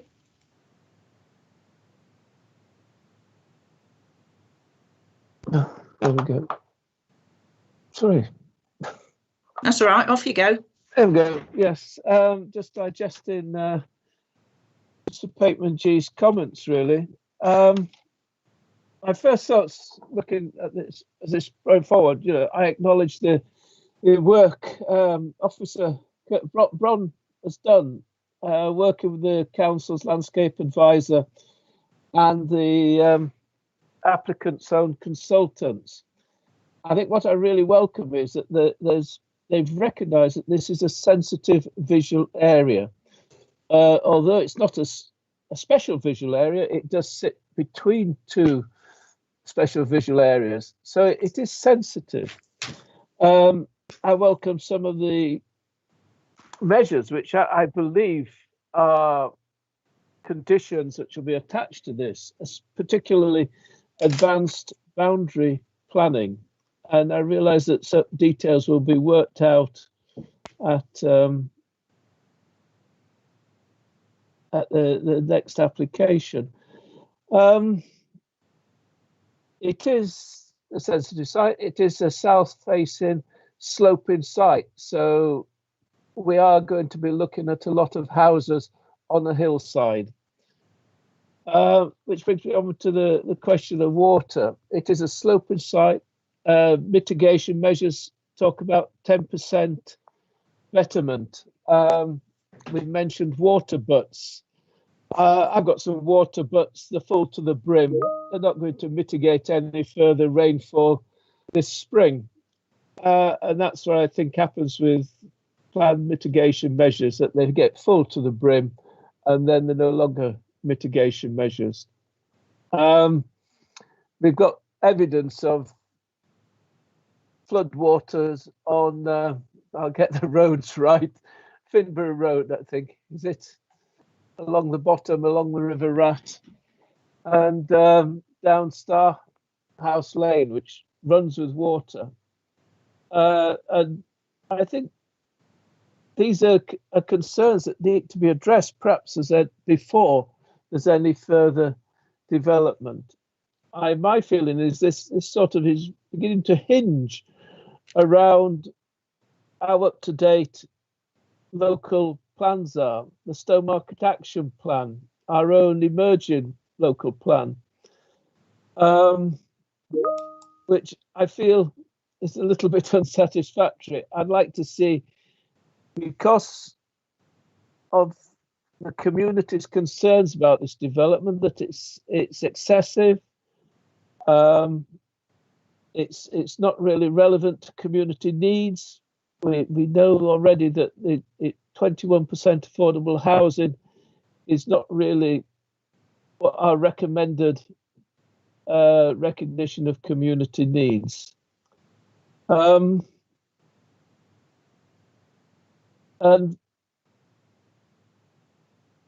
so I'm concerned. I'm not certain whether I could really support this development wholeheartedly. I agree there are questions about it, and perhaps, but I'd like to put the weight in more towards the local action plans.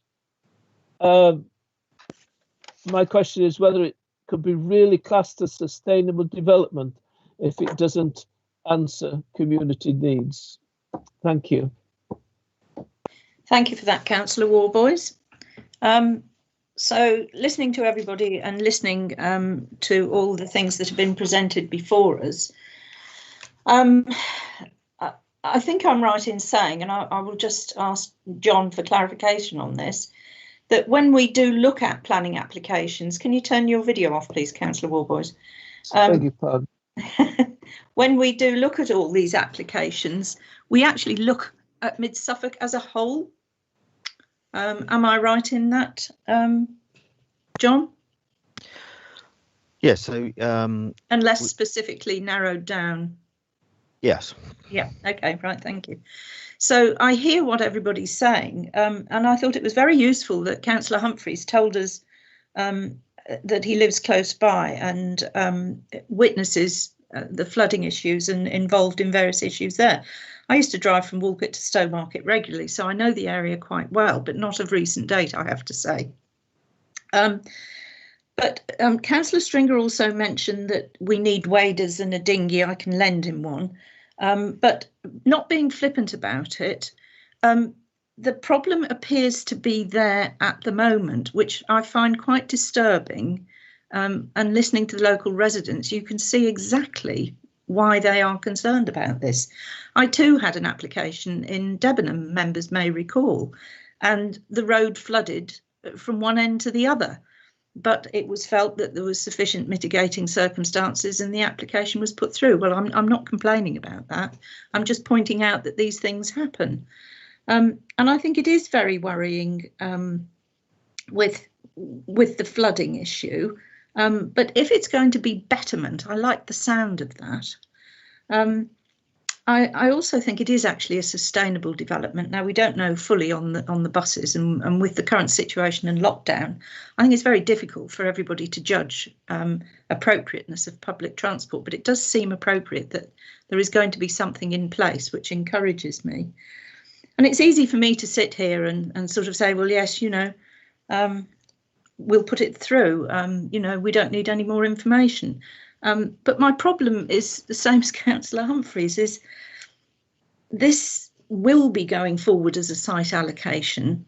And if the applicant has worked very, very hard along with the officers, I think they can hear us loud and clear as to what our concerns are. So at the moment, I would be more inclined, because we have this reserve matters always frustrates all of us. And the public too, is, well, why can't you sort it out now? Well, we can't. So I'm more inclined to say that, you know, this site will come forward. A lot of work has been done on it. There's a lot of good things there. And I'd be more inclined to vote with the recommendation at the moment. But they're my views at the moment. But I'm still anxious for the local community. So does anyone else want to sort of go a second time round or make a proposal, or Councillor Humphreys? Madam Chair, yeah, second go round, I think, because it is quite important. Can I just confirm with the officers, please, on one point on the reserve matters, because we're going to, if it goes forward, that Chief Planning Officer authorised to grant outline plan permission based on blah, blah, blah. And one of them is SUD's conditions. Is that where we will get to discuss in detail the mitigation to reduce or better the water drainage issue that is evidently there right now? If you could answer that, that'd be great, and then I'll carry on if you don't mind. Yeah. I can answer that, Chair. Thank you. No is the quick answer to that. That it is a requirement at this stage that the application include a flood risk assessment and a full sustainable urban drainage strategy, which has been through consultation. The responsibility for that lies with the County Councillor's lead local flood authority. We've also consulted with the Environment Agency and the Internal Drainage Board because of the slight overlap of responsibilities under the relevant legislation. But in every case, there is no objection to the proposal. There are recommendations for conditions which ensure that the strategy that's being proposed is carried out as outlined in the documents that have been submitted. That includes the detention basin that's within the proposal, with the regulated outflow to the river, and as John has outlined, the betterment of the existing runoff rate. Thank you. That's a real shame, but I understand it, and I think there perhaps is enough detail here, and we do, as much as we feel otherwise, the evidence has been provided by those authorities, so we can't well, isn't it? We just can't question it, I suppose. It is what it is. But the betterment is the bit that I like. I'd like to go back to the bus stop bit. We're getting smoke and mirrors here a little bit from some people. There is a good bus service. If you can walk 300 metres, doesn't mean you can walk to Ipswich. So there are good bus routes in place, and I've just checked actually, and the officers are correct. The new bus route, there's already 2 new bus stops for that route on the new estate at Chiltern Leys, which will obviously continue. So I'm satisfied with the sustainability side of it as well, especially the bus routes. Yeah, that's it. I'm minded to approve, but even though I feel the way I feel about the evidence of the flooding at the moment, maybe the betterment will reduce it. Thank you. If you said you're minded to approve, are you recommending it, or are you just minded to approve? I don't know. Thank you, Chair. I'll just wait for other councillors to respond, because I'm sure they want to continue. Right. Thank you. Right. So who'd like to put themselves up as a video, so I know you want to speak a second time, if you would, please?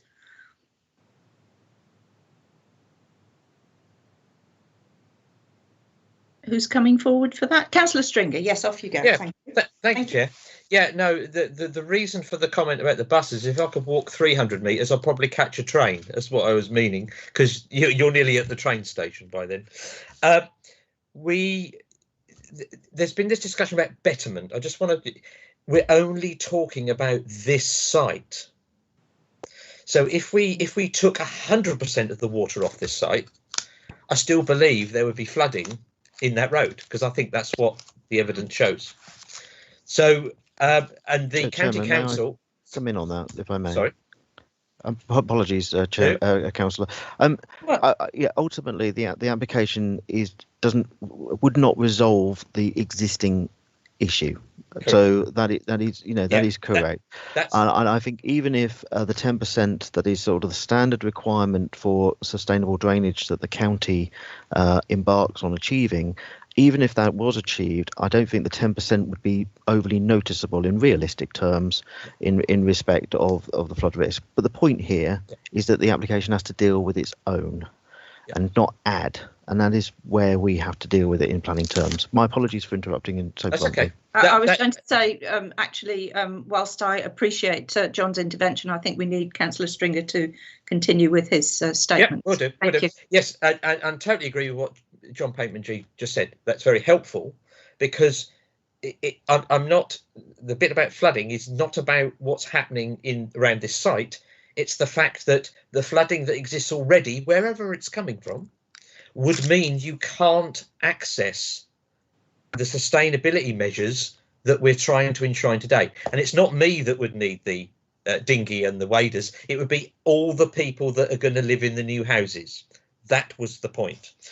Just to go back on landscape, John Pateman said earlier that we can condition that as reserve matters. Of course we can. We did that on the 2 sites further up the road, which is why it's really not helpful that we don't have a picture of that, because we've already done that there. We already conditioned it. We already put all of those measures into place. And the impact, I still remain with the evidence of these eyes, is devastating. What you cannot do at reserve matters is say, oh dear, we'd rather like a load of landscaping where you've got that visibility splay for that access, which is precisely what happened on the other 2 developments up this road, which is my point. We cannot be shown the impact of this, of what we're approving today, not what we're conditioning at reserve matters. Thank you, Chair. Thank you for that, Councillor Stringer. With that in mind, is there any way that we can put on a recommendation that the minimum amount of hedgerow removal be agreed with the planning officer? Would that be helpful? Is that possible? Could we do something like that? Can I just, maybe I come in on this one as well. Bronwyn, did you have that? There's 2 plans that we're talking about here. We've already got a removal plan for landscaping. Is that correct? So that's now submitted for approval. I'll just take you back to it on the presentation. It's very small though, Bron. I think it's sorry, I don't know why it's not letting me expand. I'll try that again. Bear with me a moment. So essentially we already have a plan that we have conditioned, have we not? In our recommendation. So we do know what the extent of removal will be in that context. That is so that's the plan, right? So that plan shows us what is proposed to be removed. So is that all the purpley stuff is going to be removed and all the red stuff's going to be removed? The red hatching is to be removed. So that is mainly that section along the northern boundary on Union Road. Can you just show it with your little pointer? I mean, everything's so minuscule here. Where's your little pointer gone? What this doesn't include at this stage, because it's a reserved matter, is what will go in place of that hedgerow. So what I was trying to explain in the presentation was that just because that hedge is coming out doesn't mean there will be all hard landscaping in that area and no vegetation. Can we put something in now that gives members comfort? So we know what's going to be removed. We know that we are looking at reserve matters in terms of landscaping that we can find out what will, at that stage, what will go back. And if that's not good enough, we have the option at that stage to increase or sort out that landscaping matter.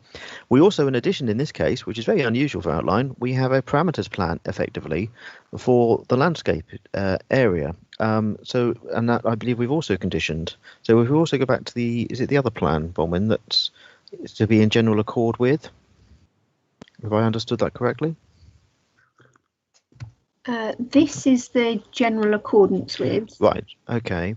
This vegetation removed retained plan. The other one, the context plan, was illustrative. Okay.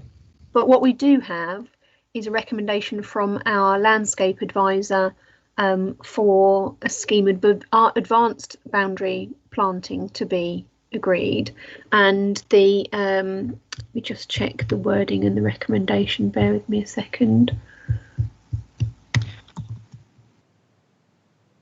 And okay, so maybe what I'm asking is, if we go to that other plan that shows roughly where the development will be, would it give members comfort if we did, say, restrict the development to that general parameter?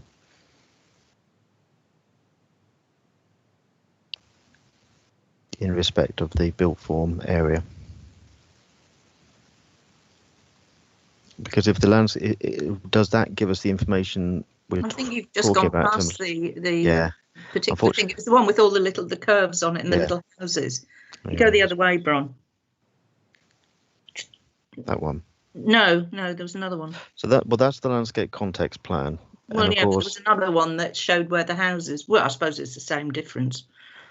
The other one with houses is not going to indicate the number of houses we're talking about here, but this gives context to the building area and the landscaping area that are necessary, that we have said are acceptable for the landscape context in principle for this area. If it would give members more comfort that this is the likelihood, then we could condition this plan. That's a thought. As Councillor Stringer has said, he wants to know more in terms of the understanding now. Well, may I come back to Councillor Stringer on that basis, because that's why we're having this conversation. Councillor Stringer, what do you think about that proposal? I would say we've done this all before. Show me the picture of what we've done. Well, okay. Yeah, we've heard all this before. It happened before, and it's been built. Okay, then show us what's been built. You have to make your judgment on the information we've got then. Yeah. On that same plan, it does indicate what Hopkins Homes have done next door in terms of the sort of where they got to. It also indicates the sort of master plan of Chiltern Lees and the landscape intentions towards the end of the phasing of that particular development. Now, we haven't got to that yet in terms of the last couple of phases of Chiltern Lees, but it is highly likely that that is where we will end up, on the basis that the 106 agreement for that particular development has essentially allocated all of the land to the north, as you see, to be in council control as recreational land. I think, John, I'll leave that judgment, because we're busy telling members not to discuss other applications. No, I appreciate that. And now we're doing it on this. So in terms of this application, it has to be looked at on its merits. I quite agree. Yeah. Thank you. Okay. So who else would like to speak a second time around? If you'd like to put your video on, and we'll hear from other members, please. Councillor Caston, I think it might be a hand up that worked. Thank you very much, Madam Chairman. I'd like to take this opportunity to propose approval of this application. Did we say there's already an advanced boundary planting condition in there? Before No, we haven't. No, we haven't. Sorry. No, we haven't. Would you like that? That was something that John was trying to add with this slide number 25, wasn't it, John? So there was two suggestions on the table. One is we've mentioned that there will be a scheme of advanced planting to be agreed. I think it's kind of hinted at in the conditions before you, but it hasn't been expressly said. So it would be perhaps useful to say it, that we would be looking for a scheme of advanced planting in terms of any landscape scheme that comes forward. The additional thing that I've started to get into the conversation of here, but of course members need to take this forward on their own basis, is to say that you could possibly say that the landscaping should also accord to this landscape context plan that is before you at this moment in time. So that's a secondary thing. If you wish to do that, I will leave that with you. Well, I'll ask Councillor Caston, who's just put the proposal forward. Would you like that added to it? Yes, thank you. I think, yeah, there's two conditions there, and I'd like to add both of those to this, and I'd like to members to discuss that, whether they agree with that or not at this stage. And look for well, I need a seconder, and then they can all speak to the motion. So, do I have a seconder for Councillor Caston's? Is that Councillor Humphreys? Have you put your hand up? Yeah, Madam Chair, thank you. So it's working again now. Yeah, no problem. I've listened to all the debate, listened to all the arguments for and against. I will second the proposal, and yeah, I would like to see those conditions built in, please. Definitely to vote on it. Yeah, so I'm going to second it. And just for a point of clarification, the railway is 1 mile away. Thank you. Yeah, okay. Anyone else who wants to speak to the motion, please make either try your hands and we'll see it, or if not, a video, and people may have their say. Anyone else? Anyone else? No? Okay, well, in that case then, Robert, or if we can look to the updated recommendation with those additional items added, could you put that in the voting system for us, please, Robert?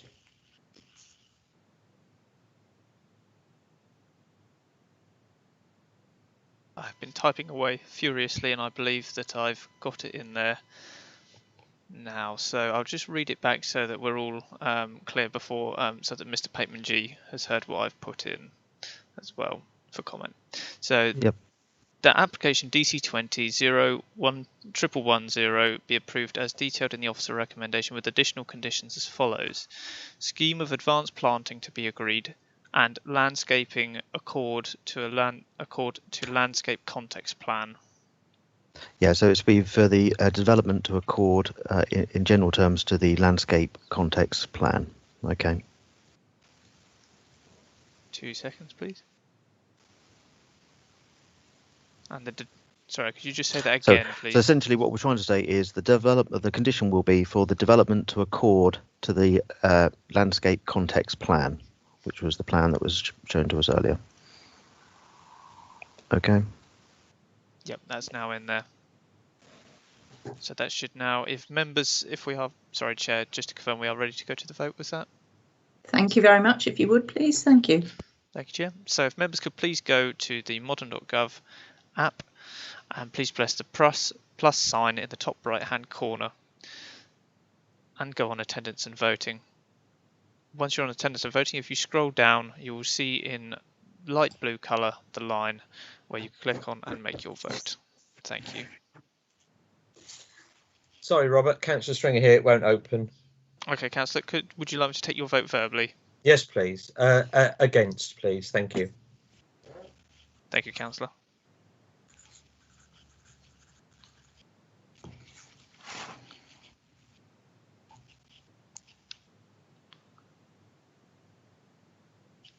So So, Chair, I've received all votes, and with Councillor Stringer's vote taken verbally as well, that means that it is 4 votes for and 4 votes against. So it is the Chair's casting vote.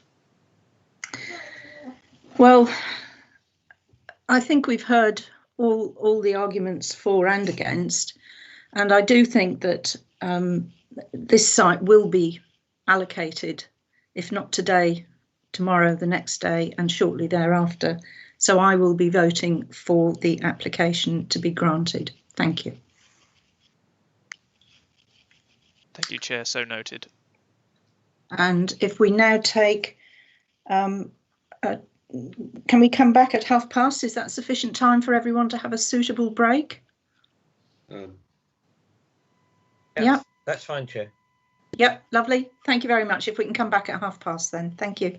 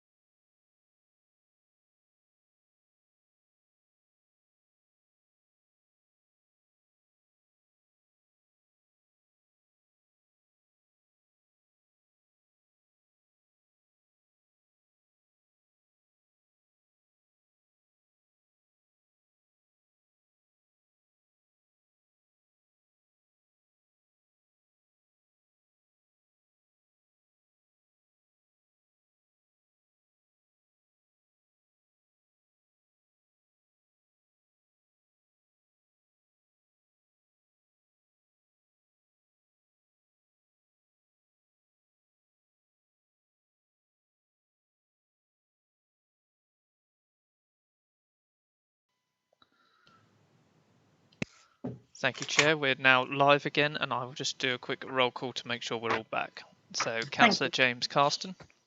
Present. Councillor Peter Gould. Present. Councillor Kathy Guthrie. Yes, I'm here. Councillor Barry Humphries. Present. Councillor Andrew Mellon. Present. Councillor Mike Norris. Present. Councillor Andrew Stringer. Present. And Councillor Roland Warboys. Present. Thank you, Chair. We are all here. And I believe, just to check as well, we have the ward members of Councillor Muller and Councillor Carter here as well. Excellent. Present. Yeah, thank you. And Councillor Carter, I can see you're there. I can see your picture. Yeah. Right. In that case, then, thank you very much. We'll move on. And I will now ask Gemma to present the case of DC 20-04723, full application, residential development of 141 dwellings, 49 affordable, with associated access, landscaping, amenity space and parking. Site 3C and 3D, land south of Guncotton Way. And I do recall this has been before us before, but in a different format. So thank you very much, Gemma. Off you go. Thank you, Chair. Good afternoon, everybody. I'll just get that up and running. Hopefully. There we go.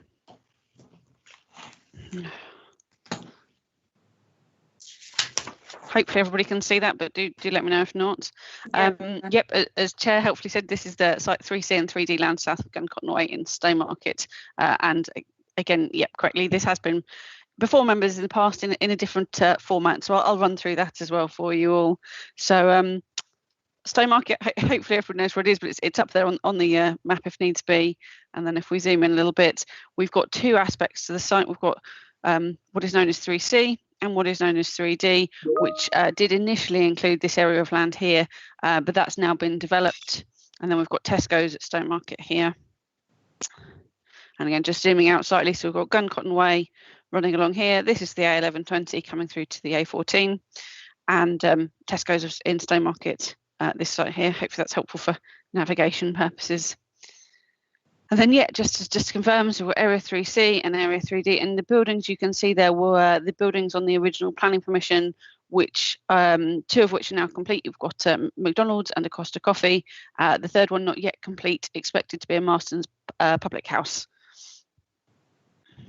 So again, separate sites ever so slightly with the footpath running through the middle, and those are the main constraints you can see in green of the footpath around and through the site.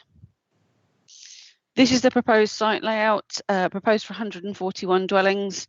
It's, as was mentioned earlier, got existing consents on there. So if I just show the layout so this is the proposed layout and the layouts that were consented. Hopefully that helps in the same format. Obviously we've got a bit of a gap in the middle just so we don't block out any of the houses on either plan. But we've got site 3C, which had 68 dwellings on it, and site 3D, which had the commercial units, and 48 houses. So 116 is consented.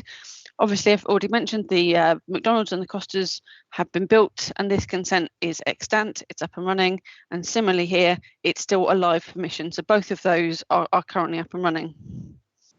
If I flipped that one.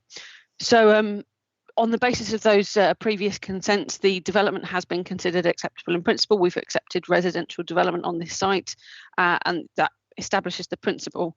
So essentially the differences between the proposal are the additional 25 dwellings. The additional 25 does increase the density. We're not talking about a bigger site, we're looking at the same site area. So we're looking at an increase of density from approximately 33 dwellings per hectare to 40.3 dwellings per hectare. This does comply with CS9, which requires density of at least 30 dwellings per hectare, whilst it then goes on to say at least 40 dwellings per hectare may be achieved in sustainable locations in towns. And to achieve the increase in units, the proposal reduces the number of larger houses and proposes further smaller properties. So this is an additional 4 one-bed properties, 13 two-bed properties, of which 2 are bungalows, and 18 three-bed properties, while we reduce the number of 4 beds by 10. And there are no larger properties over and above the 4-bed houses. Parking is provided to Suffolk County Council standards. Some triple parking is proposed, but this is where it's in excess of standards. So I think we can hopefully just see it is quite small. We've got 2 spaces and a garage behind, but these are 3-bed houses where we need 2 parking spaces, so the extra space is over and above standard and not being considered unacceptable. Going on then to the design of the houses, the previous consent, one was in a New England style and the other arts and crafts, whereas this brings the 2 different parts of the sites together with a similar style and design.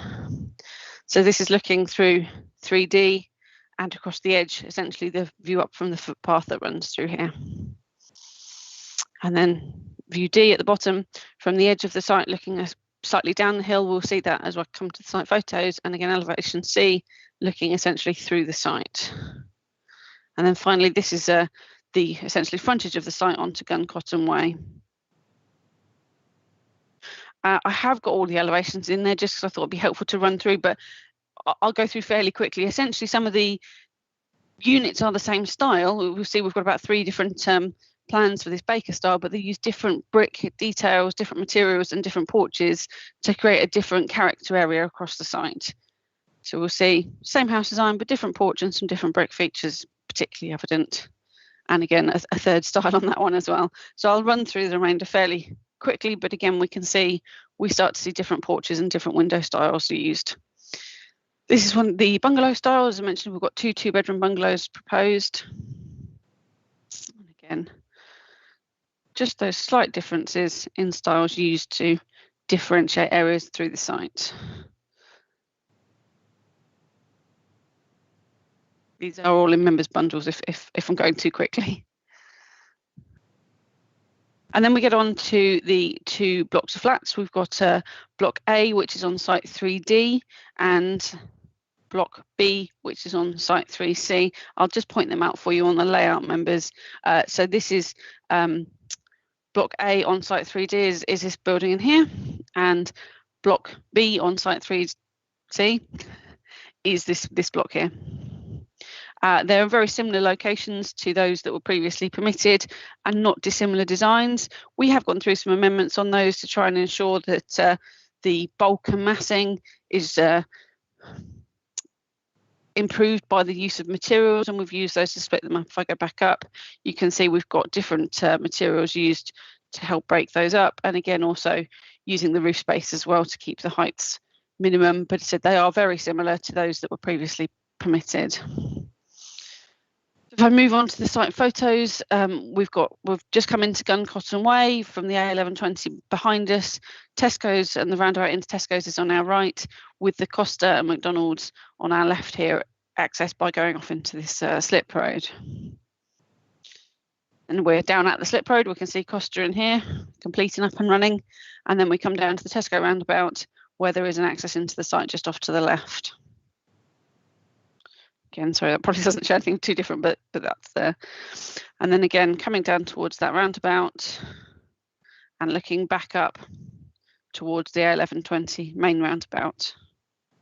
And then this is the Tesco roundabout. We just start to see the site where it's been fenced off to the left. And looking in on there, you can see where the development has been commenced on that site as it stands. And then looking across, essentially down into Stowmarket, we've got the footpath that runs down through here, and then the site 3D is across this part.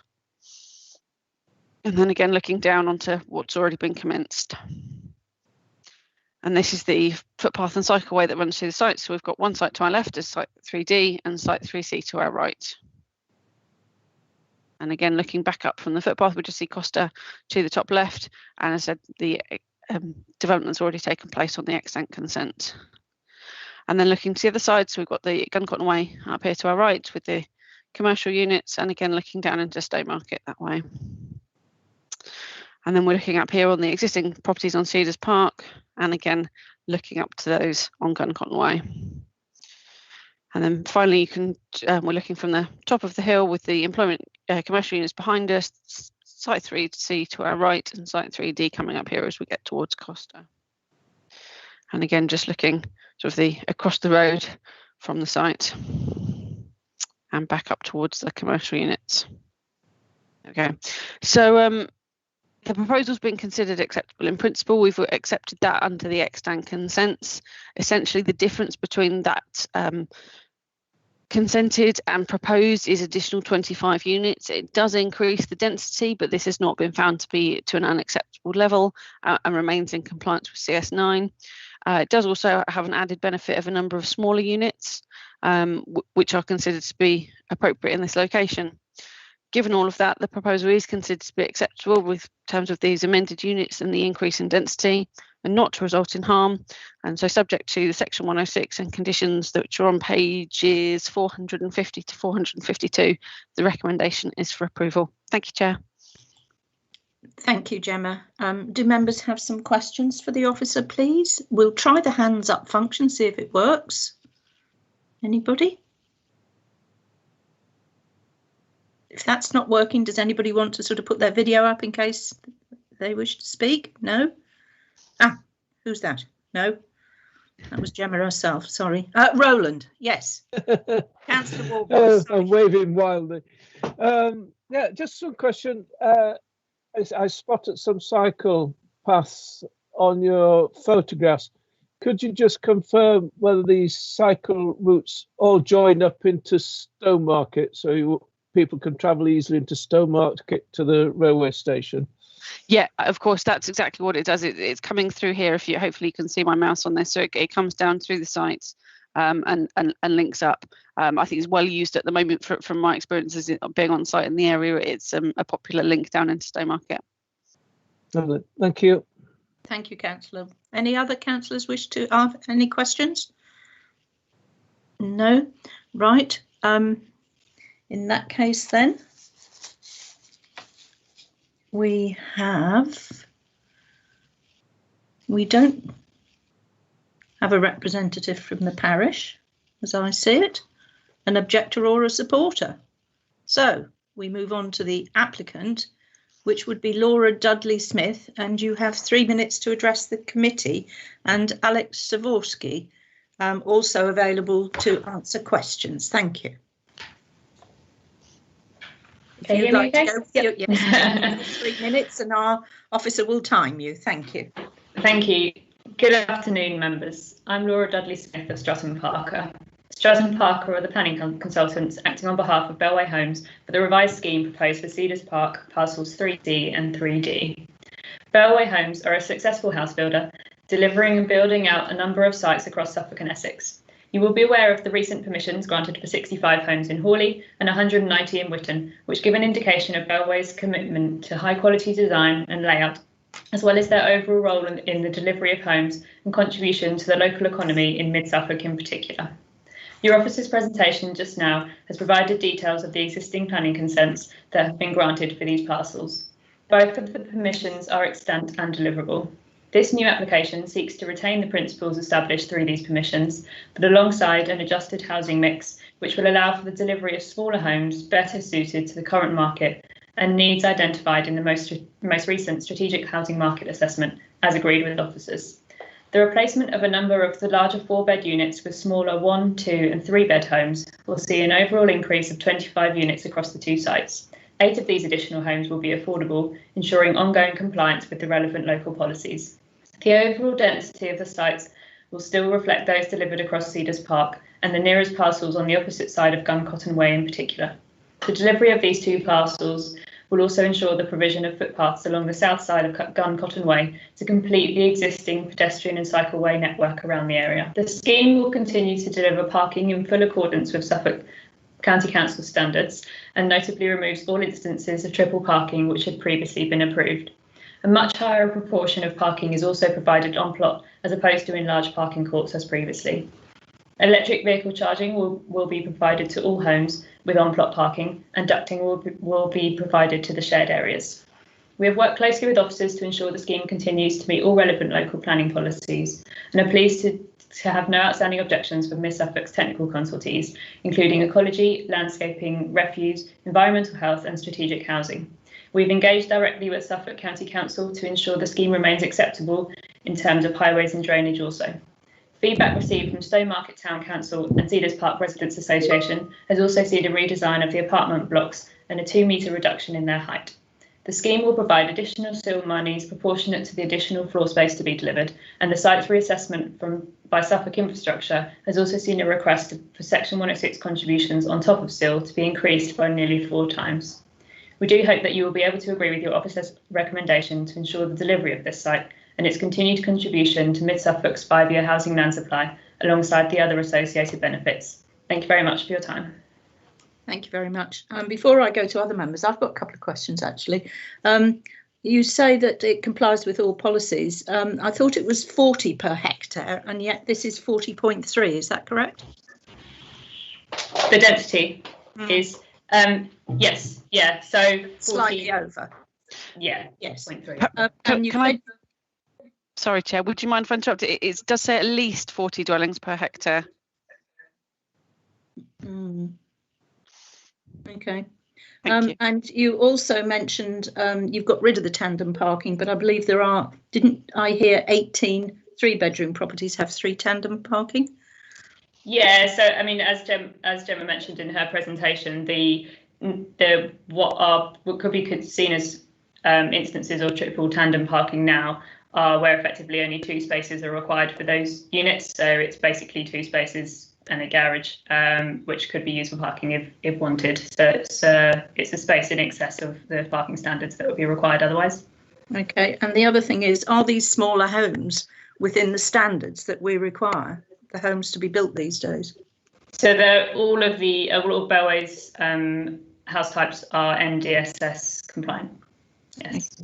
Thank you. Sorry, members, I just thought I'd ask those questions down. I got them written. Anyone else want to ask questions? Councillor Stringer. Thank you, Chair.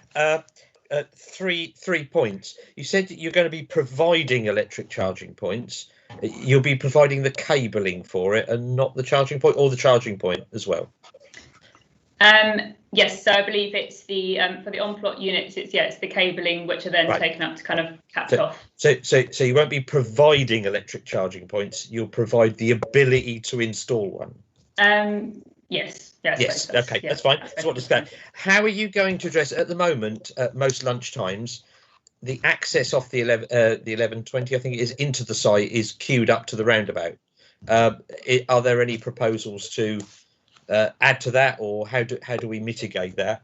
The other little thing, MPPF paragraph 150, where B, we need to help reduce greenhouse emissions through its location, orientation and design. How are we heating these? Laura, can I just answer that question, Laura, if that's okay? Yes, yeah. So in regards to... Sorry, who's that? Sorry, so this is Alex Doroworski, so he's a representative of Bellway Homes. Okay, thank you. Sorry, Thank you.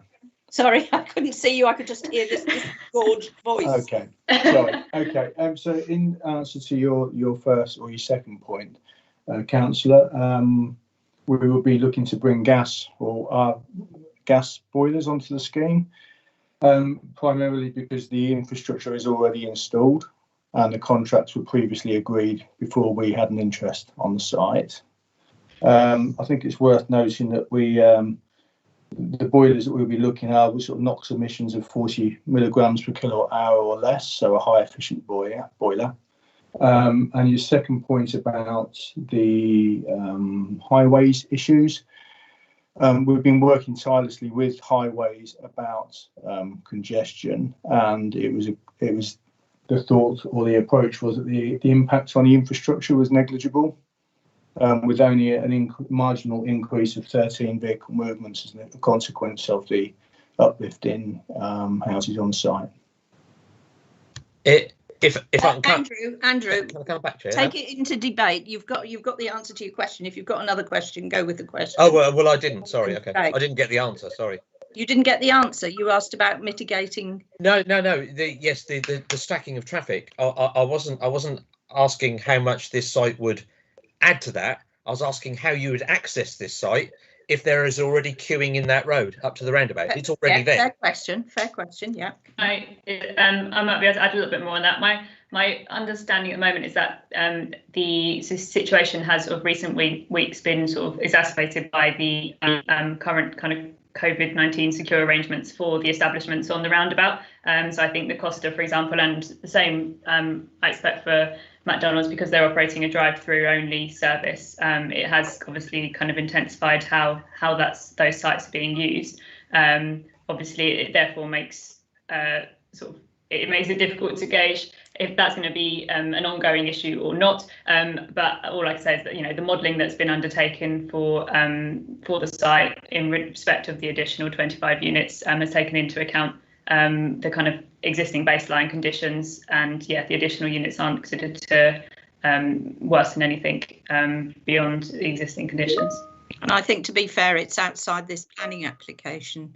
It's out of your control when other people are operating. Andrew, was there another question, or have you had sufficient answers to your questions? Councillor, I've had an answer. Sorry, I've had an answer. Thank you. Yeah, okay, thank you. And I'm presuming by the fact, Andrew, you're there. Councillor Mellon, if you would like your question, please do ask. Yes, thank you, Chair. It's a question for the Alex from Bellway. I'm just following up on the question about heating these properties with gas, and I'm looking at the Bellway environment policy, where it talks about using a range of renewable energy technologies such as solar panels, photovoltaic panels, air and ground source heat pumps. Doesn't seem to mention gas in there. I think, Councillor Mellon, the answer was that it was already on site. I think Mr. Savorsky had already given you that answer. So I think that's for debate rather than further reasoning as to why it's not in his paper. Yeah, he's nodding his head. Yeah, thank you. Any further questions for the applicants? Is that Councillor Warboys, or have you had your question? No. Councillor Norris, you have a question?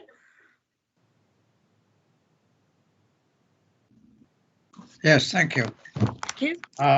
Within the papers from our public realm officer, he states it's disappointing the new formal areas of public open space or play areas associated with this phase of development.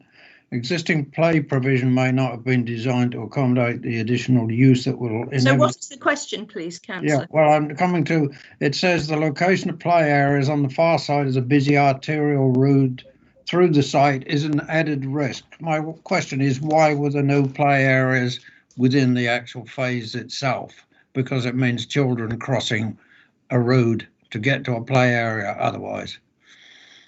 Thank you. So the provision of public open space on the site is reflective of what was provided on the two previous consents. At that stage, for those consents, I understand it was considered acceptable in respect of the existing provision in the local vicinity, and also the connections available through the pedestrian and cycleway network around Cedars Park. So there's obviously existing open space directly to the south of the site, and there's also the kind of the more formal recreation and community facilities further north within the wider Cedars Park scheme. As I mentioned in the presentation, obviously the development will include the provision of footpaths along Gun Cotton Way, so that there's direct connections to those existing connectivity networks. Thank you for that. Any further questions, please, for the applicant? No, I think we're there. Thank you very much indeed. Thank you. Sorry, yes, we're coming on to the ward members. We're coming on to the ward members now. So I don't know which of you are going to speak first. I'll let you choose that yourselves. Can I go first, please? Yes, you can. Ward member, Councillor David Muller, thank you. Thank you very much, Chair.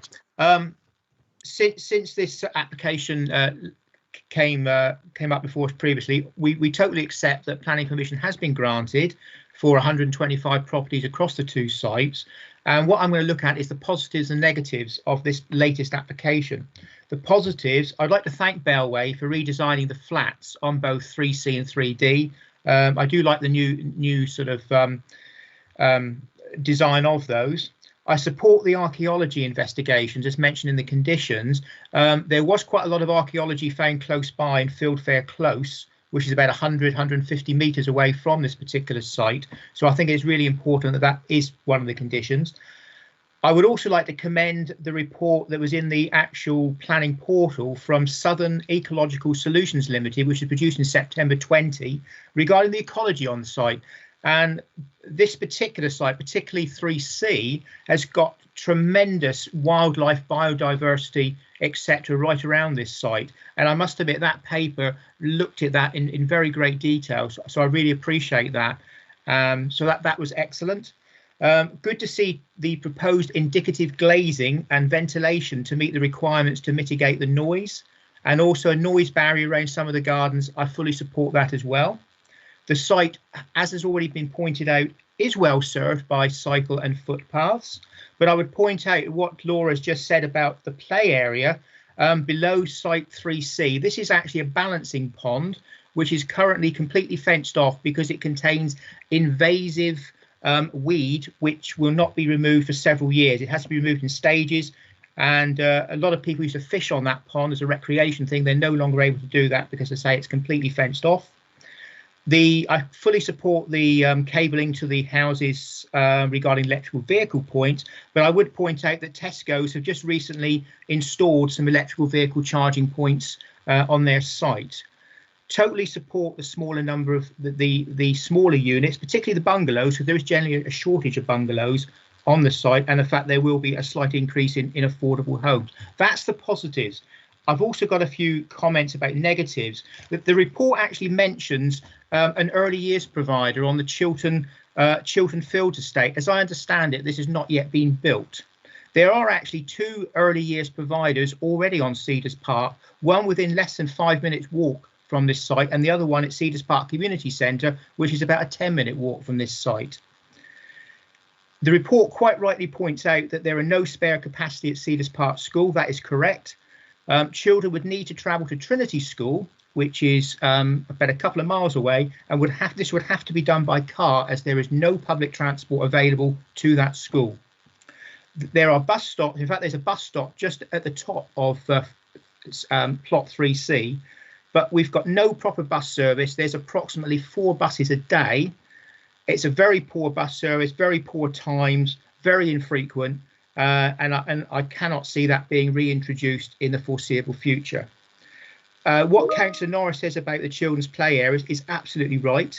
The nearest play area, a decent sized play area, is allocated off of Averset Gardens, which would mean that children and adults would have to cross Gun Cotton Way, which at times is an extremely busy road. So therefore, I totally agree there should be a play area on that particular site. I am concerned about the triple parking. Page 443 of the report mentions triple parking on some plots, a power of 2.5 to be precise.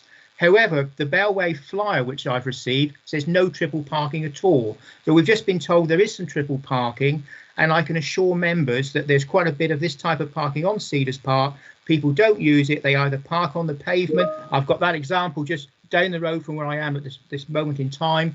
And it does cause a lot of consternation amongst residents where they can't walk on the pavement because they don't use their double or triple parking. I was very concerned about the photographs of Gun Cotton Way, particularly between the roundabout at the top of the A1120 and the roundabout by Tesco's, which will also be one of the entrances to Site 3D. This is actually extremely busy these days. And I've had many residents have approached me and said it's taken them between 10 and 20 minutes to actually cross the road there. And I've actually encountered that myself. The fact that McDonald's and Costa Coffee are applying COVID regulations at the moment, so they're not opening the cafe, I can assure members that even when the cafe is open, it's still incredibly busy there. And this is not just at rush hour times, it's during other times of the day. There was actually a child who was actually knocked down on that piece of road across from with McDonald's soon after it opened in August 19. Unfortunately, the child was not badly injured. We did actually ask if a road safety audit could be undertaken at that time. We're sure that there would be, but as far as I'm aware, none has ever been done. And with more traffic, the road will become increasingly dangerous. And that is one of the major concerns that residents keep saying to me. There's just too much traffic on that. They are really concerned about that. There are no local dentists taking current NHS patients in Stowmarket. So although we accept that this particular, well, both sites are actually in the emerging local plan and believe me, the existing local plan for Stowmarket. We feel that an increase of 21.5% of properties is completely unacceptable for this site. So although we don't object to planning as such, I cannot support the application for the additional houses. I think it's too many, and that's the feedback that I have been getting from local residents. Thank you, Chair. That was very helpful to run through it like that. Thank you very much indeed. Very fulsome. Yeah. Do members have questions for Councillor Muller? If you would allow that, Councillor Carter, if we can just have questions for Councillor Muller, please. Councillor Muller, do members have questions? Is that a question from you, Councillor Warboys? Have you got your hand up? Not sure. Looks like Councillor Caston to me. Sorry, my hand isn't up, Chairman. Oh. Right, if Councillor, again, I can't see them again. I'm so sorry. Councillor Caston, you have a question, please. Thank you very much. Yeah, Councillor Muller, could you just point out where this fenced off pond is? Please? Yes, if we could, if Gemma, if we could kindly have the photograph which shows site 3C. Yeah, just bear with me 2 secs. Thank you.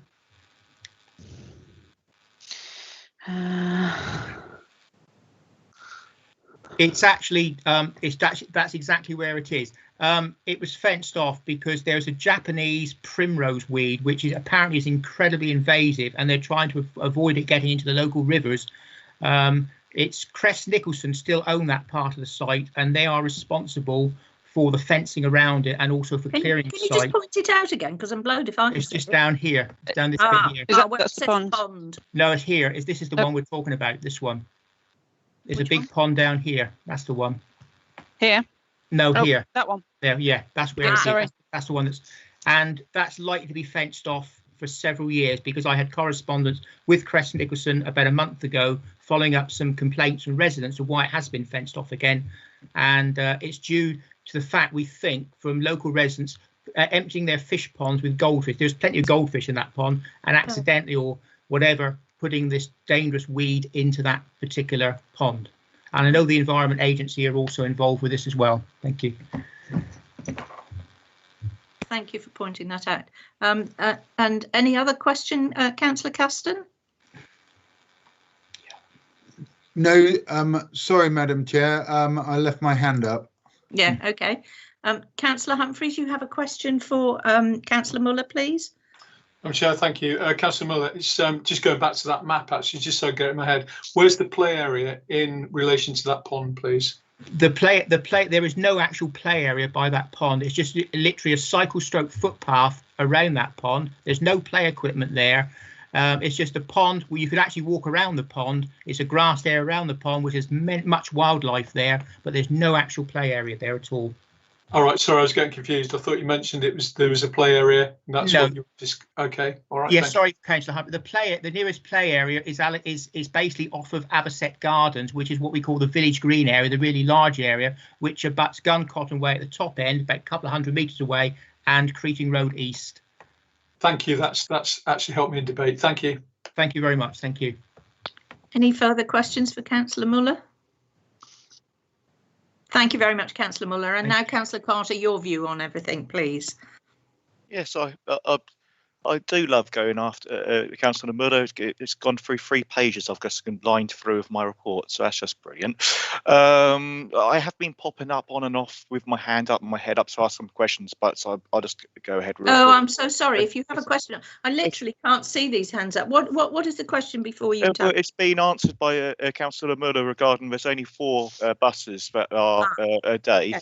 I wanted to ask if the officers could tell us exactly how many of them are adapted, and I can answer that question. There's one adapted bus that you'll get through every 2 days for mobility for wheelchairs. Neither of the companies have signed any agreements to provide these accessible travel. Regards the access between this area, well, firstly, I'll do the same as Councillor Muller regarding the positives, and I would surprise myself and others to say that in general I don't dislike the proposal. The building footprints are quite sensible, quite attractive with facades adapted to fit those that would see elsewhere in the Stowthorne development. And opposed to previous past applications, appears well suited to a development area. It's not greenfield, it's not particularly beautiful at the moment where those locations are. However, I do have some concerns with connectivity with the rest of Stowmarket. Without the bus link, you're having to walk or travel to central Stowmarket to travel. There is that lovely, and it is a lovely bike route that goes through quite a large downhill area. A mobility scooter battery might be able to make it down the bus route. I mean, not bus route, but down the footpath. They cannot make it up. I've killed 2 scooters trying to get up that way, which makes leafleting wonderful. So trying to get up that route, it's not possible on certain mobility devices.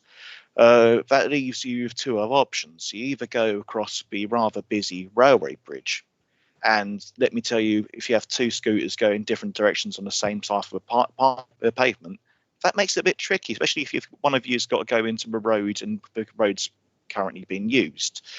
The other option is going around the houses or around the station, as it were, and going the long way, which, as Councillor Moore has answered previously regarding the, we have a lot of issues with pavement parking. And when you are trying to transverse around it, and you're either going through a narrow pathway and find yourself blocked by a car, if you've got a 4 mile per hour scooter, you don't have the option of dropping off the curb to go around it. You have to reverse all the way, and that's not exactly ideal or possible in some places on that area. If you do have if you are lucky enough to have one that it goes to 8 miles per hour and you can go on the road, I wouldn't advise doing that, because if you become face to face with one-way traffic and a car who's got priority, you've got to move out of the way.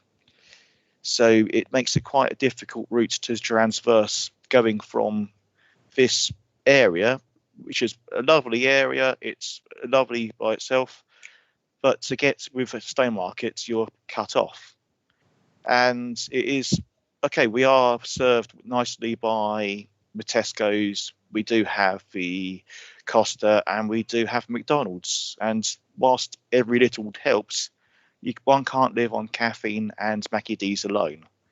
So if we could address these and also address the issue with the climbing, not climbing, but the play area, I wouldn't want my daughter having to cross the distance to get from there to the nearest play area. I certainly wouldn't want to do it myself, and I wouldn't want my wife having to walk it either. So if I was looking for why I look at developments, I look to somewhere that I'd like to be happy to live myself. And unfortunately, as things are, I wouldn't want to place myself in that area. So thank you.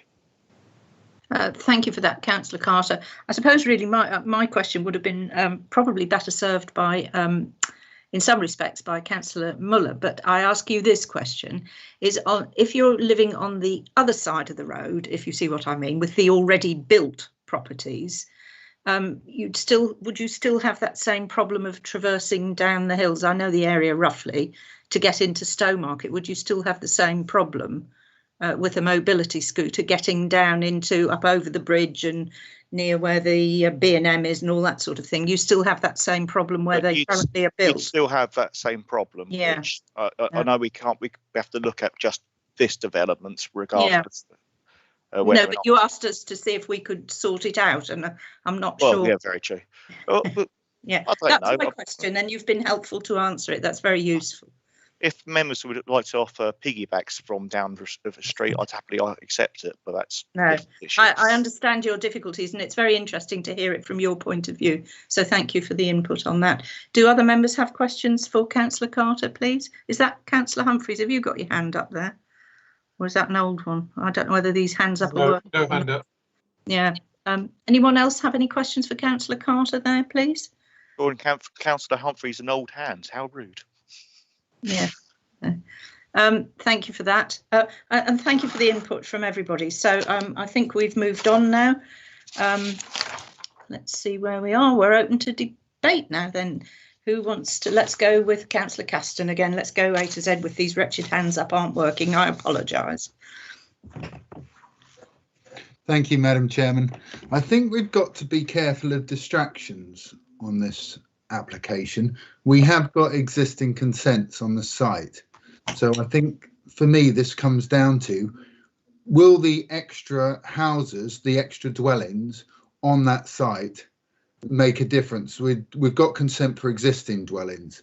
In my opinion, it's more of the sort of houses that I want to see. I want to see starter homes. I want to see people out of rented accommodation owning their own home. These houses are much more suitable for that. So I think a lot of the issues, and I do feel for a lot of the issues that are brought up, but with existing consents on this area, I don't think that they are massively relevant to what we're talking about here.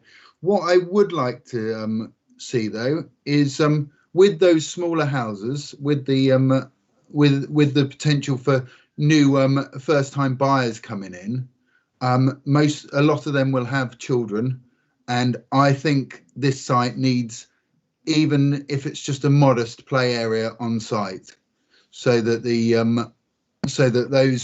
those families don't have to cross the road, don't have to go far. They can just go out onto their own area. I don't know if that's possible on here, but I would accept the extra houses on there, the change to design.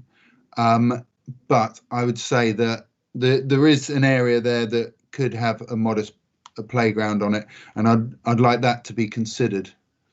Thank you. Thank you for that, Councillor Caston. Can I just ask Gemma, on the previous application, was there a child's play area with just a swing and a seesaw or something like that? Gemma, if you could just no, there weren't any proposed on the previous. I can bring the layout back up if that would help briefly. Just before Councillor Gould speaks, yes, please, just a quick to see.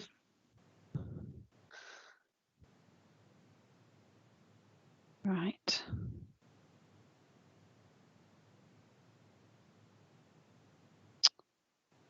Sorry, I don't know what's happened.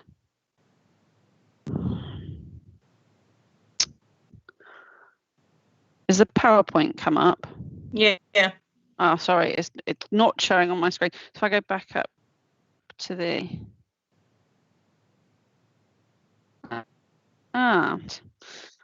thank you. I am having trouble with this one, so I'll stop sharing and I'll try again because that's not what I want to. It's gone.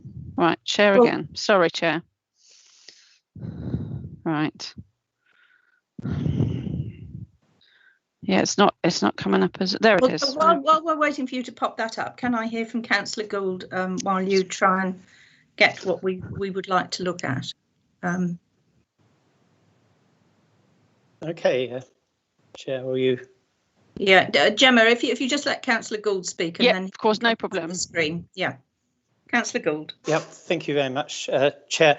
And I'm start by expressing my gratitude to Councillor Muller, who, with his characteristic thoroughness, I thought brought some understanding. Certainly for me, he brought some understanding to the nature of this development and some of the discussions that have been going on.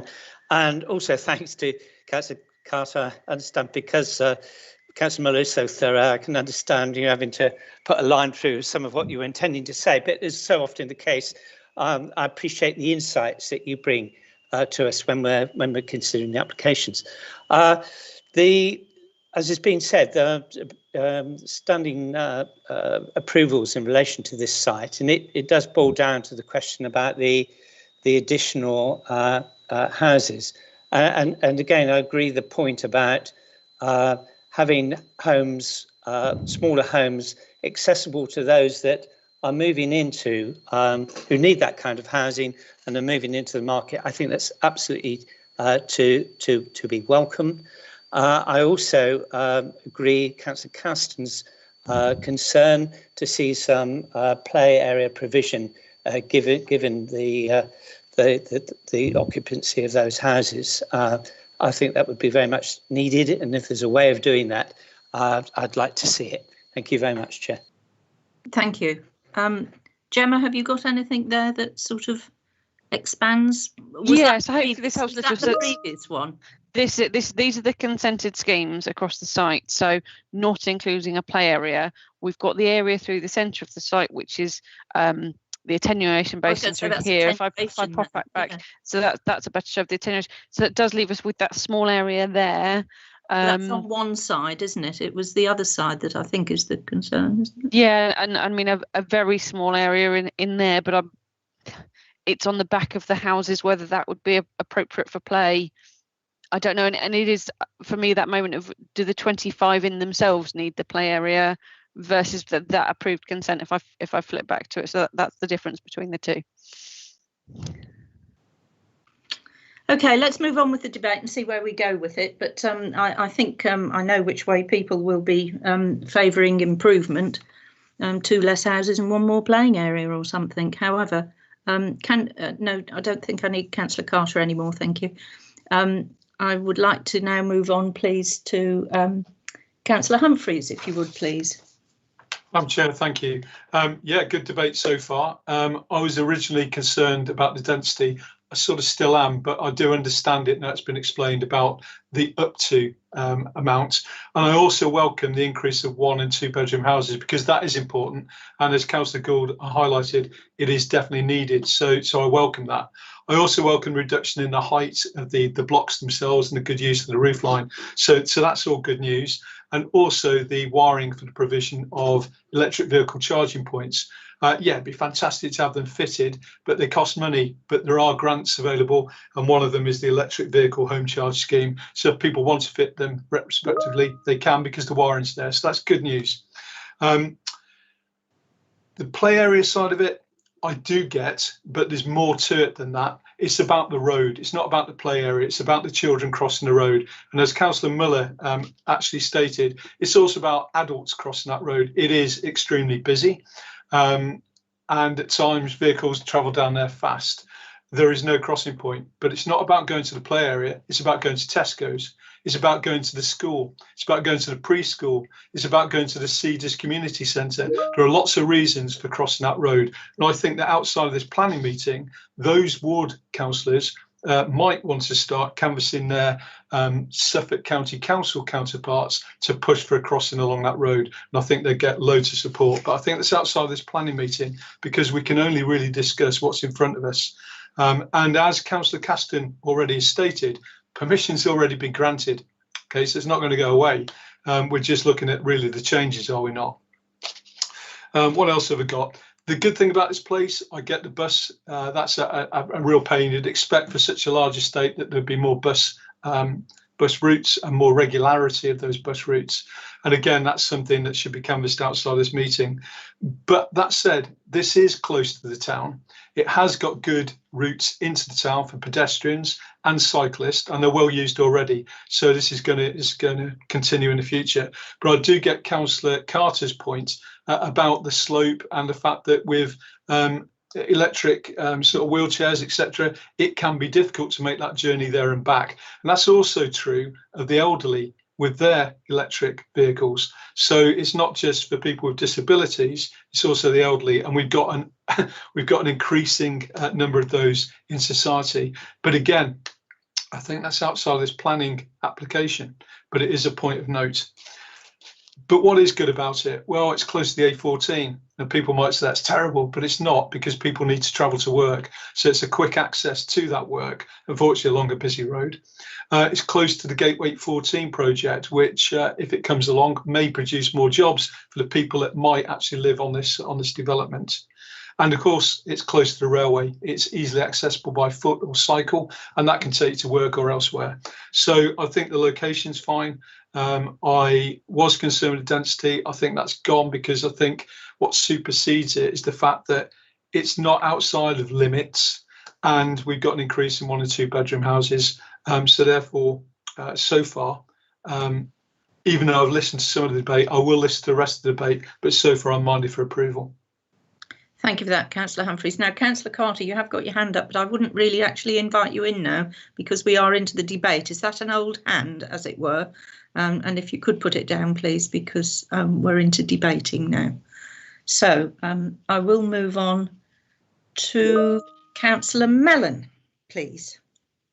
Yeah, thank you, Chair. I don't have a lot to say on this. I find myself rather conflicted about this site. It's clearly, you know, within Stowmarket and has access to some services, but it is quite a long way from others. It is actually quite a step to the town centre. So although you've got Tesco, Costa, McDonald's and Screwfix nearby, it's quite a way to the doctor's surgery, to a post office, and the train station, a fair distance as well. I absolutely get Councillor Humphrey's point about the crossing required on Gun Cotton Way. I mean, that road, I don't know why, it just seems to have been designed so that people can slalom around those roundabouts at a fairly good pace. So you know, I echo his call for a safe crossing point there. I am concerned about Bellway putting gas boilers in. I will make that point because it's not in their environment policy, but I won't labour that point and I'll listen to the debate further. Thank you. Thank you. Very appropriate comments there. Thank you very much, Councillor Mellon. Councillor Norris.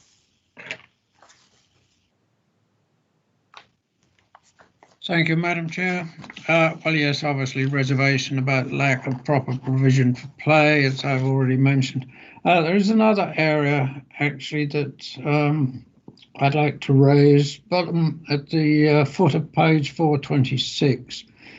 Suffolk Wildlife Trust raised some comments about biodiversity, and they go on to page 427, and they have put certain recommendations in there. We don't appear to have reflected them very strongly in the conditions on page 451. It does mention a biodiversity method statement to be agreed, but I'd like that to be strengthened more in line with what the Wildlife Trust are suggesting. Apart from that, I have nothing further to say at this point, and I'll listen to the rest of the debate. Thank you. Thank you, Councillor Norris. And now we have Councillor Stringer, if you would, please. Thank you, Chair. We did a little bit of history earlier about what had happened in this area, and we've got consents and we can't go backwards. There is a reason why there's not a pedestrian crossing here. The reason there's no pedestrian crossing is the south side of this road was going to be kept for employment use. It was not deemed that that would be used for housing. And now, of course, it has. We then have the problem that we don't have the crossings. So why on earth they weren't conditioned in the past, I have no idea, but we can't go backwards. All we can do is go forwards. I do have a number of concerns about this. You can normally get greater densities when you get into towns, and certainly cities, and we don't have any of those. Densities can go up. But just because you've got a consent doesn't necessarily mean that you should then just waive a condensing of that and adding more. Certainly from that area of play, if it didn't seem very good and terribly acceptable to have a certain number of houses with no play area, why should you add to it without any play area? Because I'm surprised there's no mention here from the police. The police normally flag up about trying to design out crime and the ability to conduct crime. And I've just got a horrible feeling that if there's no play area here, the play area will become a skate park where people park for McDonald's or Costa.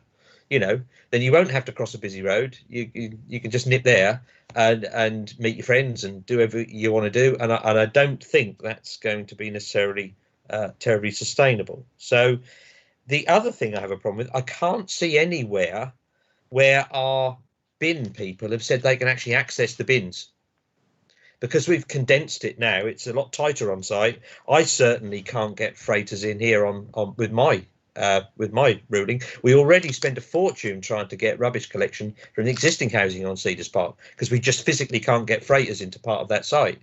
And I haven't seen the response. We've got a condition that says there'll be bin collection points. Well, where are they going to be? On the roundabout outside Tesco's? I don't know, because there's an awful lot of these roads where you just physically cannot get a freighter up. So if we want to add more housing where you just can't collect the bins, or they end up in a big heap outside someone's house, fine, but that's not what we're supposed to do when we let go housing. We're supposed to design it to make it better, not just make it worse. So I accept that there's approval here of housing, which was never planned in the first place. I get that. There's some challenges there we probably could redress, but when you've got that pinch point, I feel really reluctant to add to that, because all you're doing is you're just going to exacerbate a problem you've already got. And we've got that issue of the stacking of the traffic. And we're being told it's only 25 extra. Yeah, but these haven't been built yet. So actually the increase from what you see at the moment won't just be 25, it'll be all of them. So I have to say, I have some issues with increasing the density without a lot of those reassurances made. Thank you, Chair. Thank you, Councillor. Councillor Warboys, please. Yes, thank you, Chair. I find myself in agreement with what has been said before. I think Councillor Humphreys and Councillor Miller both summed it up. I am very concerned about the lack of amenity, the lack of a play area. I think there are problems for pedestrian safety that have been described in detail crossing Duncotton Way.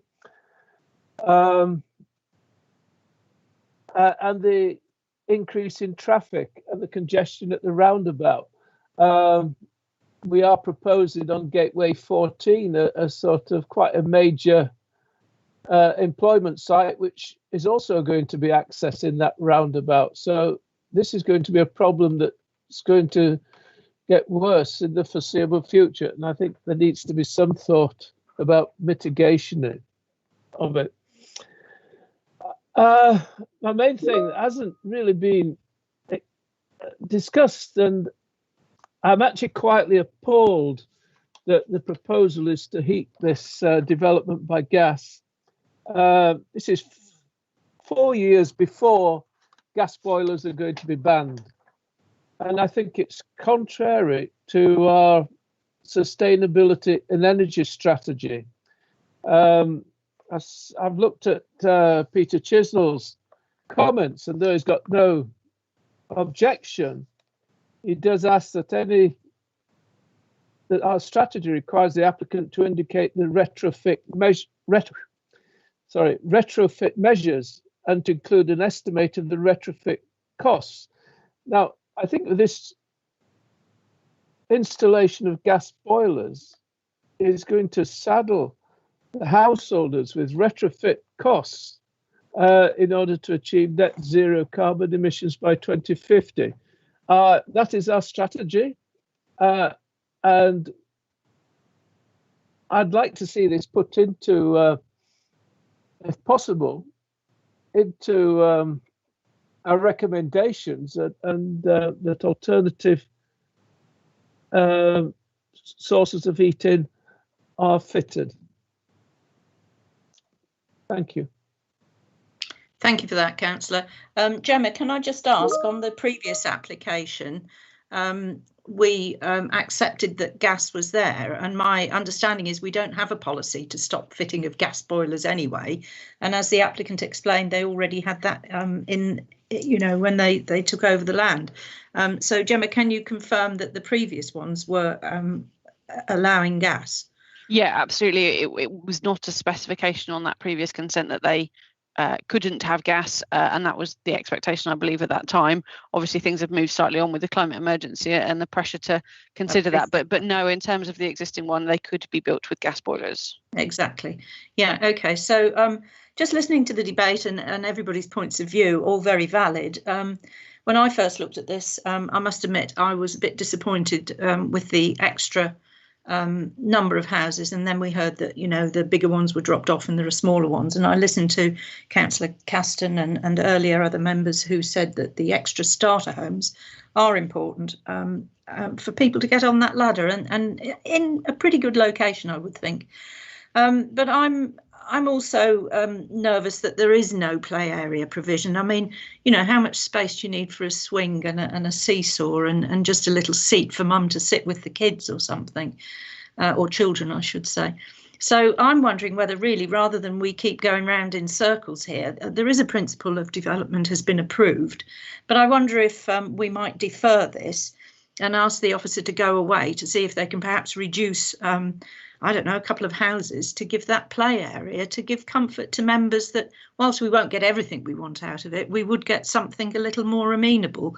And I mean, talking about the crossing, yeah, very valid points. I mean, if you looked at one of those photographs, and I think I'm right in saying if you go round that Tesco roundabout at any great speed, you probably lose your sump, because the wear on that road is absolutely appalling. And again, the wear on the road into the sides look pretty lumpy and bumpy. So, you know, maybe there can be something looked at regarding persuading highways that there might be a need for a crossing there, but that's outside of this application, but that could be something that could be looked at. But I'm wondering if we should defer it to look for some children's play area, albeit small. So if I put that proposal on the table, would I have a seconder to it? Yes, Mike Norris, I'd be pleased to second it. I do really believe that play area should be investigated, and Gun Cotton Way I think is very dangerous at present. I wouldn't normally do it from the chair, but I mean, you know, we're just going to go round in circles with it. So I've put that proposal forward, and I've had a complaint from somebody using the Tesco superstore that they were overtaken on the wrong side of a road island by traffic along Gun Cotton Way. So yes, I do think it does need a proper crossing. Well, I don't know that we can do that, but we can put a note in for that debate to happen at a later date, possibly. But it's the children's play area, I think, would be critical. So, John, do you think you could just drum something up on that, or are members happy with that? Or, well, wait a minute. Do members wish to speak to my proposal first of all? Councillor Caston. Okay. Thank you very much, Madam Chairman. Yeah, I think it does make sense what you're saying. I think there's actually a design that could work for this, and I've been on the Suffolk County Council Flood Risk Scrutiny Committee for a while, and there's other ways of dealing with this. A basin can be replaced with attenuation crates, and then you've created a grass area that's flat and can be used as a play area. You've increased the usable area on that site. It may be a little bit more expensive, but there's a gain from having these extra houses. I don't want to put too much, ask for too much, because we'll get the previous plan, which, you know, I'm sure people aren't especially upset about, but I would like to see these houses, these starter homes, and I think they'd be useful. But I think if they look into this, there's ways of dealing with this without making it unviable, and I think this is the right way forward, this deferral. I will be supporting it. Thank you. Anyone else wish to speak, please? Councillor Humphreys. Yeah, Madam Chair, thank you. I do agree with you. It would be really useful, and I think we should go down that route. But don't, let that be the answer. The district councillors that are involved in that ward, you need to take it away after this meeting for the crossing. And the other point I had was on this. I can't remember it, so I will be supporting the deferment. Come back if you will. Yeah, no, I have got points, very important points. Sorry, I don't know if I'm being confused. It's quite simply I could be, or whether I've lost a piece of paper, or whether it's missing. So page 448, which I believe should have the recommendations. Can you just confirm that that's the page that would have the recommendations? Because if it is, it doesn't seem to me that it's set out as recommendations. I don't know if it's just a typo or me. Got recommendation on page 450. Oh, right, okay. I'm missing the page. That's it. Thank you. Yeah, thank you very much. And I'll go and search for it. So yeah, okay, or on screen on one. Yeah, thank you. I'll go and look for it now. Anyone else wishing to speak to my? I can see Councillor Stringer's hand, Madam Chair. Councillor Stringer, yeah. Yes, Chair, thank you. Just very briefly, this is probably a classic case of an application that's not quite good enough to approve it and not quite bad enough for a straight out refusal. It's one of those. So if people could, they've heard the discussion, they know there could be areas for improvement or just clarification. If we can show how we can get the bins and all of that kind of stuff, yes, that would be rather wonderful. So yeah, happy to defer, but mindful that for developers at the moment, time is of the essence. Absolutely. I don't want to drag it out, but actually, as the proposer, just to ask for clarity on the bins, I think that would be appropriate. Yes. So may I ask something here, if I can? Yeah. So, Gemma, in terms of the bins, we've got nothing on plan for that. So no, we do have plans, and on I've lost the page now. I think it was. Let me bear with me. I have had no objection from Waste Services, but it is at the very bottom of the page, and it falls off onto the next one. Sorry, but yes, we have had plans. They provided initial comments. We did some amendments, and we've got confirmation that you can get a bin lorry in and turn. Okay, that's fair enough. Then there's no need to add anything else then. But when you bring it back again, make sure that's clear for presentation. Yeah, absolutely. Whichever committee. And just a question for Ian. Does it have to come back to this committee, or that's normal, isn't it, when we've deferred something? I'm just trying to move it along so that the developer doesn't have to delay. Madam Chairman, I think I've discussed this issue with Mr. Carmichael quite recently in another context, and I think what we've said is that there's basically an unwritten protocol that it goes back to the same committee for good sense and so forth. I think we've only once broken that rule consciously when we had to beat a statutory time limit and we just had to go to the other committee. But I think it would obviously be right and wise for this to come back to B committee. Yeah, and I do hope the applicant understands our reasoning. So, we want to work with them, having worked so hard to get to where we are. Anyone else wish to speak to the motion? No? In that case, then, Robert, can you do a vote on this then, please, that we defer for clarity to see if a play area can be encompassed within the plans? Thank you.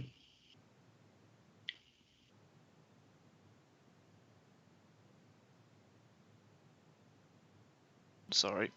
So could I just confirm any wording with Mr. Pateman G first, just before I put that into Absolutely. Yes, please. Into the voting. Sorry, I was having a few technical difficulties. I missed some of that. In respect of the wording for deferral, essentially, members are looking to see if a locally equipped area of play is possible to achieve within the site in accordance with their policy RT4.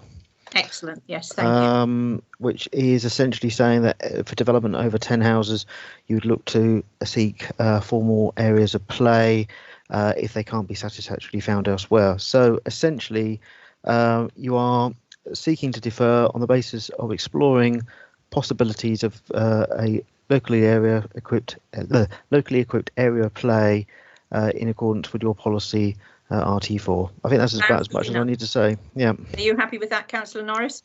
Can I just mention about the crossing on Gun Cotton? No, we can't. That's outside our remit on this planning thing. That will be something that the ward members will have to pursue with the county council. Okay. Otherwise, agreed. Yes, with what has been suggested. Yeah. Thank you. Thanks, Mike. I don't wish to sort of knock you back on it, but that's the best we can do at the moment. So just to confirm then, sorry, Chair, so that I've got this down as correct, so that the application be deferred to allow officers to explore I'll use the abbreviation of LEAP in accord. That's what it is, isn't it, John? Sorry, Mr. Pateman G. Yes, so it is LEAP, local equipped area of play. In accordance with RT4, that's what I've got down. Yep. Chair, can I just butt in? Sorry to muddy the waters. You can, but I am changing it. Thank you. I saw the eye roll. Is there any way we could secure a contribution towards a proposed crossing through the Section 106? I think it's outside our area on this, and that needs more than just putting a crossing in it would need what do you well, call if it? I may Yeah, jump in, John. Okay, there's a couple of issues here. First of all, have we actually debated that there was severe impact that would justify the additional houses that are being proposed here compared to the material considerations of the last application to justify that? Secondly, ultimately what you're dealing with is the county and the county's adopted road, and of course they've got no indication that they would be wanting to put a crossing across that road or sort it in any shape or form. So you would then potentially be trying to essentially ransom strip in a way. The development can only go ahead reliant on another party, and I think that would be a risk in that context. And I just don't think it's appropriate to start putting that in now, because they'd need I mean, for it to be severe, they'd have to do, what's the word I'm looking for? Not a modelling. They'd have to do not a project. What's the word I'm looking for? Oh, help me. When they do an assessment. An assessment, and you're getting out of. That's why I said that the ward members can look at that and pursue that down that route, along with their county councillor and so on. So I'm afraid, Councillor Mellon, I wouldn't be adding anything to my proposal, as much as I'd like to, but I'm not. Thank you, Chair. Right. Shall we get on with it? Yeah, if you're ready, then I will start the vote. So, members, if you could please go to the modern.gov app and press the plus sign in the top right-hand corner and go on attendance and voting. I've started the vote in progress, and you might need to scroll down to the light blue bar.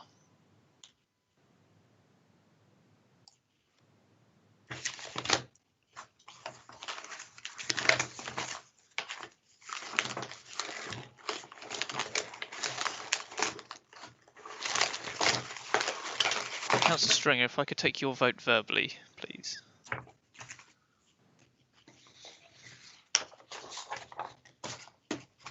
Oh no, sorry, my apologies, Councillor Stringer, it's worked fine. So, Chair, I can confirm that that is a unanimous vote for the proposal. Thank you, and thank you everybody. Thank you very much indeed. So moving on, there are no proposed site visits, I don't think, or anything like that. So site inspections, none to report, I presume, Robert? None to report, Chair. So I'll formally close the meeting and thank everybody for their attendance and input. Thank you very much indeed. Thank you, Chair. Thank you, Chair. Bye.